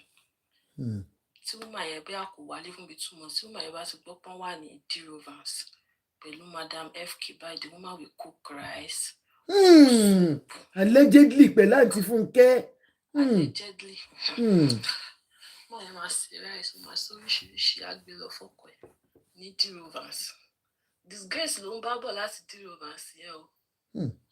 Dirovans tó lọ yẹn ó sì máa sunkún 1 week. Abuse. Lórí Dirovans say what that woman feels. She don't want to go. That patience, she doesn't talk. She did not want to go. What made her actually leave was that one of the allegedly. Thank you, gifters. Thank you, power tappers. Thank you. One of the family members of that uncle came to tell her that this week they are going to pick your children from school and you'll never see them again. She didn't even know she was going to leave. Wow. Allegedly. Ẹ bá ń pàtẹ́wọ́ fún wọn. Wọ́n ti mọ ta máa ń sọ ń bí. Alleged ni o. Alleged ni. Woman yẹn kò mọ̀ kó máa lọ. Ìgbà tó sọ fún kó máa wá kó àwọn ọmọ ẹ̀ ní school. Because the man was not coming home anymore anyways. Wọ́n bá wọn bẹ̀bẹ̀ kiri náà ni. Pé kí náà ṣe. Nígbà tó wá gbé kó máa wá kó àwọn ọmọ yẹn that same day ni woman yẹn lọ kó àwọn ọmọ yẹn ní school ló di Ọ̀fà. In her parents' place, she had to choose one between her children and the marriage. Not that she wanted to live, she wanted to die inside. Ó fẹ́ kú sínú ẹ̀, má sọ òyìnbó kó má tún já wa bọ́. Ó fẹ́ kú sínú emotional abuse yẹn ni. So kì í ṣe pé ó fẹ́ lọ. So ká ní patience. Àwọn nǹkan tẹ̀ ń sọ yẹn ṣé mo mọ̀ but aunty yẹn allegedly. Àtọ̀nkùn yẹn àǹtí tí wọ́n allege ọkùn yẹn mọ́. Bí àǹtí Fúnkẹ́ tó sọ pé wọ́n ń dóra wọn. Ṣé rí wọ́n jọ fún àyẹ̀gbẹ́ ni? Wọ́n jọ fún ìyàwó tó lọ́gbẹ ni. Àná serious. Wọ́n jọ fún àyẹ̀báyẹ̀, wọ́n jọ fún gbẹ́tẹ́gbẹ́. Ọkùn yẹn ṣe launching fíìmù kan. Àwọn àti àǹtí tó jọ ń allege wọn yìí wọ́n jọ wọ àǹkó. Wọ́n wá ra another colour aṣọ wọn fún ìyàwó yẹn. Wọ́n wá lọ jókòó sí high table. Wow. Imagine that kind of humiliation. And the woman did not still want to leave. She left because they said they were going to take her children from her. And the family of the man too. Like the way Toshika no sorrow. Somebody said, "Auntie, you like people." And eléyìí say, "See what they saw. Eléyìí." I was in secondary school. Wọ́n kó wa sọ́dọ̀ wọn. Wọ́n máa ń kó yín sọ́dọ̀ wọn ni ẹ̀yin dẹ̀ ń ṣèké. Ọya ń ṣọ́ gbogbo ẹ̀. Alleged ni. Allegedly, wọ́n kó wa síbẹ̀. Ìṣe. So that time, she did not want to go. So because of they told her that they are going to take these children from you. Do you know what I like about you? They don't want to go because they don't want to go. But we she man shaking it. They don't want to go. So can you tell us the patience of my work? Patience. She's very beautiful. She's very beautiful. Hey, first wife, yeah. We don't even know her. I don't even know her. I can't say first wife. She's very, very beautiful. Wow. Like, so to buy a patience, I want to tell you, picking your language, working. Work. You come back first class. MC Cole. So you want more to share the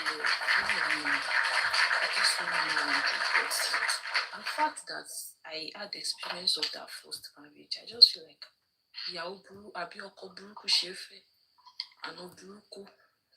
because the family was even that time you should cook and go and give that man a deal and still say, FK no wow. Oh no, you thank you so much. So if that patience, that way also. Okay. I don't think that woman, if you know that woman, like if you can't cope with that kind of woman, you cannot cope with any other person. The kind of woman you can cope with me, I don't know. I don't know which one you can cope with. Thank you, sister. When next you see another amebo, you can help us to bring it. Thank you so much. No, she has told us that, she happens to know them when they, when she was younger and she saw everything. So it's not bad for somebody that knows, that has, an insight into what we're talking about, for the person to come forward. I just love the way she does it. She's doing like a proper amebo that I am. So thank you so much, sis. Next person. Who is next? Wise, are you there? I think that Wise. Yes, sir. Okay. Hello. Good evening, everybody. Yeah, good evening. Oh, Ronnie, I can't find you there. Ronnie Brett, you are not up here. I don't know where you are. Nana, love you. Thank you for the hearts.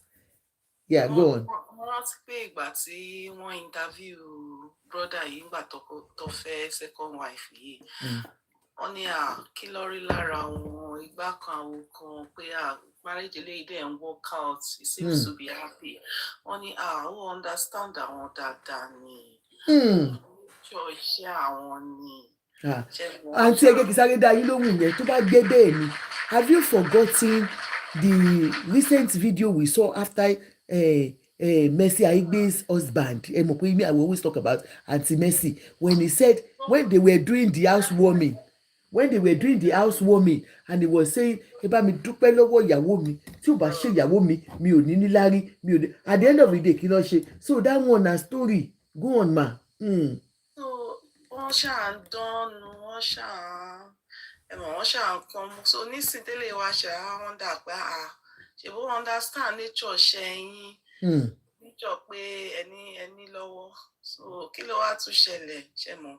Nǹkan tèmi kàn máa sọ ni pé àwọn gbogbo wọn ló ní fault àti family téèyàn bá bára yàn ní wrong family náà ó máa ń jẹ́ kí tí ó yẹ pé wàhálà díẹ̀ ló yẹ kọ́ ní tẹ́lẹ̀ o wàhálà yẹn á wá gan ju ó máa escalate nǹkan ni nǹkan tó yẹ kó parí wọ́n máa wò pé ṣèbáwọn náà ṣe bẹ́ẹ̀ ìyá ẹ̀ ṣáà gbà á ó ní bọ́ ṣe tó wọ́n máa fi báwọn ṣe ìwà wọn tí ò dá yẹn every other person kó ṣáà máa wọn ní rò pé báwo ló ṣe máa affect pé okay mo ṣe mistake yìí o ẹlòmíì ó lè ṣe àwọn àṣìṣe kan bọ̀ tó wá di àwọn orí àwọn ọmọ ẹ̀ á sọ fún wọn pé ẹ má tẹ̀ lẹ́sẹ̀ mi nǹkan tẹ́mi ṣe èèyàn kò ń ṣọ̀nà tó dáa wọ́n regret ẹ̀ bọ̀ kó ṣe pé kẹ́ máa tún máa ró wọn lágbára pé come on go on sọ̀hún. But we don't know bóyá ń bá àwọn ọmọ wọn sọ̀rọ̀ pé kò easy o torí àwọn náà ti sọ nínú interview kan rí Agabelo wípé káwọn àwọn mọ̀ pé bó ṣe máa rí àwọn ò ní go into polygamy, that he is lucky his own children are doing well, you understand, but it's not something he will pray for anybody to. So I just believe that if this story is right, we might be looking at it from outside that is influencing it, but it might not be. It might be more than him just having a second wife or having infidelity in this particular thing, So I agree with you, but there's something in your consulting they agree pẹ̀lú lórí bíbá pé ìyàwó ṣe lè dá tó kò sí bó ṣe lè mọ̀ ṣe tó ṣáà ná at the back of your mind ni pé Ọlọ́run ní jẹ́ kárí kò ṣe dáadáa ọ̀bọ̀ everybody máa tò lẹ́yìn tiwọn ni tí wọ́n ta àbí tẹ́ni èmi náà sọ ẹbí èèyàn àwọn ló máa mú ẹbí wọn síwájú ẹ. What I understand is that no woman in her royal majesty wants a second wife. If you said yes, you want it, you will take it. Wallah, it's just a fallacy. No woman wants àǹtí òyìnbí you di ẹgbẹ́ mi ò gbé yín wọlé ni mo láì bẹ ṣe ń gíńjà ni. She's I'm just loving her.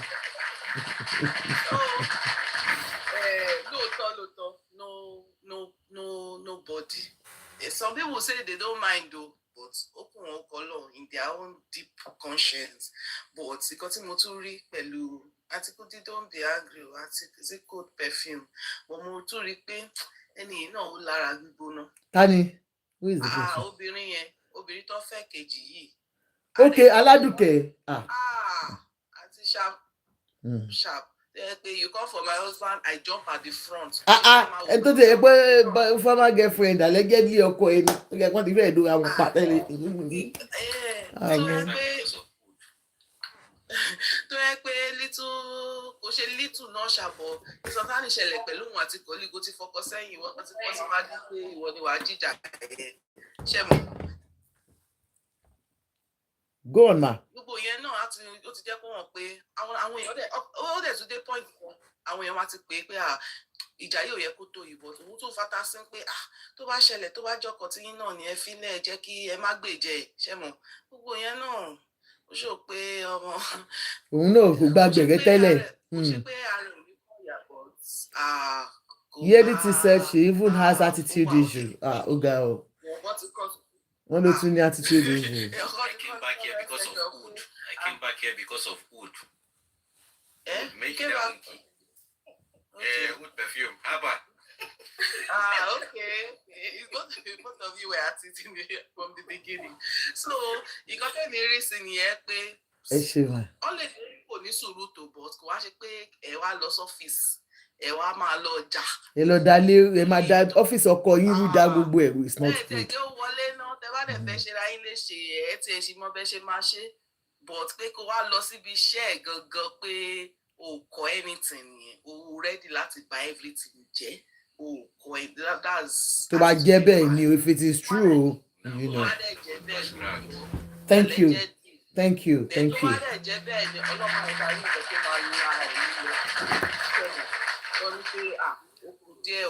Ó ní kìíní kan allegedly ó l'accident náà ò ní jẹ́ àrí wàhálà. Inshallah wọn ní ìṣẹ̀lẹ̀ ìta máa so wọ́n papọ̀ padà. Ó máa ti gbogbo àwọn ẹlẹ́gàn. Mi mọ àdírẹ́sì mi. Ẹ ti lọ sí Ìlọrin kábọ̀. Ẹ ti lọ sí Ìlọrin kábọ̀. Ẹ ti lọ káńtẹ̀ lọ. Ìyá máa lọ fún àìdíkù nísì very soon. Okay. So nǹkan tẹ́mi ní sọ bẹ́ẹ̀ ni. Go on ma. Go on. Okay, ma. Thank you so much. Shima.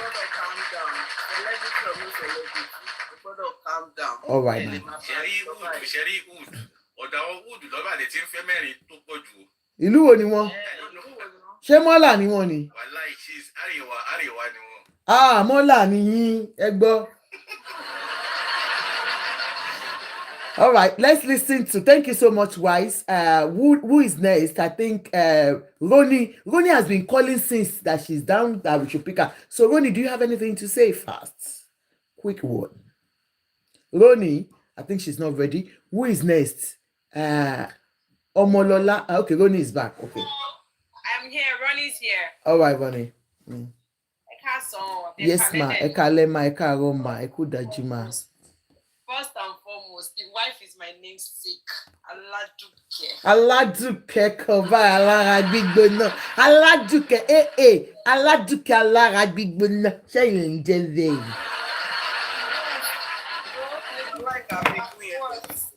let me tell you something. There's this saying that goes, once they beg, always they beg. Yeah, ẹ fẹ́ dóra yín pa, mo ti ṣàlàyé tẹ́lẹ̀.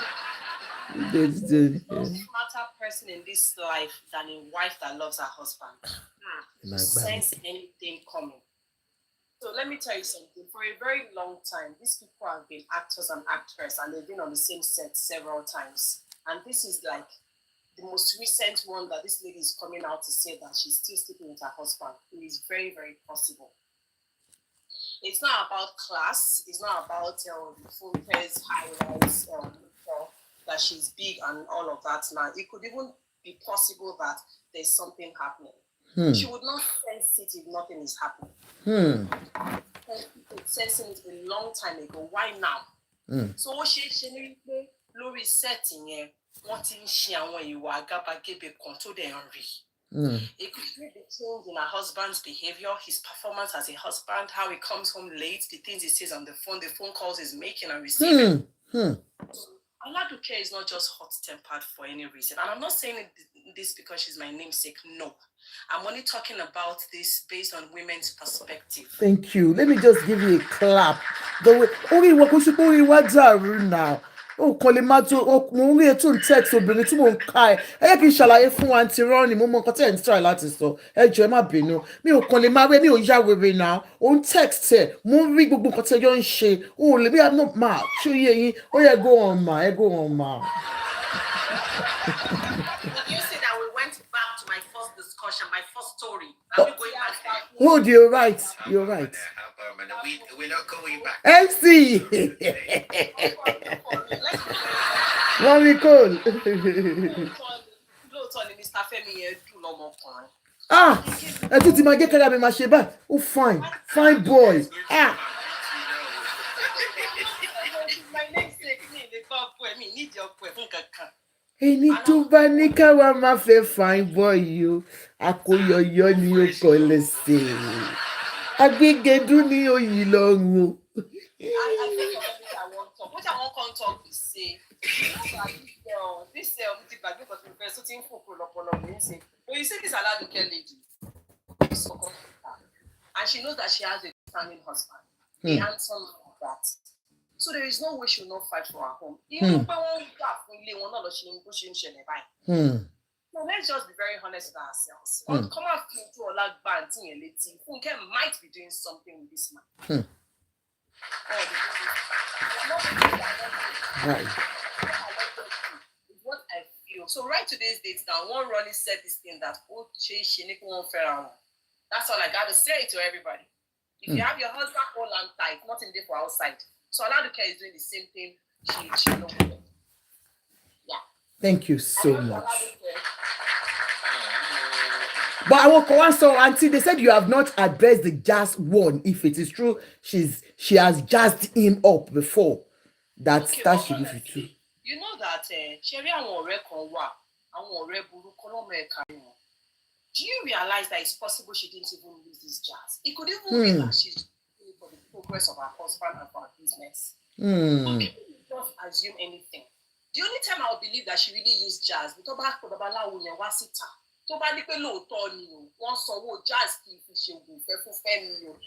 is wrong in using jazz for your home to be okay? God will bless you. Okay, so we can use it.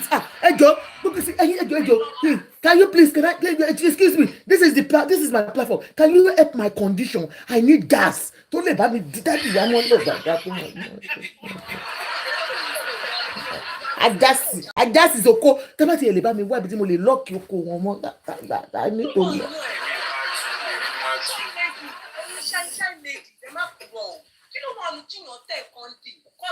Katendi to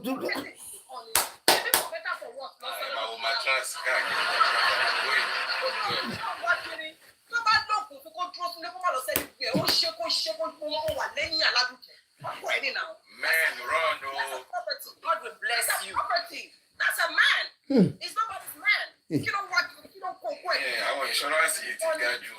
Ejo, please help my condition, Auntie Ejo. Ud, one of you not in shogun ju. Help money láti lọ koko.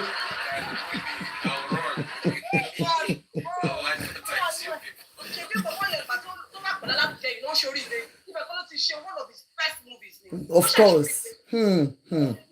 No, but ó ṣe Lily o kò tí Faladuke tó fi ṣe Lily and he did well. So. The recent epic movie tó ṣe tó tóbi gidi kan gbogbo last year yẹn tó wà everywhere lórí Netflix òun ni mi ń sọ pé ṣe Lily.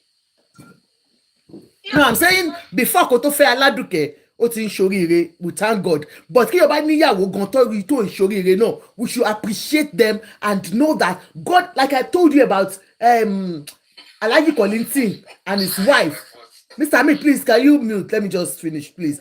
Like Alhaji Kollington and his wife, when we said it, that because Ọlọ́run kọ wọ́n pọ̀, ẹ̀rígbà tọ́jọ́ fẹ́ra wọn bí iná àtomi ni, ó kàn ṣe blubla bí petrol, ó kàn ṣe gbùngbùn ni, ògo wọn jọyọ. So when you are married to somebody and things are working out well for you, appreciate that marriage, appreciate the union. That's what we're saying. So Emma Binu, Mr. Hamid, you can speak. I'm just trying to, bring out something. Yeah, go on. I was just laughing by force.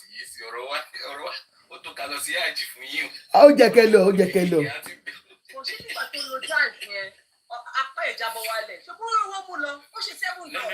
No. But I wouldn't want us to label that because it's still like an innuendo.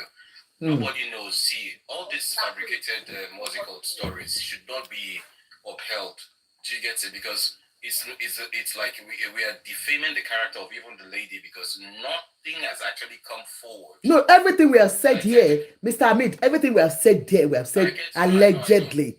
All these are alleged, and we are not talking about. You understand? No. I get it. That's why I'm saying people shouldn't hold. See, maybe she went to jazz and all of that. It is just what. No, but we are saying even if it does, if she did, people are saying yes, she can do that. If it's a jazz part, I am not in support of it. Why would you? You have heard they said we can do it. Don't say that. We want to do jazz for you people. I just him home.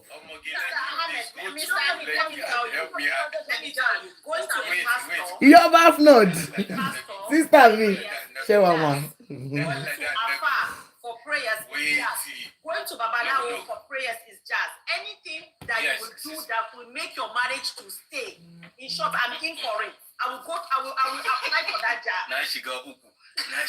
See, that's why there are some things in no. Even Islam says no to all of this. If we want to go to the spiritual realm when it comes to this, aside from we joking and we being serious, because nothing. If you check out right now, most of this DBRs, alphas, pastors, majority of them are charlatans. They are fake people. And for a lady who's actually going to meet them, they end up getting more problem than what took them there in the first instance. And this is trick.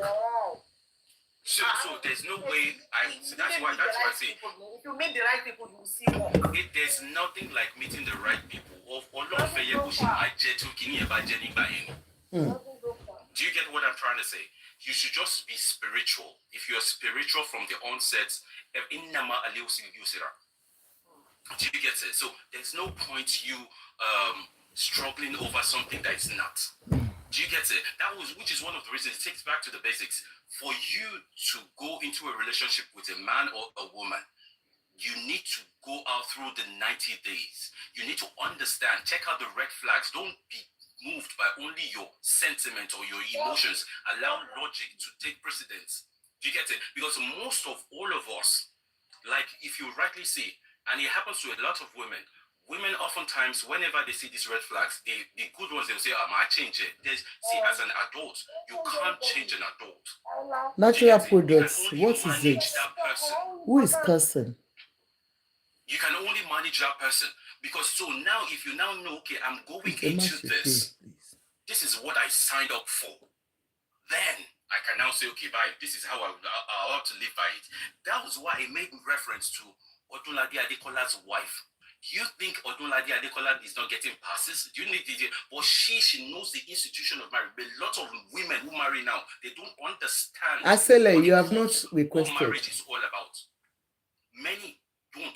You have to go in with it. It has nothing to do with age. You have to go in with maturity. See, you women, you are the neck. And wherever you want the head to go is where it will go. God bless I you. used to know somebody, like she's a very top person in the society. tọ́kọ ẹ̀ bá ti ń lọ fún àwọn assignment ìyàwó ló máa bá páàkì báàgì á wá fi condom sí. àti mo gbogbo yẹn ti pẹ́ gbogbo yẹn story ni o páàkì condom o páàkì condom nìyẹn ò ní kí gbogbo yẹn. the man used to brag pé òyàwó wọn understand ṣe kíní kọ̀ọ̀kan ìgbà tó wáyé ọdún kan wọn pé tí lè di ṣe mọ̀ pé òun wá fi ṣúra ara pé torí àwọn bímọ obìnrin ó wá ní ó ní kíní yìí ò ṣe kíní báyìí he went back ó wá dá kíní condom yẹn padà ó wá sọ fún ìyàtọ̀ mọ́ pé mo lọ́kọ̀ tó pé you know this thing brought something else to me pé you knew my flaws but you were complimenting my flaws. Do you get it? So I now and at times we have the sixth sense. We have the sixth sense, but it's just that communication skills in it. Is it that you under communicate or you over communicate or you do not there's a distortion in your communication process. When you bring us down, we know. There was a day I was saying on this platform. Amari ale robere to share ale to shekini kama wo for the guy. Or afeki ya wa ku share ale by. Do you get what I'm trying to say? Do you think we don't know what we want? So if you respect yourself, we appreciate those ones who respect themselves. So there's a lot we can't be. So that one we even say one show one feature. And you say so pé ìyàwó Adékọ́lá ó ṣògùn fún. Òun understand the situation of kinini. But is that not and it goes a long way. Lots of we have single parents. So I want to why the cancel culture. They now say, Mr. Amidi, wọ́n lè jẹ́ káwọn sọ̀rọ̀ Mr. Is that complimenting or anything? I want Mr. Amidi. Ronnie yìí sọ̀rọ̀ lọ́wọ́ ẹ̀jọ̀ parí ọ̀rọ̀. You took my time. It's okay. Thanks for talking. I'm so sorry. Ronnie, please go ahead, ma. So to round it all up, I wasn't saying that she should use jazz for him to stay in the marriage. I'm just saying that the jazz could have been for another purpose. If really she used jazz for this man will not look elsewhere. He will not look elsewhere. He would have been with her for life. But it's not the reason why he used jazz. So nobody is saying that anybody should use jazz to keep a marriage. No, you can use jazz. Thank you. Make sure that was an jocular moment of ours when we said hello wọ́n ní àwọn òun yín kẹlẹ́ lògùn tẹ́ bá lọ lo kàyámàtà àbí tẹ́ lọ lọ́ọ̀kì ẹ̀ pa lọ́dọ̀ àwọn onílọ́ọ̀kì ẹ̀ tọkọ yín bá ya wèrè ní kàn mú hàn yín o.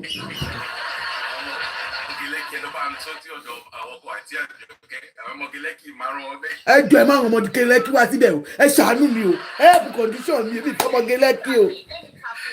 Let me tackle you for a little bit. Talking about Kola Odu's wife, nobody knows what she's doing behind closed doors. She might even be the worst. Forget that she's a prayer warrior. He does not. Excuse me, Mr. Amid. Ejo, I rest my case. Next person can talk. Thank you. Ó dà pé olórí àtàfin then Ewelu kẹjẹ káwọn ọmọ mi wà náà sọ̀rọ̀ olórí àwọn ní next. I told him to go to the cook before to the bathroom. Lọ́wọ́ tó ń dò yín lọ́wọ́ bẹ̀ ṣe máa lọ pariwo náà nìyẹn lónìí àánú yín ṣe mí olórí síbẹ̀ Ewelu ńkọ́ is Ewelu there ma okay ọmọlọ́lá àbí nǹkan tó wà lókè. Good evening, everybody. Good evening ma okay olórí láàfin ẹ lè sọ̀rọ̀ okay ma. Auntie Ajoke, this is Ọmọlọ́lá, how are you ma? Hello, Auntie Ajoke, I'm here. Okay, Erelu ti dé. Ọmọlọ́lá, ṣé Ọmọlọ́lá ẹjọ́ má bínú ẹ sáré mọ́ mi létí. Yes, ma. Our wife. No. Okay, not. All right, hold on, ma. So, Erelu, go on, ma. Ma. Ẹ káalẹ́ mọ́mì wa. Good evening, ma. Yes, ma. Man, kí ló orúkọ ẹ̀ Femi kì í ṣọmọdé o. He's over 50 now, I think. Wow, okay. I don't think he's not up to 50 now. I don't think so. He is over at Adekola in age. 50? No. Yeah. Okay. I don't want to believe that, but go on. He turned 50. No, he's not yet 50. He's not yet 50. He's 46, they said. He's not yet 50. Like that, I know. It's not 50. Anoniko ekpe 50. Emma Sogolo. Check on Google. Okay. Anyway, that's not the kini. Ìyàwó yẹn ṣe àwọn kókó nǹkan tó débẹ̀ ó níjà tó jáde bẹ́ẹ̀. Òun náà jarun pàdé bẹ́ẹ̀ ni. ẹ jọ̀ọ́ mà èmi fẹ́ lọ mú mo fẹ́ ṣe tíì ẹ jọ̀ọ́ ẹ ṣe ẹ má sọ̀rọ̀ lọ. òun náà rúnra débẹ̀ ni in the first place. Yes ma. because kò ṣe pé òun ni first ìyàwó tó máa kọ́kọ́ fẹ́. so tóun náà expect anybody máa rán ó lè tún rún òun náà sẹ́gbẹ̀ẹ́. and it's a Muslim mẹ́lẹ̀ ọlọ́run wí bọ́ ṣe máa ń sọ ní àwọn Muslim wọ́n lè fẹ́ ìyàwó up to 4 lágbára ẹ̀ bá gbé. so ẹlòmíì lè rúnra kó ní ní kẹ́ jáde ìwà kan ní kẹ́ sùn ní o ó ti tán. so èmi ò ní sọ pé sùúrù ò lè ṣe nǹkan kan lọ́wọ́ tó wà nísìn sùúrù ò lè ṣe anything ìjà ọ̀dẹ̀ lè ṣe nǹkan kan lẹ́yìn kó gbà fọlọ́run kó gbà kámú ọ̀rọ̀ àfi gbogbo ẹ̀ lẹ̀ kó máa wòbí tó máa já sí. àbí àǹtí Àjọkẹ́ náà bá wọn ìrànjọ ẹ̀ àbí o kò sí nǹkan tẹ́nìbọ̀dì lè ṣe àti ó lo jáàsì o àti ó lo oúnjẹ o gbogbo ẹ̀ kò sí tí ò ní expiring date tó bá expire ojú wọn á clear.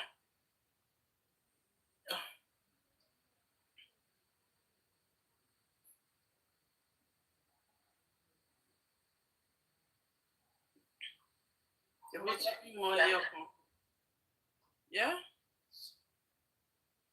I said, may God save their ministry. Abiyo, my sister. She already has a child for him. Abi? Yeah, but it's painful when you find out your husband is cheating on you. It's painful, but what can you do? Do you want to go out and start fighting? It doesn't want to. Exactly. This is where they say Yazai. I don't know what my sister. What's the meaning of that? Sorry. Yazai meaning that what would you do? What would you do? What would you do? Yeah, but the problem is. Well, it's not right. It's not right.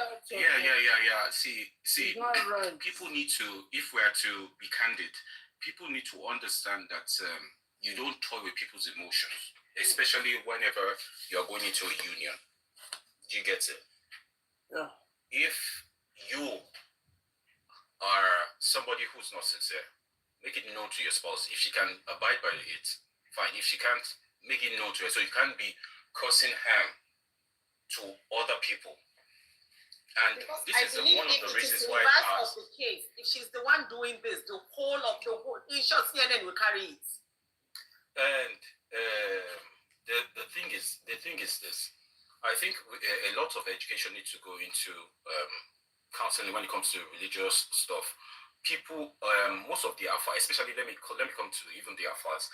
The afars are not always very, very open with the people, especially when they are having the nikah. Just like they would say, there are always caveats to it. There are clauses to it. It doesn't give you just that liberty. Just go and marry 4, 5, or even with the emotions, without the consent of the person whom you want to actually take. You don't even marry another person out of spite. There are a lot of rules, and these people, it beats my imagination that a lot of these ulamas and these ustazes, they do not give them the riot act. The Quran is very, very explicit. He even tells you, it's a way of, there are ways he tells you some things in a very subtle way. It's not simple, you could just marry one or whatever. If you cannot show justice between the 4 of them, stay on to one. If you look, and that's why a lot of people hide. A lot of people hide under that cloud. Because some people only do it to satisfy their sexual urge, which is not cool. You can't do that. Do you get it? And it goes now. It goes both ways. If we want to go about in that line, we can talk about it. We can marshal it out, or we can't be using because your ex-wife had it. Just because your father actually led that kind of life doesn't make you live that kind of a life. You cannot choose a womb that born you, but you can choose a tomb you sleep in. Do you get it? So there are ways by which people should go about it. And again, when it comes to anger, anger should be curtailed. There's everything that you need to be doing in moderation, which is one of the reasons I said, if it's actually true, it would be unwise of her to have actually gone to the scene to dismantle some certain things or make a scene. Did you get it? There are so many ways, and we shouldn't be going by, okay, yes, if it happens, I can do that, I can do that. We should try as much as possible to learn from all of these vices that we get on social media. This is something, some people actually nurse some other things in their own homes that is even worse than what we are saying. May the Almighty not make us an example of bad situation or circumstances. We should just try as much as possible to learn and how we need to cut so many things. Maybe our expression, the things we say, the things we know. We don't flaunt some certain things, and I'm still going to pray for the union. I hope the union is not going to split, even if you take up another person. Yeah, where are we now? That person. We are now trying to, me and Wood, we're now trying to have a family. Ṣé mọ́mí wẹ̀ lẹ́nu ti sọ̀rọ̀ tán ni? Mọ́mí wẹ̀ lẹ́nu ń kọ́ àṣé. Ẹ jẹ́ kó sọ̀rọ̀ tán. I wanted to go into the kéèyàn ní sùúrù, kéèyàn ní patience, àbí kéèyàn ní patience, kéèyàn patience ò ràn kankan nínú marriage o. Kò ṣe pé ọmọ afọ́gò, kì í ṣe pé èèyàn máa jà o. But ṣẹ́rí emotional torture, verbal torture, sexual torture, kò ṣe nǹkan tó dáa o. Èmi tẹ̀ ń bá sọ̀rọ̀ yìí, mo ti wà nú ẹ̀rí. Mo mọ bó ṣe rí, mo dẹ̀ mọ nǹkan tó sọ mí dà lẹ́nu. Kábíyèsí o. Àǹtí Àjọkẹ́ ẹ mọ èèyàn tó mọ̀ nípa gbogbo sítórì mi dáadáa. Tẹ́ pé tí bá sọ fún yín báyìí, tẹ́ bá pè gbogbo nǹkan tí mò ń sọ kò ní yàtọ̀. For the past how many years now? Láti 2012. Yeah. Mo ti wà separated pẹ̀lú bàbá àwọn ọmọ mi. 2012. Yeah. Women dey see shaggy. Before kí n tó make up mind mi, pé enough is enough. Àǹtí Àjọkẹ́ orí fẹ́ dàrú. Kábíyèsí Ọlọ́run. Pé àti fẹ́ ra òní fẹ́ lòmíì òní ṣe. Màá jókòó sínú ilé báyìí wá máa gbọ́, I have children but I don't have a wife. Wow. Emotional abuse. Very emotional one. Ìgbà tí mo lọ sí kóòtù ló dá àwa méjèèjì. Adájọ́ yẹn ní torí oògùn tí mò ń lò because mo develop high blood pressure sí gbogbo ìgbà yẹn. Ó ní Miss Okewo, I can see the tablets you're using. And I'm going to tell you, blood pressure is a silent killer. Àǹtí Àjọkẹ́ lóòótọ́ Ọlọ́run ni ò pa mí. Láti 2018, no 2019, January 2019, Àǹtí Àjọkẹ́ mo dẹ̀ ń tó wà bed rest. Wow. Yeah, so and it's all because of marriage. Good. Yeah, it's all because of marriage. Marriage ni. Bololo, wọ́n ti dú ẹ, wọ́n ti bá ẹ sùn, wọ́n ti fàdí ẹ ya, wọ́n ti ká ẹ tọrẹ sókè, bolo tí ń bọ̀. Kò sí nǹkan tó yàn lè ṣe. Cherry, until I made up my mind pé why enough is enough. Jẹ́ káwọn ọmọ mi kí n wà lálàáfíà. Àwọn ọmọ mi méjèèjì, the kékeré was, I think she was 9 years nígbà yẹn. She's in the uni now. Thank you, Jesus. Wọ́n láti lọ fún counseling. Wọ́n láti go through counseling procedure. Tó di nǹkan táwọn ọmọ mi wà involved in social work. Welfare. Social care. Yeah, welfare, gbogbo ẹ̀. Social services. Gbogbo Nàìjíríà kò sí welfare services. So fight for your rights. The problem in Nigeria is that we don't have woman rights. Yeah, women are like slaves. I'm telling you. Women are like, I'm there for you. Women are like, you are doing them a favor. Marrying a woman in Africa is a favor. It's a favor. let's listen to mommy's experience, please. Yeah, he went to I can't be going on in 2019 January. Tabadele mi, ìtọ́ fi ń fà mí òkè, ìtọ́ fi ń gbé mi lẹ̀. Kábíyèsí. Tọmọ́gìrì. Right. Mi náà sọ̀rọ̀ mo wọ kó máa lọ fóṣù méjì. Kábíyèsí.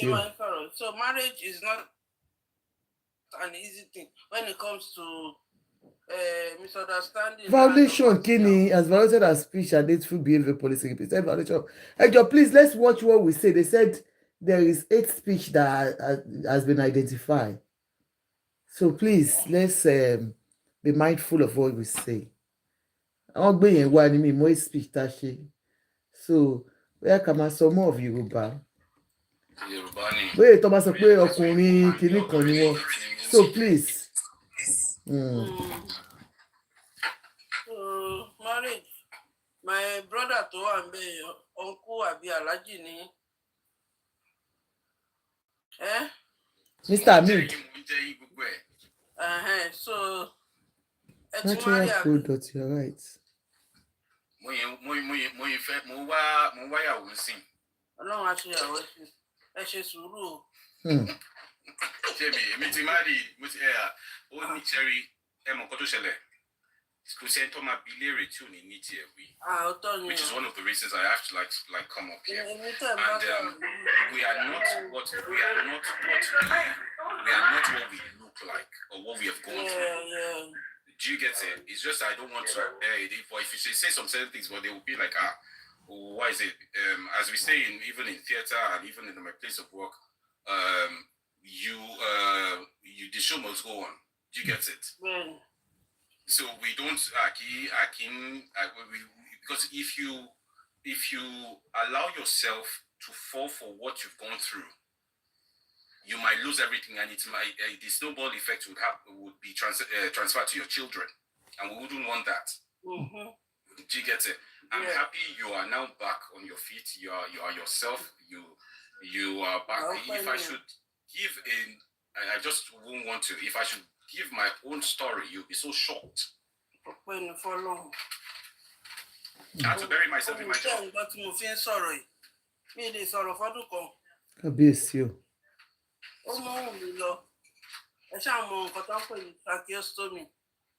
Tó máa fi kíní sí yàn lọ fún tó máa.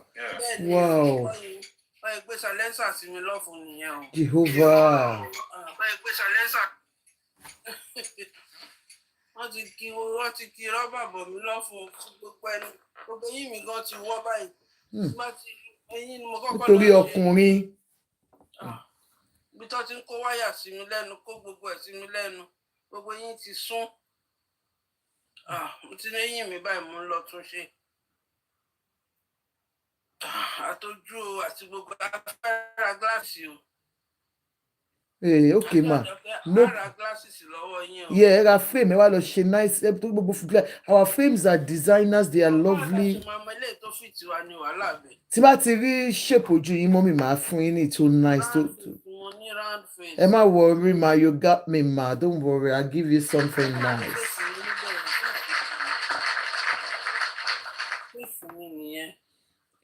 Lágbára Ọlọ́run ọba, whatever anybody is going through, whether a man or a woman, I wish us all the best.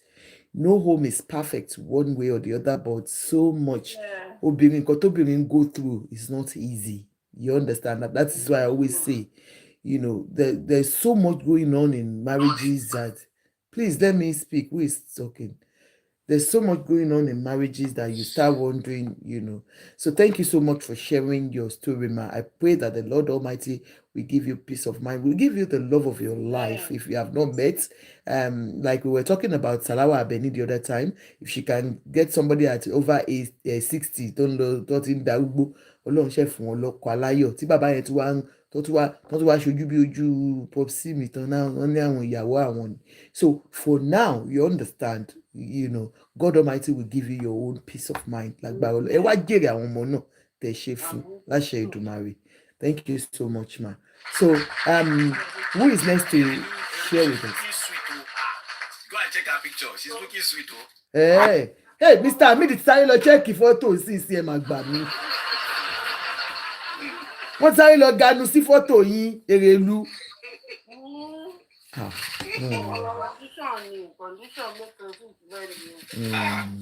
Ronnie says you should wear trousers when you want to get married. It's not only trouser. Okay, let's hear from MC. Ó dà pé MC ní nǹkan tó fẹ́ sọ. Okay, Ọmọlọ́lá next. Ọmọlọ́lá ti wà nílẹ̀ tẹ́lẹ̀ before MC. Oh, yeah, Ọmọlọ́lá, say yours now. Ekalema. You're welcome.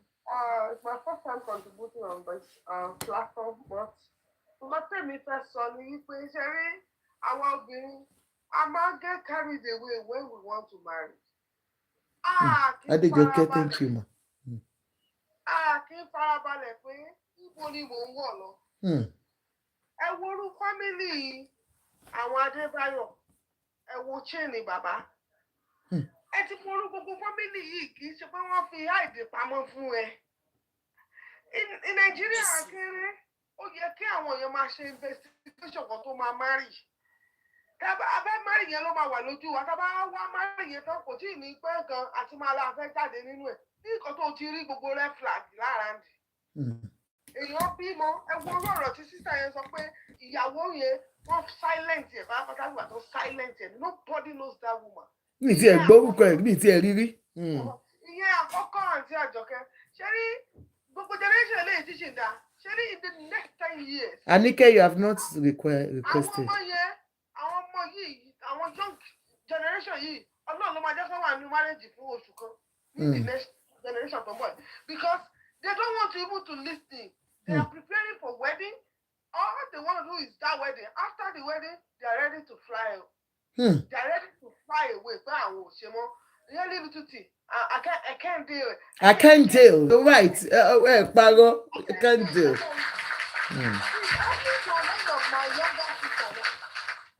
This my younger sister got married as a virgin.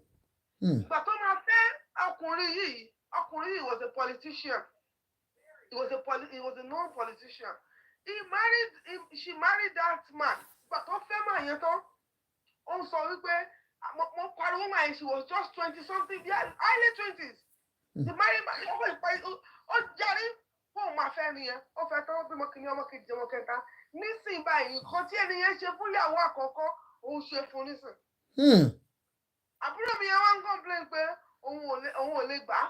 Dẹ́sẹ̀ pé ọkùnrin yìí ó ní inventory ó ń post girlfriend picture girlfriend níjọ́ birthday girlfriend tí happy birthday sórí wọ́ọ̀lù lórí Facebook. Àbúrò mi wá ń complain wọ́n sọ fún pé wẹ́ fi ara balẹ̀ o. Kò sí fásitì tó máa bẹ́ẹ̀ jà orí okun bẹ̀. Kó tó lọ gbẹ̀pà sí. Number one. Visa America lọ́wọ́ nísìnyí, o ní visa UK lọ́wọ́. You want to relocate to America if you know your mental health cannot carry it. Take yourself as a woman, walk out freely from the marriage with your children. Those children will become great. Tọ́lọ́run bá kọkùnrin ní ìmọ̀ ẹ, you will meet another ẹ̀kọ́ ẹlẹ́kọ̀ lẹ́gbàá. Ogun mo fẹ́ kú sílé ọkọ mi, ìsìnkú ilé ọkọ mo gbọ́dọ̀ wà ní ọkọ mi. Orí ni affect wa. Okay, aládùúkẹ́ tó ẹjẹ́ kó ti l'accident tó ti kú dànù níjọ́ yẹn. Ṣé àwọn Femi Adebayo still be alive? So àwọn obìnrin òun gbogbo nǹkan tí sísá yẹn sọ because we are ready. Today is the first day that we contribute anything on TikTok. We were doing a class. We call it Wife 101. There was a pastor message that arranged it. We pay for the class. People don't want to pay to learn about marriage, but they want to pay for everything. Marriage is not an easy journey. Marriage is a day-to-day work. For obìnrin tó wá fẹ́ dúró nínú marriage. It talks about patience.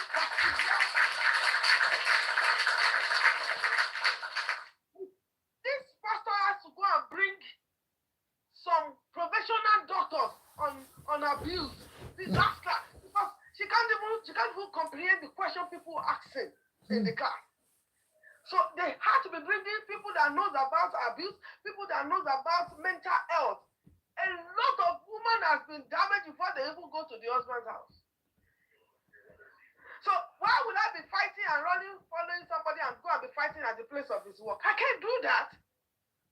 So My children will lose. The man will still be alive. I cannot fight because of any man. I'm sorry. Please, let's be mindful. Don't use, very strong language. Be careful. Come on, yeah. You can speak English, but don't use, Yes, ma. what language.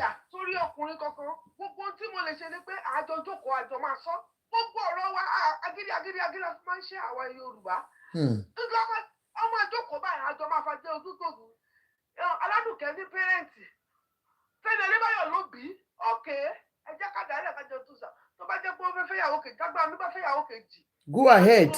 Tágbára mi ò bá fẹ́yàwó kejì ní gbogbo drama tá à ń ṣe yìí kò make sense because somebody will die mentally, somebody will be alive. Ẹni tó bá dẹ̀ kú ní tiẹ̀ gbé àwọn ọmọ tó wà nínú márẹ́jì yìí àwọn ló máa jìyà. So gbogbo àwọn ọmọ yìí ló ti ní mental health. Gbogbo àwọn ọmọ tó ń go through gbogbo kiri because by the time they grow up, social media will not be cancelled. It will be there for them to read about their parents. Gbogbo àwọn ọmọ tó wọ́n lè ti bírèkì. Gbogbo àwọn tó wọ́n ti bírèkì wọ́n ti lọ fẹ́ ẹlòmíì. Nǹkan tó ti là kọjá nù nǹkan táwọn parents wọn ti là kọjá wọ́n á tún gbé lọ sí orí ìdílé mi. So gbogbo nǹkan tá à ń lẹ́rìn lórí ayélujára yìí kì í ṣe fún àwa gangan fún àwọn ọmọ wa. Àwọn ọmọ tó ń bọ̀ lẹ́yìn. Ibo ló ń wọ̀ lọ? Ibo ni ò ń wọ̀ lọ? Ọmọbìnrin mi ní agídí ju ọ̀bọ lọ. Bẹ́ẹ̀ ni ọmọkùnrin mi ìwọ gan ti rí pé ilé wọn ìyá ò lè bá wọn sọ̀rọ̀. Ilé ọkọ tó ń wọ̀ lọ jẹ́ pé ọkọ àbúrò mi yẹn ìyá ẹ̀ lè bá sọ̀rọ̀ kó bá ọmọ ẹ̀ sọ̀rọ̀ torí àtìlẹ̀ wọn ọ̀kọ́ wọn bọ́ ṣe ń kọ́ àwọn ọmọ wọn. Bàbá gan fẹ́yàwó bíi méje ó jẹ́ pé gbogbo wọn pátápátá mẹ́ńtálítì yẹn ti wà nínú fámìlì yẹn pé tó bá ti fẹ́yàwó bíi mẹ́ta mẹ́rin ò gbádùn òwò àwọn sọ wípé nísìnyí wọ́n fẹ́ kò sí nǹkan tó lè ṣèǹdì yẹn kankan máa ń àfi tẹ́ni yẹn fún ara ẹ̀ bá fi ògùn ní èèyàn bá lọ ṣe ògùn jù bẹ́ẹ̀ lọ gbogbo nǹkan yìí kò lọ ògùn nǹkan tí kò kí ń gùn ni ibù kó lọ gba àdúrà gan ebi gbogbo olórí social media à ń rí oríṣiríṣi ibù àwọn spiritually this love. Mama, thank you ma.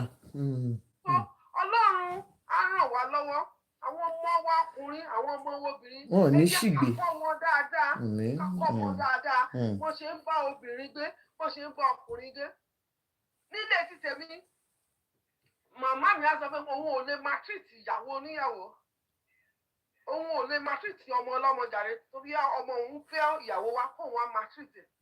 Ọláníwájú Ayọ̀mídé, how are you? Ṣùgbọ́n àwọn ọmọ tó ń bọ̀ nílé tiwa yẹn náà táwọn gan fúnra wọn gan níwà gidi. Táwọn gan ò ní lọ́kàn láti gbé ojú mi báyìí lèèyàn kan ṣe ń gbàdúrà pé Ọlọ́run jẹ́ kóun bá yẹ ọkọ nínú ilé. Ṣé àdúrà nìyẹn? Tí o lè gbàdúrà pé kóun náà bímọ kóun náà má bá yẹ ọkọ nílé. Ẹ̀kọ́ ló yẹ ká máa kọ́ gbogbo àwọn generation. Gbogbo ara wọn tó àwọn Femi Adebayo yìí báyìí kò jọ mí lójú. Because me expect less from him. From this family. And this family, I'm telling you, aládùkẹ́ kan waste time ara ẹ̀ ní gbogbo oúnjẹ akáàkiri oúnjẹ kìíní ó ń risk ó ń fi life ẹ̀ wéwu. Advice tẹ̀lé lè fún kó fèsì ọmọ ẹ̀ kó tọ́ ọmọ ẹ̀ ọmọ òyìn ní ọ̀la yàn. Thank you. Bí Ọlọ́run bá pè é ẹ̀kọ́ ẹlẹ́kọ̀ lè gba ẹlẹ́gbà. Nàìjíríà ni Adifẹ́ni ní èèyàn mi fẹ́. Àwọn èèyàn nílùú òyìnbó tẹ́mi wà ní Amẹ́ríkà yìí 60 years ní marry. Àìmọye ọmọ ìsọ tẹ́lẹ̀. Àìmọye. Wọ́n ti kúrò kan ti láwọn ojú kúrò. Ní kọ́dọ̀ di ọdún mẹ́ta gbogbo nǹkan tí mọ́mí tó sọ̀rọ̀ sọ̀rọ̀ tó ń go through just because I want to be in marriage. And that's what I told my sister. I said, tó bá ti mọ̀ pé agbára ẹ̀ ò gbé, you have American visa, máa bọ̀ l'America. Come and make money. Come and rearrange your life. Tó bá tó ayé ẹ̀ kù, ọkùnrin tó máa fẹ́ ẹ̀kọ́ ẹlẹ́kọ̀ lẹ́gbẹ̀ẹ́ ẹlẹ́gbà. Ọlọ́run gan fún ara ẹ̀, ó lu ẹlòmíì gan pa, obìnrin ẹlòmíì ránṣà. Obìnrin ẹlòmíì ránṣà, ẹlòmíì ránṣà àdúrà ẹlòmíì. Because Ọlọ́run fi Esther ó fi fásitì ránṣà àdúrà Esther ni o. Ó fi fásitì ránṣà àdúrà Esther ni. So ẹlòmíì náà máa ti ṣàgídí tó máa kúrò bẹ́ẹ̀ ká fẹ́ ká ó fún ọ̀nà fún ẹ tọkùnrin yẹn dẹ̀ máa rí ẹ. Ọkùnrin tí ò gbé ẹ gẹ́gẹ́gẹ́gẹ́gẹ́ àwa pàdé ọkùnrin àwa àtúrẹ̀ òwò ṣé wọ nìyí àbí wọ́n exchange ẹ láì ná owó kan ó ṣẹlẹ̀ sí mi rí. I walk out of the 6-year relationship. We already have everything. I walk out. I leave the relationship. And the man I later married, he gave me peace. It's just a test of peace. It's just a test of peace. You cannot eat your cake and have it. This generation, we want to eat our cake and have it. Thank you, ma. Thank you. Let's hear from another person. Thank you so much, ma. Thank you, ma. Thank you, ma. Mommy Cole. Mommy Cole, are you there? Mommy Cole is not there. Who is ready? Okay, Mommy Cole is there. Yes, ma. Oh, sorry, ma. Yeah, how are you, ma? Good morning, everybody. I'm more concerned about a woman taking good care of herself. That was the reason why I came up. For every woman, because I am Ajoka, you know, I know you very well. We know each other. Yes, ma'am. A woman needs to take good care of herself. Ọmọ kékeré ni mo ti wà tí màmá mi ti máa ń sọ wípé gbogbo ẹ̀yin obìnrin ẹ lọ tẹpá mọ́ iṣẹ́ yín. Ẹ má wo nǹkan tí ọkọ yín ń ṣe kẹ́ bá lè jèrè lọ́jọ́ alẹ́. Nígbà tí a máa ń ṣiṣẹ́ alága yìí, tí má ti fẹ́ ṣe Muslim, mo máa lọ ń kà, máa lọ ka Quran, máa ṣe research, máa ṣe gbogbo ẹ̀. Máa dẹ̀ máa rí wọn máa kọ́ síbẹ̀ pé ọkùnrin lè fẹ́ yàwó mẹ́rin. Obìnrin á dẹ̀ máa lọ máa fẹ́ Muslim. So why is the problem coming up about this person speaking is Alaga, you understand? So she's talking about marriage now. Obìnrin tó bá ti mọ̀ pé mental state òun kò lè help ẹ̀, ó ní láti kọ ọkọ yẹn. Ẹ lè máa fẹ́ra yín fàrèwé kó wà láyé ẹ, kọkùnrin yẹn náà dẹ̀ wà láyé ẹ, because I like what that woman said the last time pé nígbà tí Aládùkẹ́ fẹ́ lọ sí Ọ̀yọ́ yẹn tó bá lọ kú lọ́nà ńkọ́. Kábíyèsí o. Orin kan màmá mi máa ń kọrin ẹ láti kékeré wá ní obìnrin tó torọ́kùnrin tó fẹ́ para rẹ̀, olórin kan ló kọ.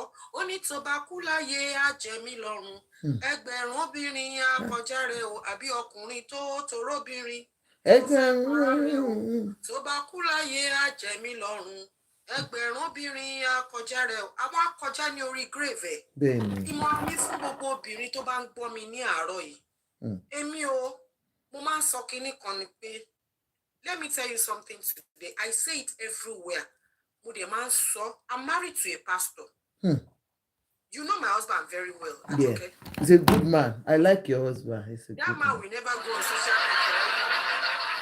Èmi gan ni máa ń bá wo social media. Ó sẹ́ ló fẹ́ delete TikTok, delete Instagram. Ó ní fílẹ̀. Èbí yàtọ̀ ní gbogbo èèyàn tó ń rí ìta yìí ni àwọn ọmọ àlè àwọn ọmọ ìrọ̀lẹ́ ayé ló kú ta. Ṣé ló ń gbọ́yàn síta àwọn bàbá pásítọ̀ kan máa ń rọ́yàn ńlá. Àwọn òdí òfò. Every day. Hi, I love you. How can we meet? How can we share? Mo máa rẹ́rìn ni. Ọmọ ìrọ̀lẹ́ ayé ni wọ́n. Ọkọ mi, kò ní kí n kọ́ kúrò ní ọkọ mi. Mo máa ń sọ kí n tó marry, nígbà tí mo ṣẹ̀ṣẹ̀ marry gan àti kí n tó marry pé ní tèmi o, I'm sorry, it may not go down well with you. Mi ò lè para mi nítorí ọkùnrin kan. Òótọ́ ni mo sọ, mi ò dẹ̀ lè rìnrìn àjò kan lọ máa ṣọ́kùnrin kan fàrèwé. Torí tó bá dé gẹ̀gùn wá sọ fún ẹ pé mo sá fún ẹ tó.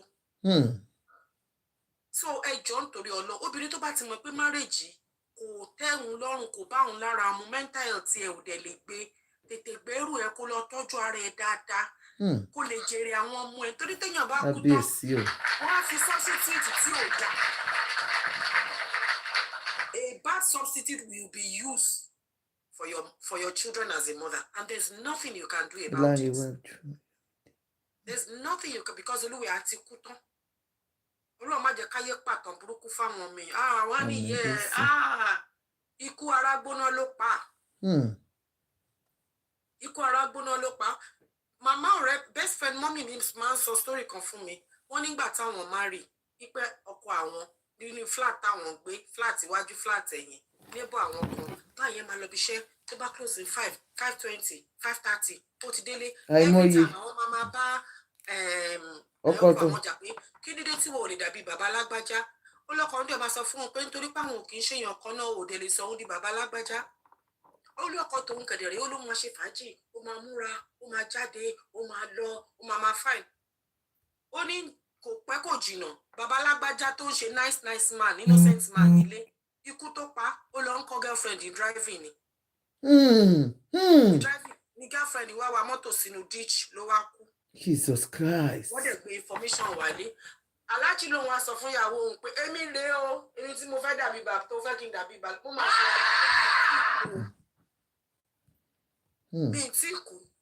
So a lot of things tí ó ń ṣẹlẹ̀ gẹ́gẹ́ bí Àyùbá ó láwọn ọ̀pọ̀ ló sọ pé kó má fẹ́ eléré ó láwọn kan dẹ̀ wà lórí ilẹ̀ yìí tó jẹ́ pé àgbáyé wọn ti ti eléré lọ.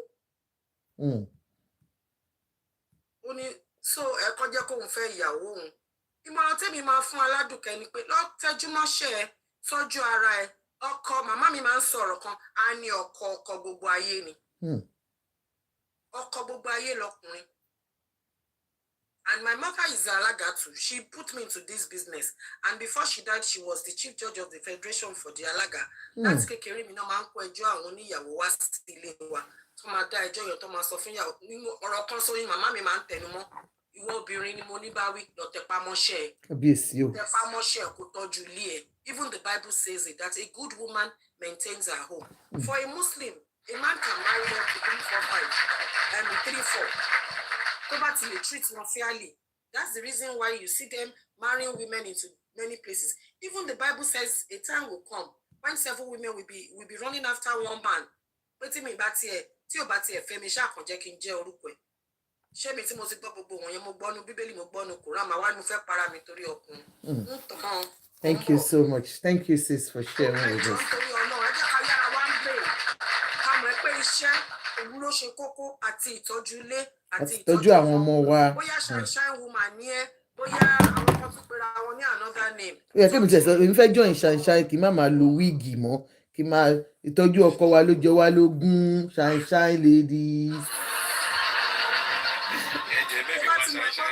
Tó bá ti mọ̀ pọ́kọ ẹ ń gbà wẹ̀ máa fún kọ́ńdọ̀mù lónú ilé kò jù bẹ́ẹ̀ lọ.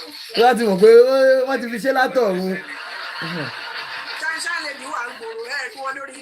Wọ́n wà gbogbo ẹ̀ lọ́mọ. Thank you so much ma. Ẹ yẹ ká yẹ kẹ́lò mi sọ̀rọ̀. Thank you. Thank you so much. Àmín Jésù. Àmín. Thank you so much ma. Thank you. Who is next?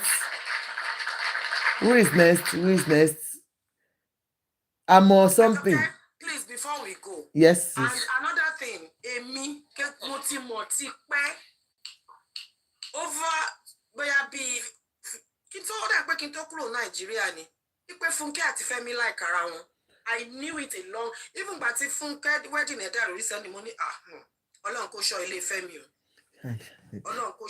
And you know, I think we need to speak about this on why some marriages àwọn tọ́wọ́tọ́wọ́ àti jẹ́ kó fẹ́ra wọn láti kékeré tó yẹ pé wọ́n ti like ara wọn sometimes ó máa affect wọn ká ní bóyá àwọn family yẹn ò tí interfere sí wọn láti ilẹ̀ ẹ kó jẹ́ kó fẹ́ra wọn ni maybe. Àjọkẹ́ a gbọ́ nígbà yẹn wípé mi ò mọ̀ o allegedly ni allegedly ni a gbọ́ nígbà yẹn ni pé ìyàwó Fẹ́mi gan tó kọ́kọ́ bí àkọ́bí yẹn wọn ò fẹ́ kó fẹ́ wọ́n ní gẹ̀yìn ọmọ kò níran ni kò níyà.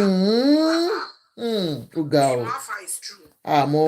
Wọ́n ní bọ̀ọ̀gbà tó máa lọ ṣe scan tó pé gẹ̀yìn bíbejì wọ́n ní wọn bíbejì nílé bàbá Bello kan jẹ́ kó fẹ́ wọ́n fẹ́ at the end of the day. Faithful God. Yes, I shine lady. Kò tún pẹ́ o àti gbọ́ pé wọ́n ní Funke ra 504 fún bàbá Bello wọ́n ní bàbá Bello ti máa gba mọ́tò yẹn ṣó fẹ́ kí Funke máa fẹ́ Fẹ́mi ni Fẹ́mi ṣàtìlẹ́yìn tó fẹ́ kíníkan ṣó fẹ́ da wedding yẹn rú ni at the end of the day wọ́n ṣàpè bàbá Bello pé kó stop relationship ẹ̀ wọ́n stop ẹ̀ but if wọ́n nífẹ̀ẹ́ ara wọn ẹ má jẹ́ àtọ́ra tó bá jẹ́ mi ni Aládùkẹ́ o tó bá jẹ́ mi ni o. Àgbàfọ́lọ́hun. Àìgbàfọ́lọ́hun ni ìyọnu o. Àìgbàfọ́lọ́hun ni ìyọnu àti pé he's a Muslim like you said. Thank you very much. Why to just pay our Muslim these days? Even people will be blaming them for marrying a second. I don't understand that part of it. No, I think people are not actually towing the right way. Do you get it? Something is well explicit in the Quran, how you can go by it. Do you get it?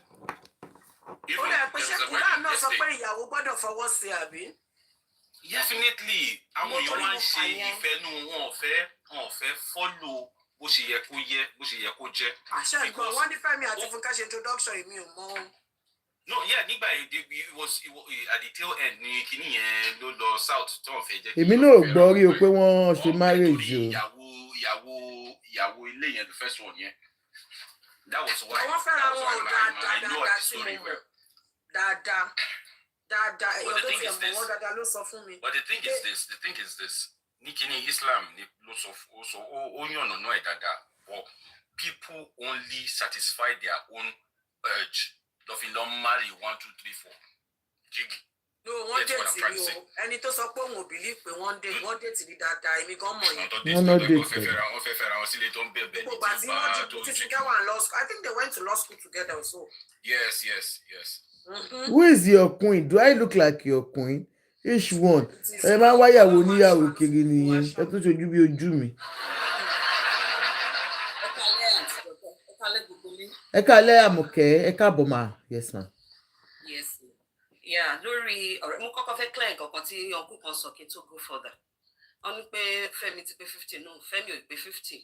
A ti sọ yẹn. Ẹ bá lọ sórí Fẹ́mi ní last month, ẹ̀gbọ́n ẹ̀ kejì, ẹni tí òun. Ó dẹ́ ṣe gan ni. Wọ́n ṣe pé 50 ní last month. Mo kò tí ì pè. So Femi ò pé 50. Femi is around 47, 48 right now. No, 46. Wọ́n ní 46 tó ti ń pé. 1978 náà bí December 31st. Mo rí pé ọ̀kan tag mi ìgbà tí mo sọ wípé ẹ̀gbọ́n ẹ̀ kan ṣẹ̀ṣẹ̀ pé 50 ní last month. No, 46 ni ti sọ. Mo ṣe clear area yẹn. So ṣe rí lórí ọ̀rọ̀ Fẹ́mi àti Aládùkẹ́. Number 1 èmi máa kọ́kọ́ sọ wípé Àdùkẹ́ ti mọ èèyàn tí Fẹ́mi jẹ́ kó tó fẹ́ Fẹ́mi. But nǹkan kan wà tó wà fún àwọn obìnrin ni wípé majority of obìnrin kì í ṣe kẹ báwo ni máa ń pè ọ̀rọ̀ ẹ̀ they are starstruck àbí báwo ni máa ń sọ tó bá ti rí àwọn obìnrin kan àtẹ́ pé tó bá rí pé star ni ẹni yẹn kò sí nǹkan kan tẹ́ fẹ́ sọ fún wọn kò sí bẹ́ẹ̀ ṣe lè ṣe irú èèyàn bẹ́ẹ̀ yẹn náà fẹ́ ẹ jẹ́ ká máa sọ kínní kan pé ó tiẹ̀ mọ orí èèyàn ti fẹ́ mi jẹ́ mo máa ń sọ pé nínú ìgbéyàwó it takes 2 to tango. Mo máa sọ bó ṣe jọ bẹ̀rẹ̀ ó máa ṣàláwọn ọ̀rọ̀ kan tọ́jú sọ fúnra wọn. Okay, this is a person tó yẹ pé ìyàwó àkọ́kọ́ ti kọ́kọ́ lọ nílé ẹ̀. Ìyàwó àkọ́kọ́ tó lọ yẹn ó bí mẹ́ta. That is ọkùnrin ṣe Farida bí kí lórúkọ ọmọ first born yẹn then àwọn òbejì yẹn second born. Ẹni tó ti ní ọmọ mẹ́ta tí obìnrin tó tún jẹ́ ẹlẹ́hàá to walk away from that marriage. Something very strong. And this is a woman tó jẹ́ pé anybody ò gbọ́ voice ẹ̀ níta. A ní mi ò tiẹ̀ lè sọ pé ìyàwó ẹ̀ nìyẹn ti bá rí níta. Mi ò tiẹ̀ mọ̀ ìyàwó ẹ̀. Bí wọ́n silent woman yẹn ni o. Bí woman yẹn gangan bóyá èèyàn tó jẹ́ nìyẹn o. For ẹni tó ń borí tó jẹ́ lẹ́hà for her to walk away from that marriage. Tó dẹ̀ ti bí ọmọ mẹ́ta síbẹ̀. Something very strong. Ó wà lábẹ́ bó èmi máa ń sọ kínní kan fún wa àwọn obìnrin ní enablers for everything tí ò dá táwọn ọkùnrin bá ṣe enablers tó ẹ wo orú ọkùnrin tó sọ pé lọ́jọ́ sí ìyàwó ẹ̀ kínní kan Bímbọ́ àti IVD. Imagine ẹ tó ṣe kéèsì yẹn gan ló ń dóyàwó sí ló ń dọkọ sí.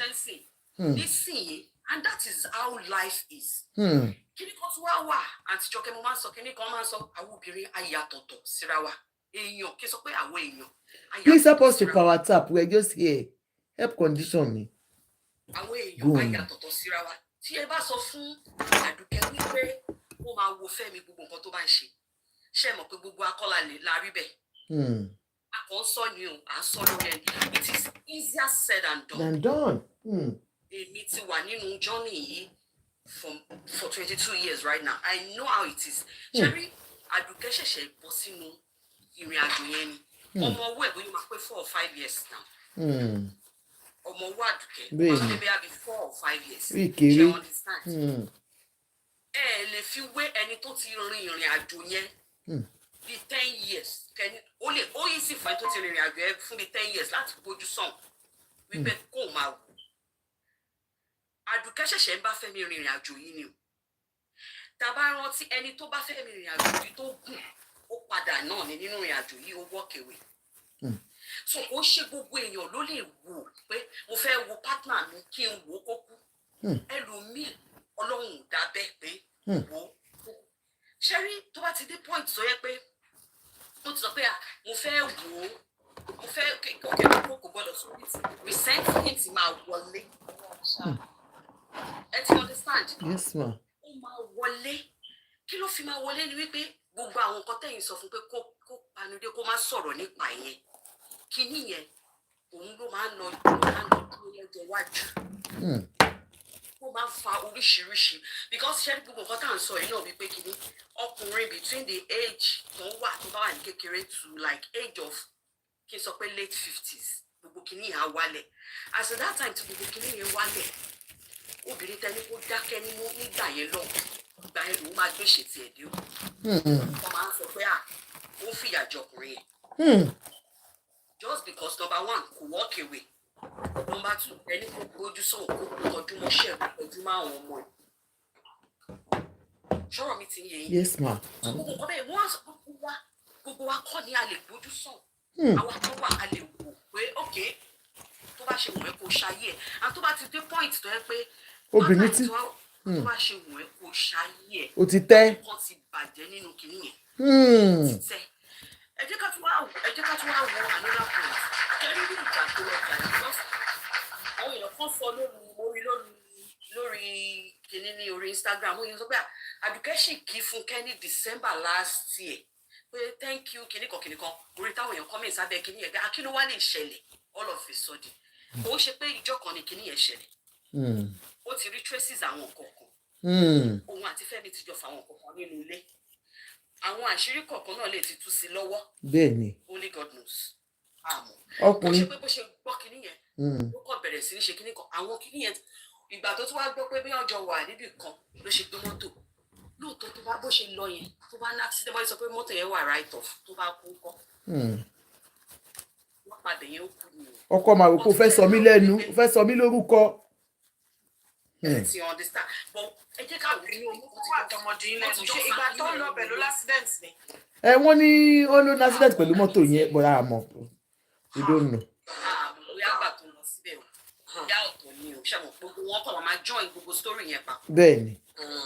but mo fẹ́ káwọn gidi ni pé wọ́n ti máa fọ obìnrin just like pé tóbìnrin bá gbọ́ pé ọkọ òun ní side chick á ti máa gbọ́ náà ti máa gbọ́ ilé àwọn obìnrin tó máa ń lọ jà yẹn ìjọ kan ló máa dìde tó máa lọ jà ẹ ti understand wọ́n lè ti jọ fà nínú ilé back and forth pé kí ló ṣẹlẹ̀ nǹkan tó ṣe fine wọ́n lè ti jọ fà ẹ ti understand but ìjọ kan ó máa because níṣẹ́ ó dà pé most of àwọn obìnrin wọn yẹn wọ́n lè wá síta láti wá sọ̀rọ̀ I don't know bó ṣe ń rí wọn lè wá síta láti wá sọ̀rọ̀ pé nǹkan tó ṣẹlẹ̀ nínú marriage. kò easy fọkùnrin unlike obìnrin. bẹ́ẹ̀ ni ẹni ká tún wá wo inú ilé yẹn ẹni tó jẹ́ pé breadwinner of the family even when they are raising them baba was very busy then in those days àwọn ìyá ìlú raise wọn. bẹ́ẹ̀ ni o 100%. wọ́n rí bí ilé yẹn ṣe rí there are some patterns tó yẹ pé inú ilé wàá rí pé kò sí àwọn patterns kan wà nínú ilé tó fẹ́ lọ wọ̀ yẹn it will always continue. sí ìgbésẹ̀ tí wọ́n ti gbé nínú ilé yẹn ìrìn tó ti rìn nínú ilé yẹn bó ṣe ń ṣe nínú ilé yẹn it will always continue no matter how educated tí wọ́n lè wà wọ́n lè jẹ́ ọmọ wá ṣe ìwọ ló máa dé ló máa sọ pé ìwọ fẹ́ change pattern yẹn it is either you don't even go into that marriage because ìwọ bá ti marry traces pé number one this is one of the breadwinner of the family olójú ẹni tó lè bá sọ this is one of the star even ká sọ pé number one star bàbá yìí nínú. bẹ́ẹ̀ ni o àwọn ni o òun ló lú ọmọ o Ọlọ́run ṣe gbogbo àwọn ọmọ wa ló lú ọmọ. you will always come for you instead of coming for me ó má bà wá pa wọ́n máa sọ wípé má bà wá pa ni kò sí nǹkan tó lè ṣe. bẹ́ẹ̀ ni.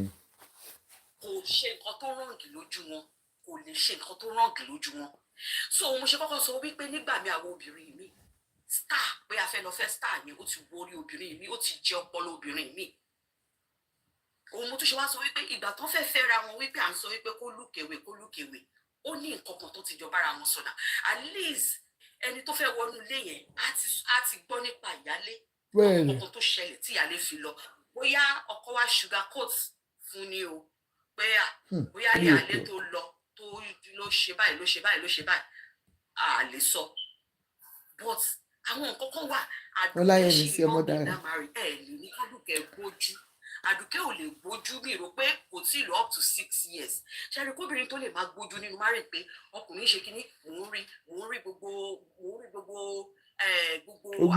wà burúkú tẹjọ ń wò kó tó lè gbójú ó ti máa ní irú ọkàn tó máa ní àti irú ibi tó ti máa gbé dé tó bá ti tó level kan lóbìnrin máa ń gbójú pé tó bá ń wẹ̀ parẹ́ ìdànù I don't bloody care ẹ ti understand gbígbójú obìnrin at the end of the day òun náà ló máa ń fa resentment tó yẹ pé wọ́n máa sọ pé tó bá dọjọ́ alẹ́ obìnrin ń fìyà jẹ ọkùnrin wọ́n ń hùwà kan tí ò dá sọ́kùnrin wọ́n ń ṣe kinní kan sọ́kùnrin bóyá ó sick at that time tó sick obìnrin yẹn walk away nígbà ìmọ̀lẹ́ àwọn obìnrin tí ò dá ní bóyá nǹkan kan ṣẹlẹ̀ so nígbà míì gbogbo àwọn nǹkan yìí ó lọ́pọ̀ ó bọ́ sọ́dọ̀ Àdùkẹ́ ó bọ́ sọ́dọ̀ Fẹ́mi àlejò ká máa ro kinní kan tó bá jẹ́ any actress ló ti ní ohun lálàkọ́kọ́ tó jábọ́ tóhun lẹ́lẹ́kejì tó jábọ́ ẹ mọ̀ tó bá jẹ́ ní female actor ní kíní ìṣẹ̀lẹ̀ sí ẹ mọ̀ pariwo yìí máa pọ̀ jù báyìí lọ. bẹ́ẹ̀ni.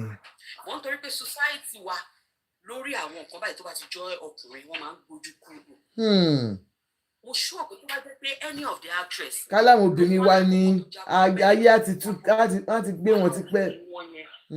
ilé ọkọ ni wọn ò ṣe kíní kan ni ọkùnrin kan sọ nǹkan kan nípa ọ̀rọ̀ ìyàwó Ọdúnladé lẹ́ẹ̀kan pé ìyàwó Ọdúnladé ṣe é rò pé ìyàwó Ọdúnladé náà gbóríṣiríṣi ìyàwó gbóríṣiríṣi but ẹ wo level tí ìyàwó Ọdúnladé wà ẹ fi irú èèyàn tí ìyàwó Ọdúnladé jẹ́ ẹgbẹ́ òun sẹ́gbẹ̀ẹ́ Aládùkẹ́ wọn ò ń ṣe the same thing.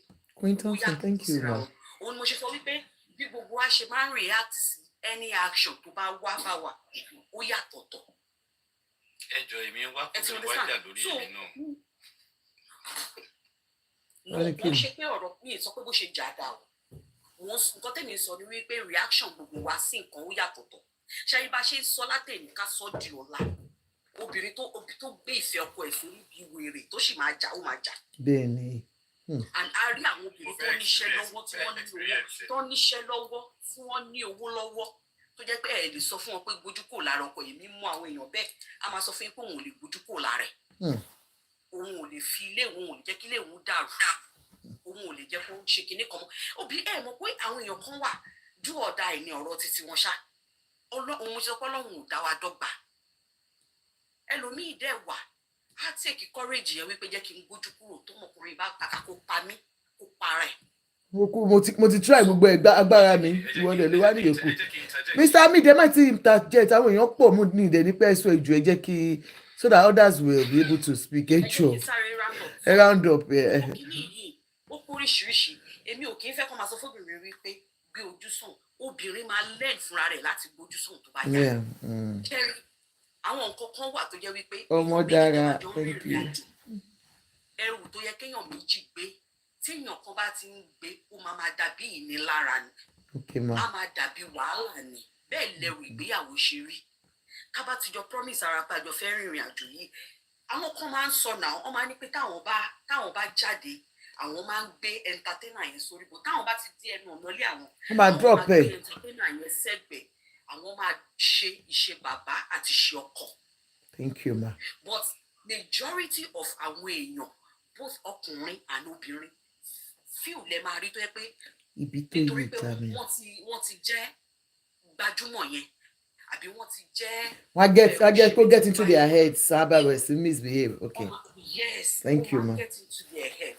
Mo kì í mọ ìyàtọ̀ láàrin pé family àti pé bí mo ṣe ọ̀pọ̀lọpọ̀ ẹni tó jẹ́ pé ìgbàjúmọ̀ kò mọ ìyàtọ̀ nínú pé mo rìnrìn àjò ìgbéyàwó bó ṣe yẹ kí n ṣe nínú ìgbéyàwó lélẹ̀ òun ló ń fa ọ̀pọ̀lọpọ̀ nǹkan.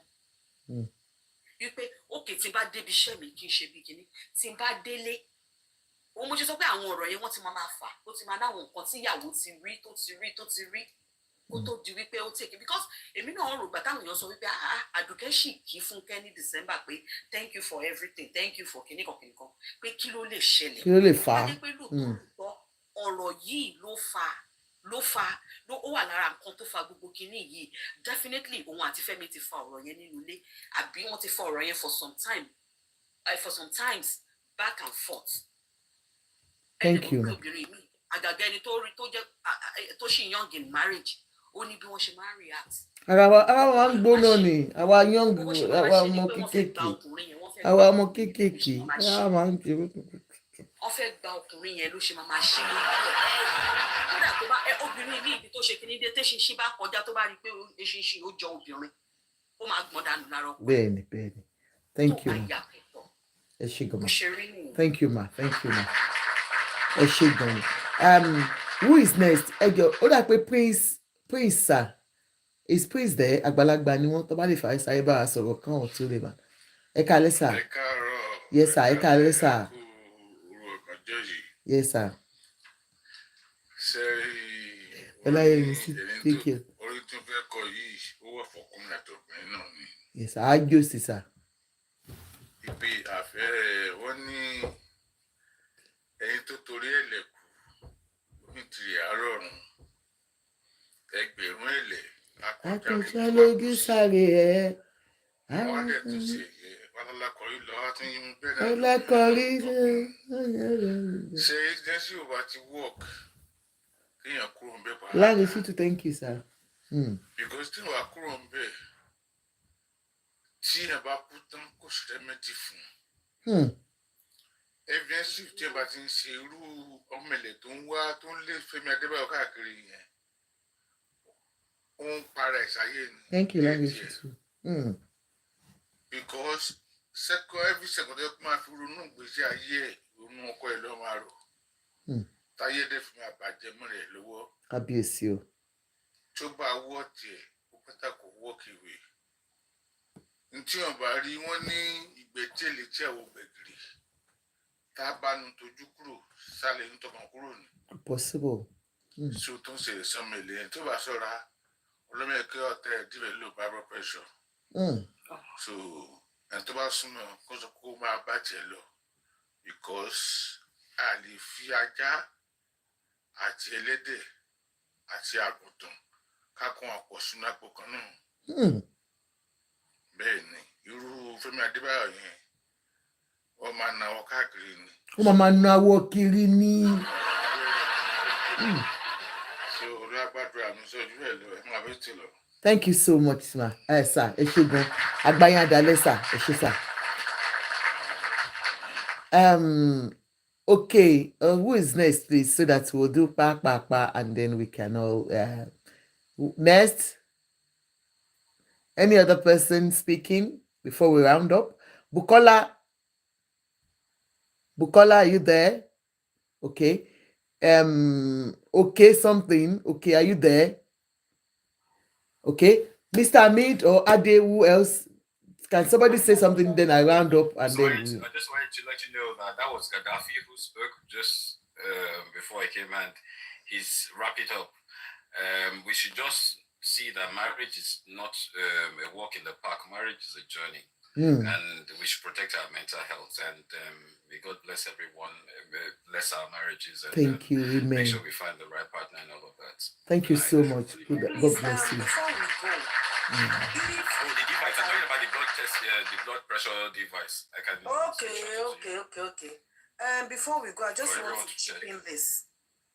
Maybe if Aladuke can just go inside, you know, somebody pick ìyá àtọmọ wọlé kan bára sọ̀rọ̀. Ó lọ bá yọkọ ẹ̀ sọ̀rọ̀, yọkọ ẹ̀ àtọsọ́nà. Torí ìyá yẹn ntójú ìyá yẹn rí. And she's a very gentle woman, you know. Bẹ́ẹ̀ ni. Ó dẹ̀ jèrè. So, tó bá ó jèrè o. when a mother and a child. Thank you. I appreciate MC Mommy Cole. Thank you so much for emphasizing on that. Thank you. Ọmọ dára. Àmín. Thank you so much. Any other person? Ebe Numa, ṣe ní anything láti bá a fi gẹ́gẹ́ bí àgbàlagbà. Lọ́tọ̀ọ̀tọ̀ for a while. Oníkálùkù àmọ́ ìyá rẹ̀. Bẹ́ẹ̀ ó tọ́ lẹ́sàn. Ó ti yẹ yín tó bá separate. Wọ́n lè má kọ́kọ́ bára wọn sọ̀rọ̀.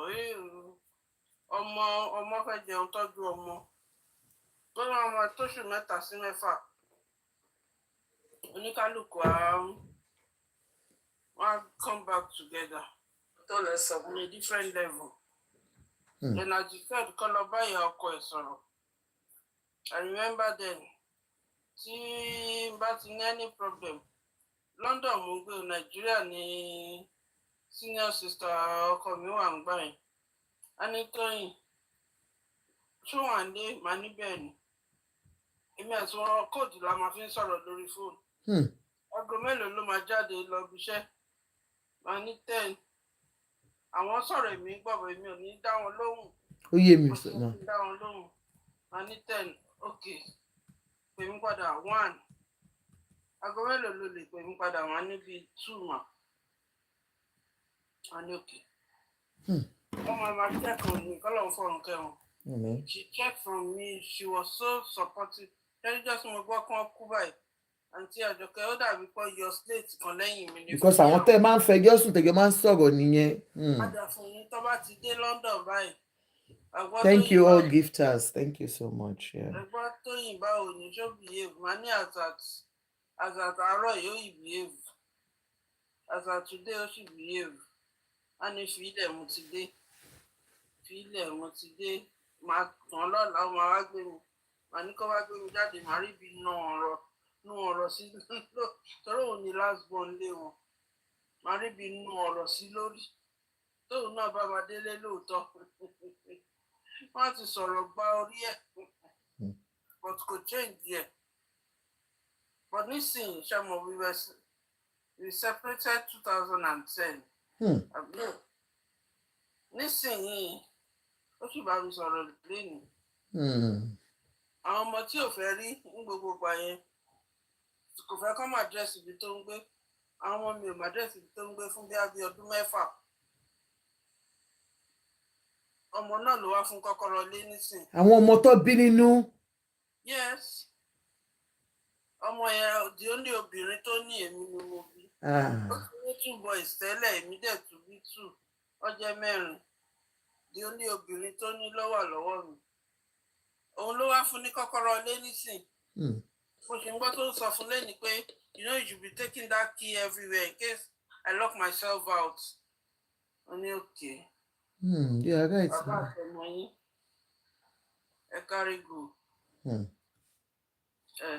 So life here, thank you so much. tó bá sọ nù ẹ ṣe gan mọ́mì wa so ẹ kàn advice àwọn ọkùnrin náà pé well gbogbo ọkùnrin ṣe ti gbọ́ ọ̀kan táwọn mọ́mì wa sọ wípé appreciate what you have before you lose it. You understand? Women are precious. We are precious gold and we need to be taken care of. Thank you so much, Mommy Wa. Bimbola, you have anything to say, ma? Because we're about to round up. Bimbola, are you there? Okay. Bukola, do you have anything to say? Because I'm going to go off now. You know. Lágbára Ọlọ́run. Hey, Ọlọ́run kò ṣàánú wa, Mommy. Títí 9 lọ́la àjáde lágbára Ọlọ́run ma. So thank you so much everyone. Bimbola, I don't know if you're there or not, but Amawa Ganusi lọ́la lágbára Ọlọ́run. And what we'll be discussing tomorrow lágbára Ọlọ́run is about, that teacher, the school proprietress. I mean, did you see what happened again? The woman is out again, and yes, I saw it, and I was one of the reasons she didn't allow us follow through. Yes. Our Nigerians. So we'll talk about that tomorrow because it's late. We'll talk it.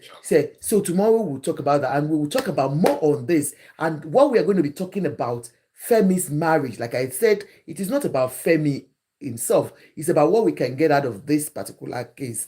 And like people identify the fact that with Funke, they were both in love as at that time, but because the family did not allow them.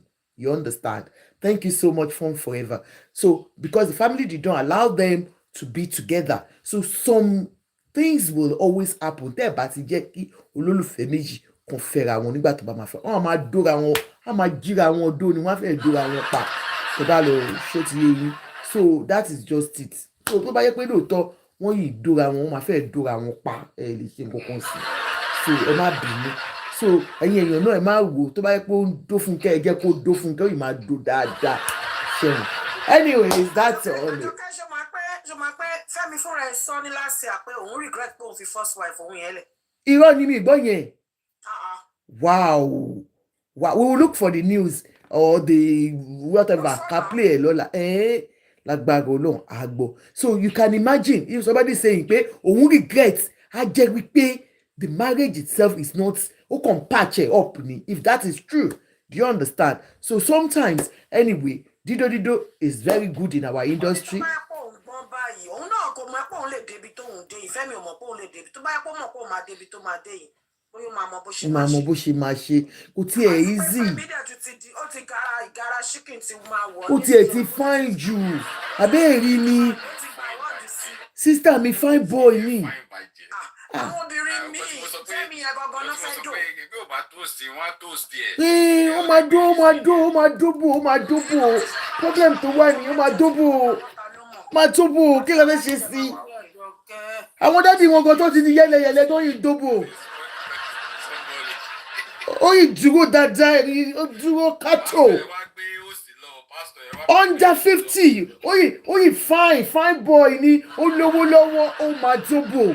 Àwọn popsi wọn tó ti darúgbó gan wọ́n ń jóbò kiri ni gbogbo àwọn popsi àwọn dádì tẹ̀rí àwọn arúgbó oníwa irú bàbá Prince yẹn wọ́n yìí ń jóbò rs tó ṣe kúrò ní jóbò so gbogbo àwọn àgbàlagbà yẹn náà yìí ń ṣe ṣó ti yẹ yín and àwọn ọmọ sí wọ́n bú àwọn gbọ́ ẹni tó bá ní káwa máa fẹ́ fine boy o akóyọyọ ní okùn lẹ́sẹ̀ agẹgẹdú ní okùn ló ṣẹlẹ̀ sí Karo rántí gbà yà Àjọkẹ́. tani Karo. I met Karo personally ọmọ méjì ló fún bí wébé ló ní ó ní wàhálà yẹn pọ̀. ta ló ń jẹ́ Karo mi mẹ́ni náà. lady actress kan báyìí tó máa bá ṣe yes na tó fẹ́ Bello gbà yẹn. òkè ó wá bímọ fún bàbá Bello.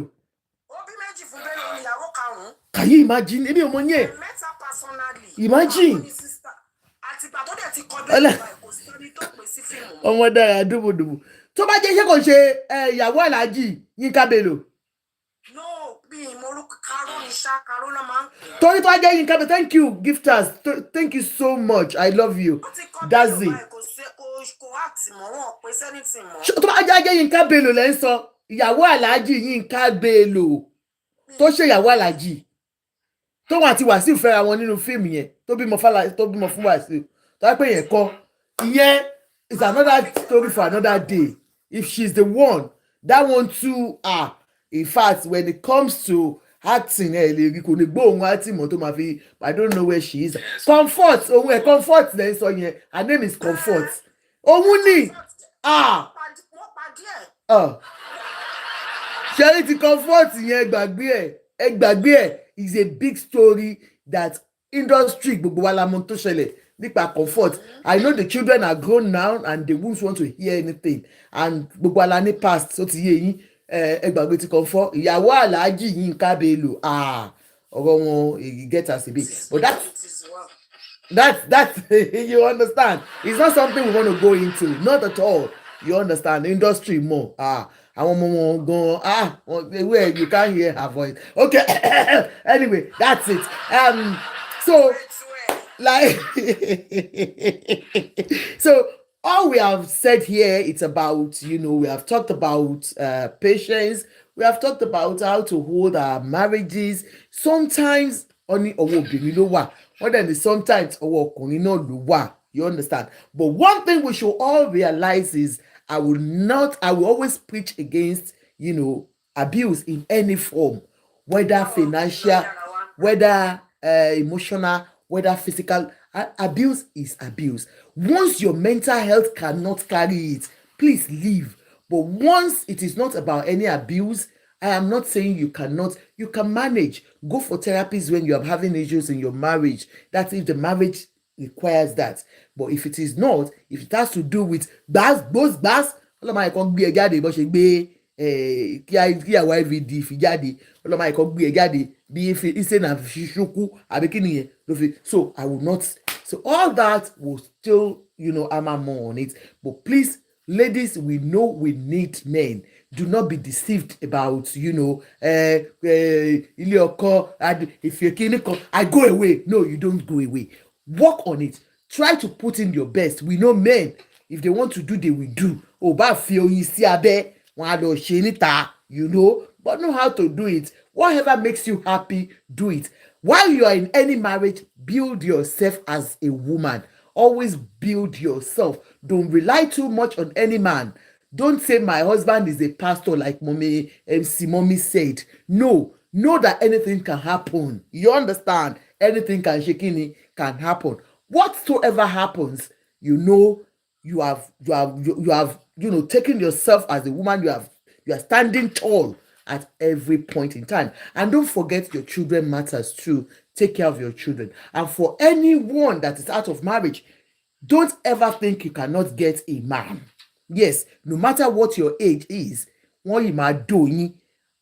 Mọ́mì wa Sàláwà Àbẹ̀ní wọ́n ń ka ìtàn wọn sókè báyìí. Dáàdì kan ló ń ka ìtàn wọn sókè. So forget about it. Bàbá ti sọ pé ó ń padà bọ̀ ìyàwó òun ni. Bàbá ń sùn lọ́wọ́ ni. Abẹ́ ẹ̀ máa gbọ́, can you imagine? You know? Irọ́ ni custom officer ló máa kó tán. Ẹ wo dáàdì wa kọ̀ létí ẹ̀jẹ̀ ń sọ fún yín. Wọ́n ti fẹ́ dó Sàláwà pa. Ẹ wo bó ṣe wà yìí, wọ́n ń dóra wọn lọ́wọ́. Dáàdì wọ́n ti kó tán mọ́mí sí yéyéyé ẹgbẹ́ tọ́ ẹ sílẹ̀ wọ́n ti fẹ́ dó wọn pa ẹ̀yìn ti jó wọn gbà tẹ́kẹ́rẹ́ wọ́n ti bọ̀ nísìn custom officer ló ń dó wọn dáadáa.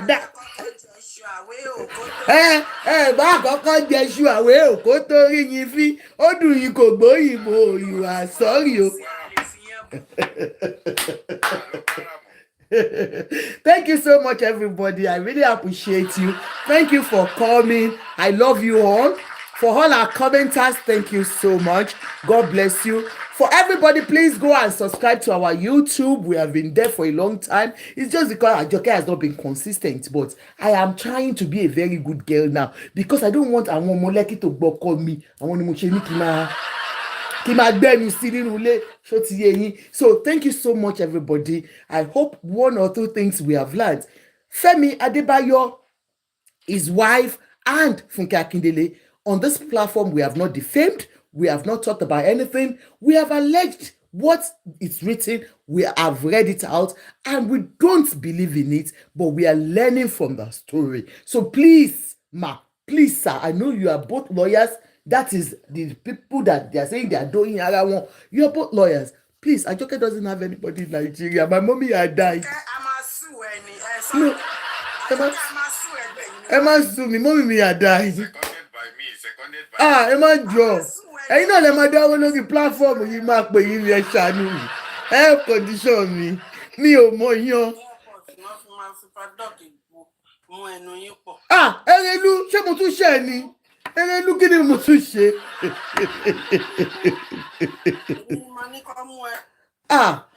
Mọ́mì mi Erelu ẹ dẹ̀ mọ̀ pé mo love yín. I love you. I love you. You love me. You know that, mommy.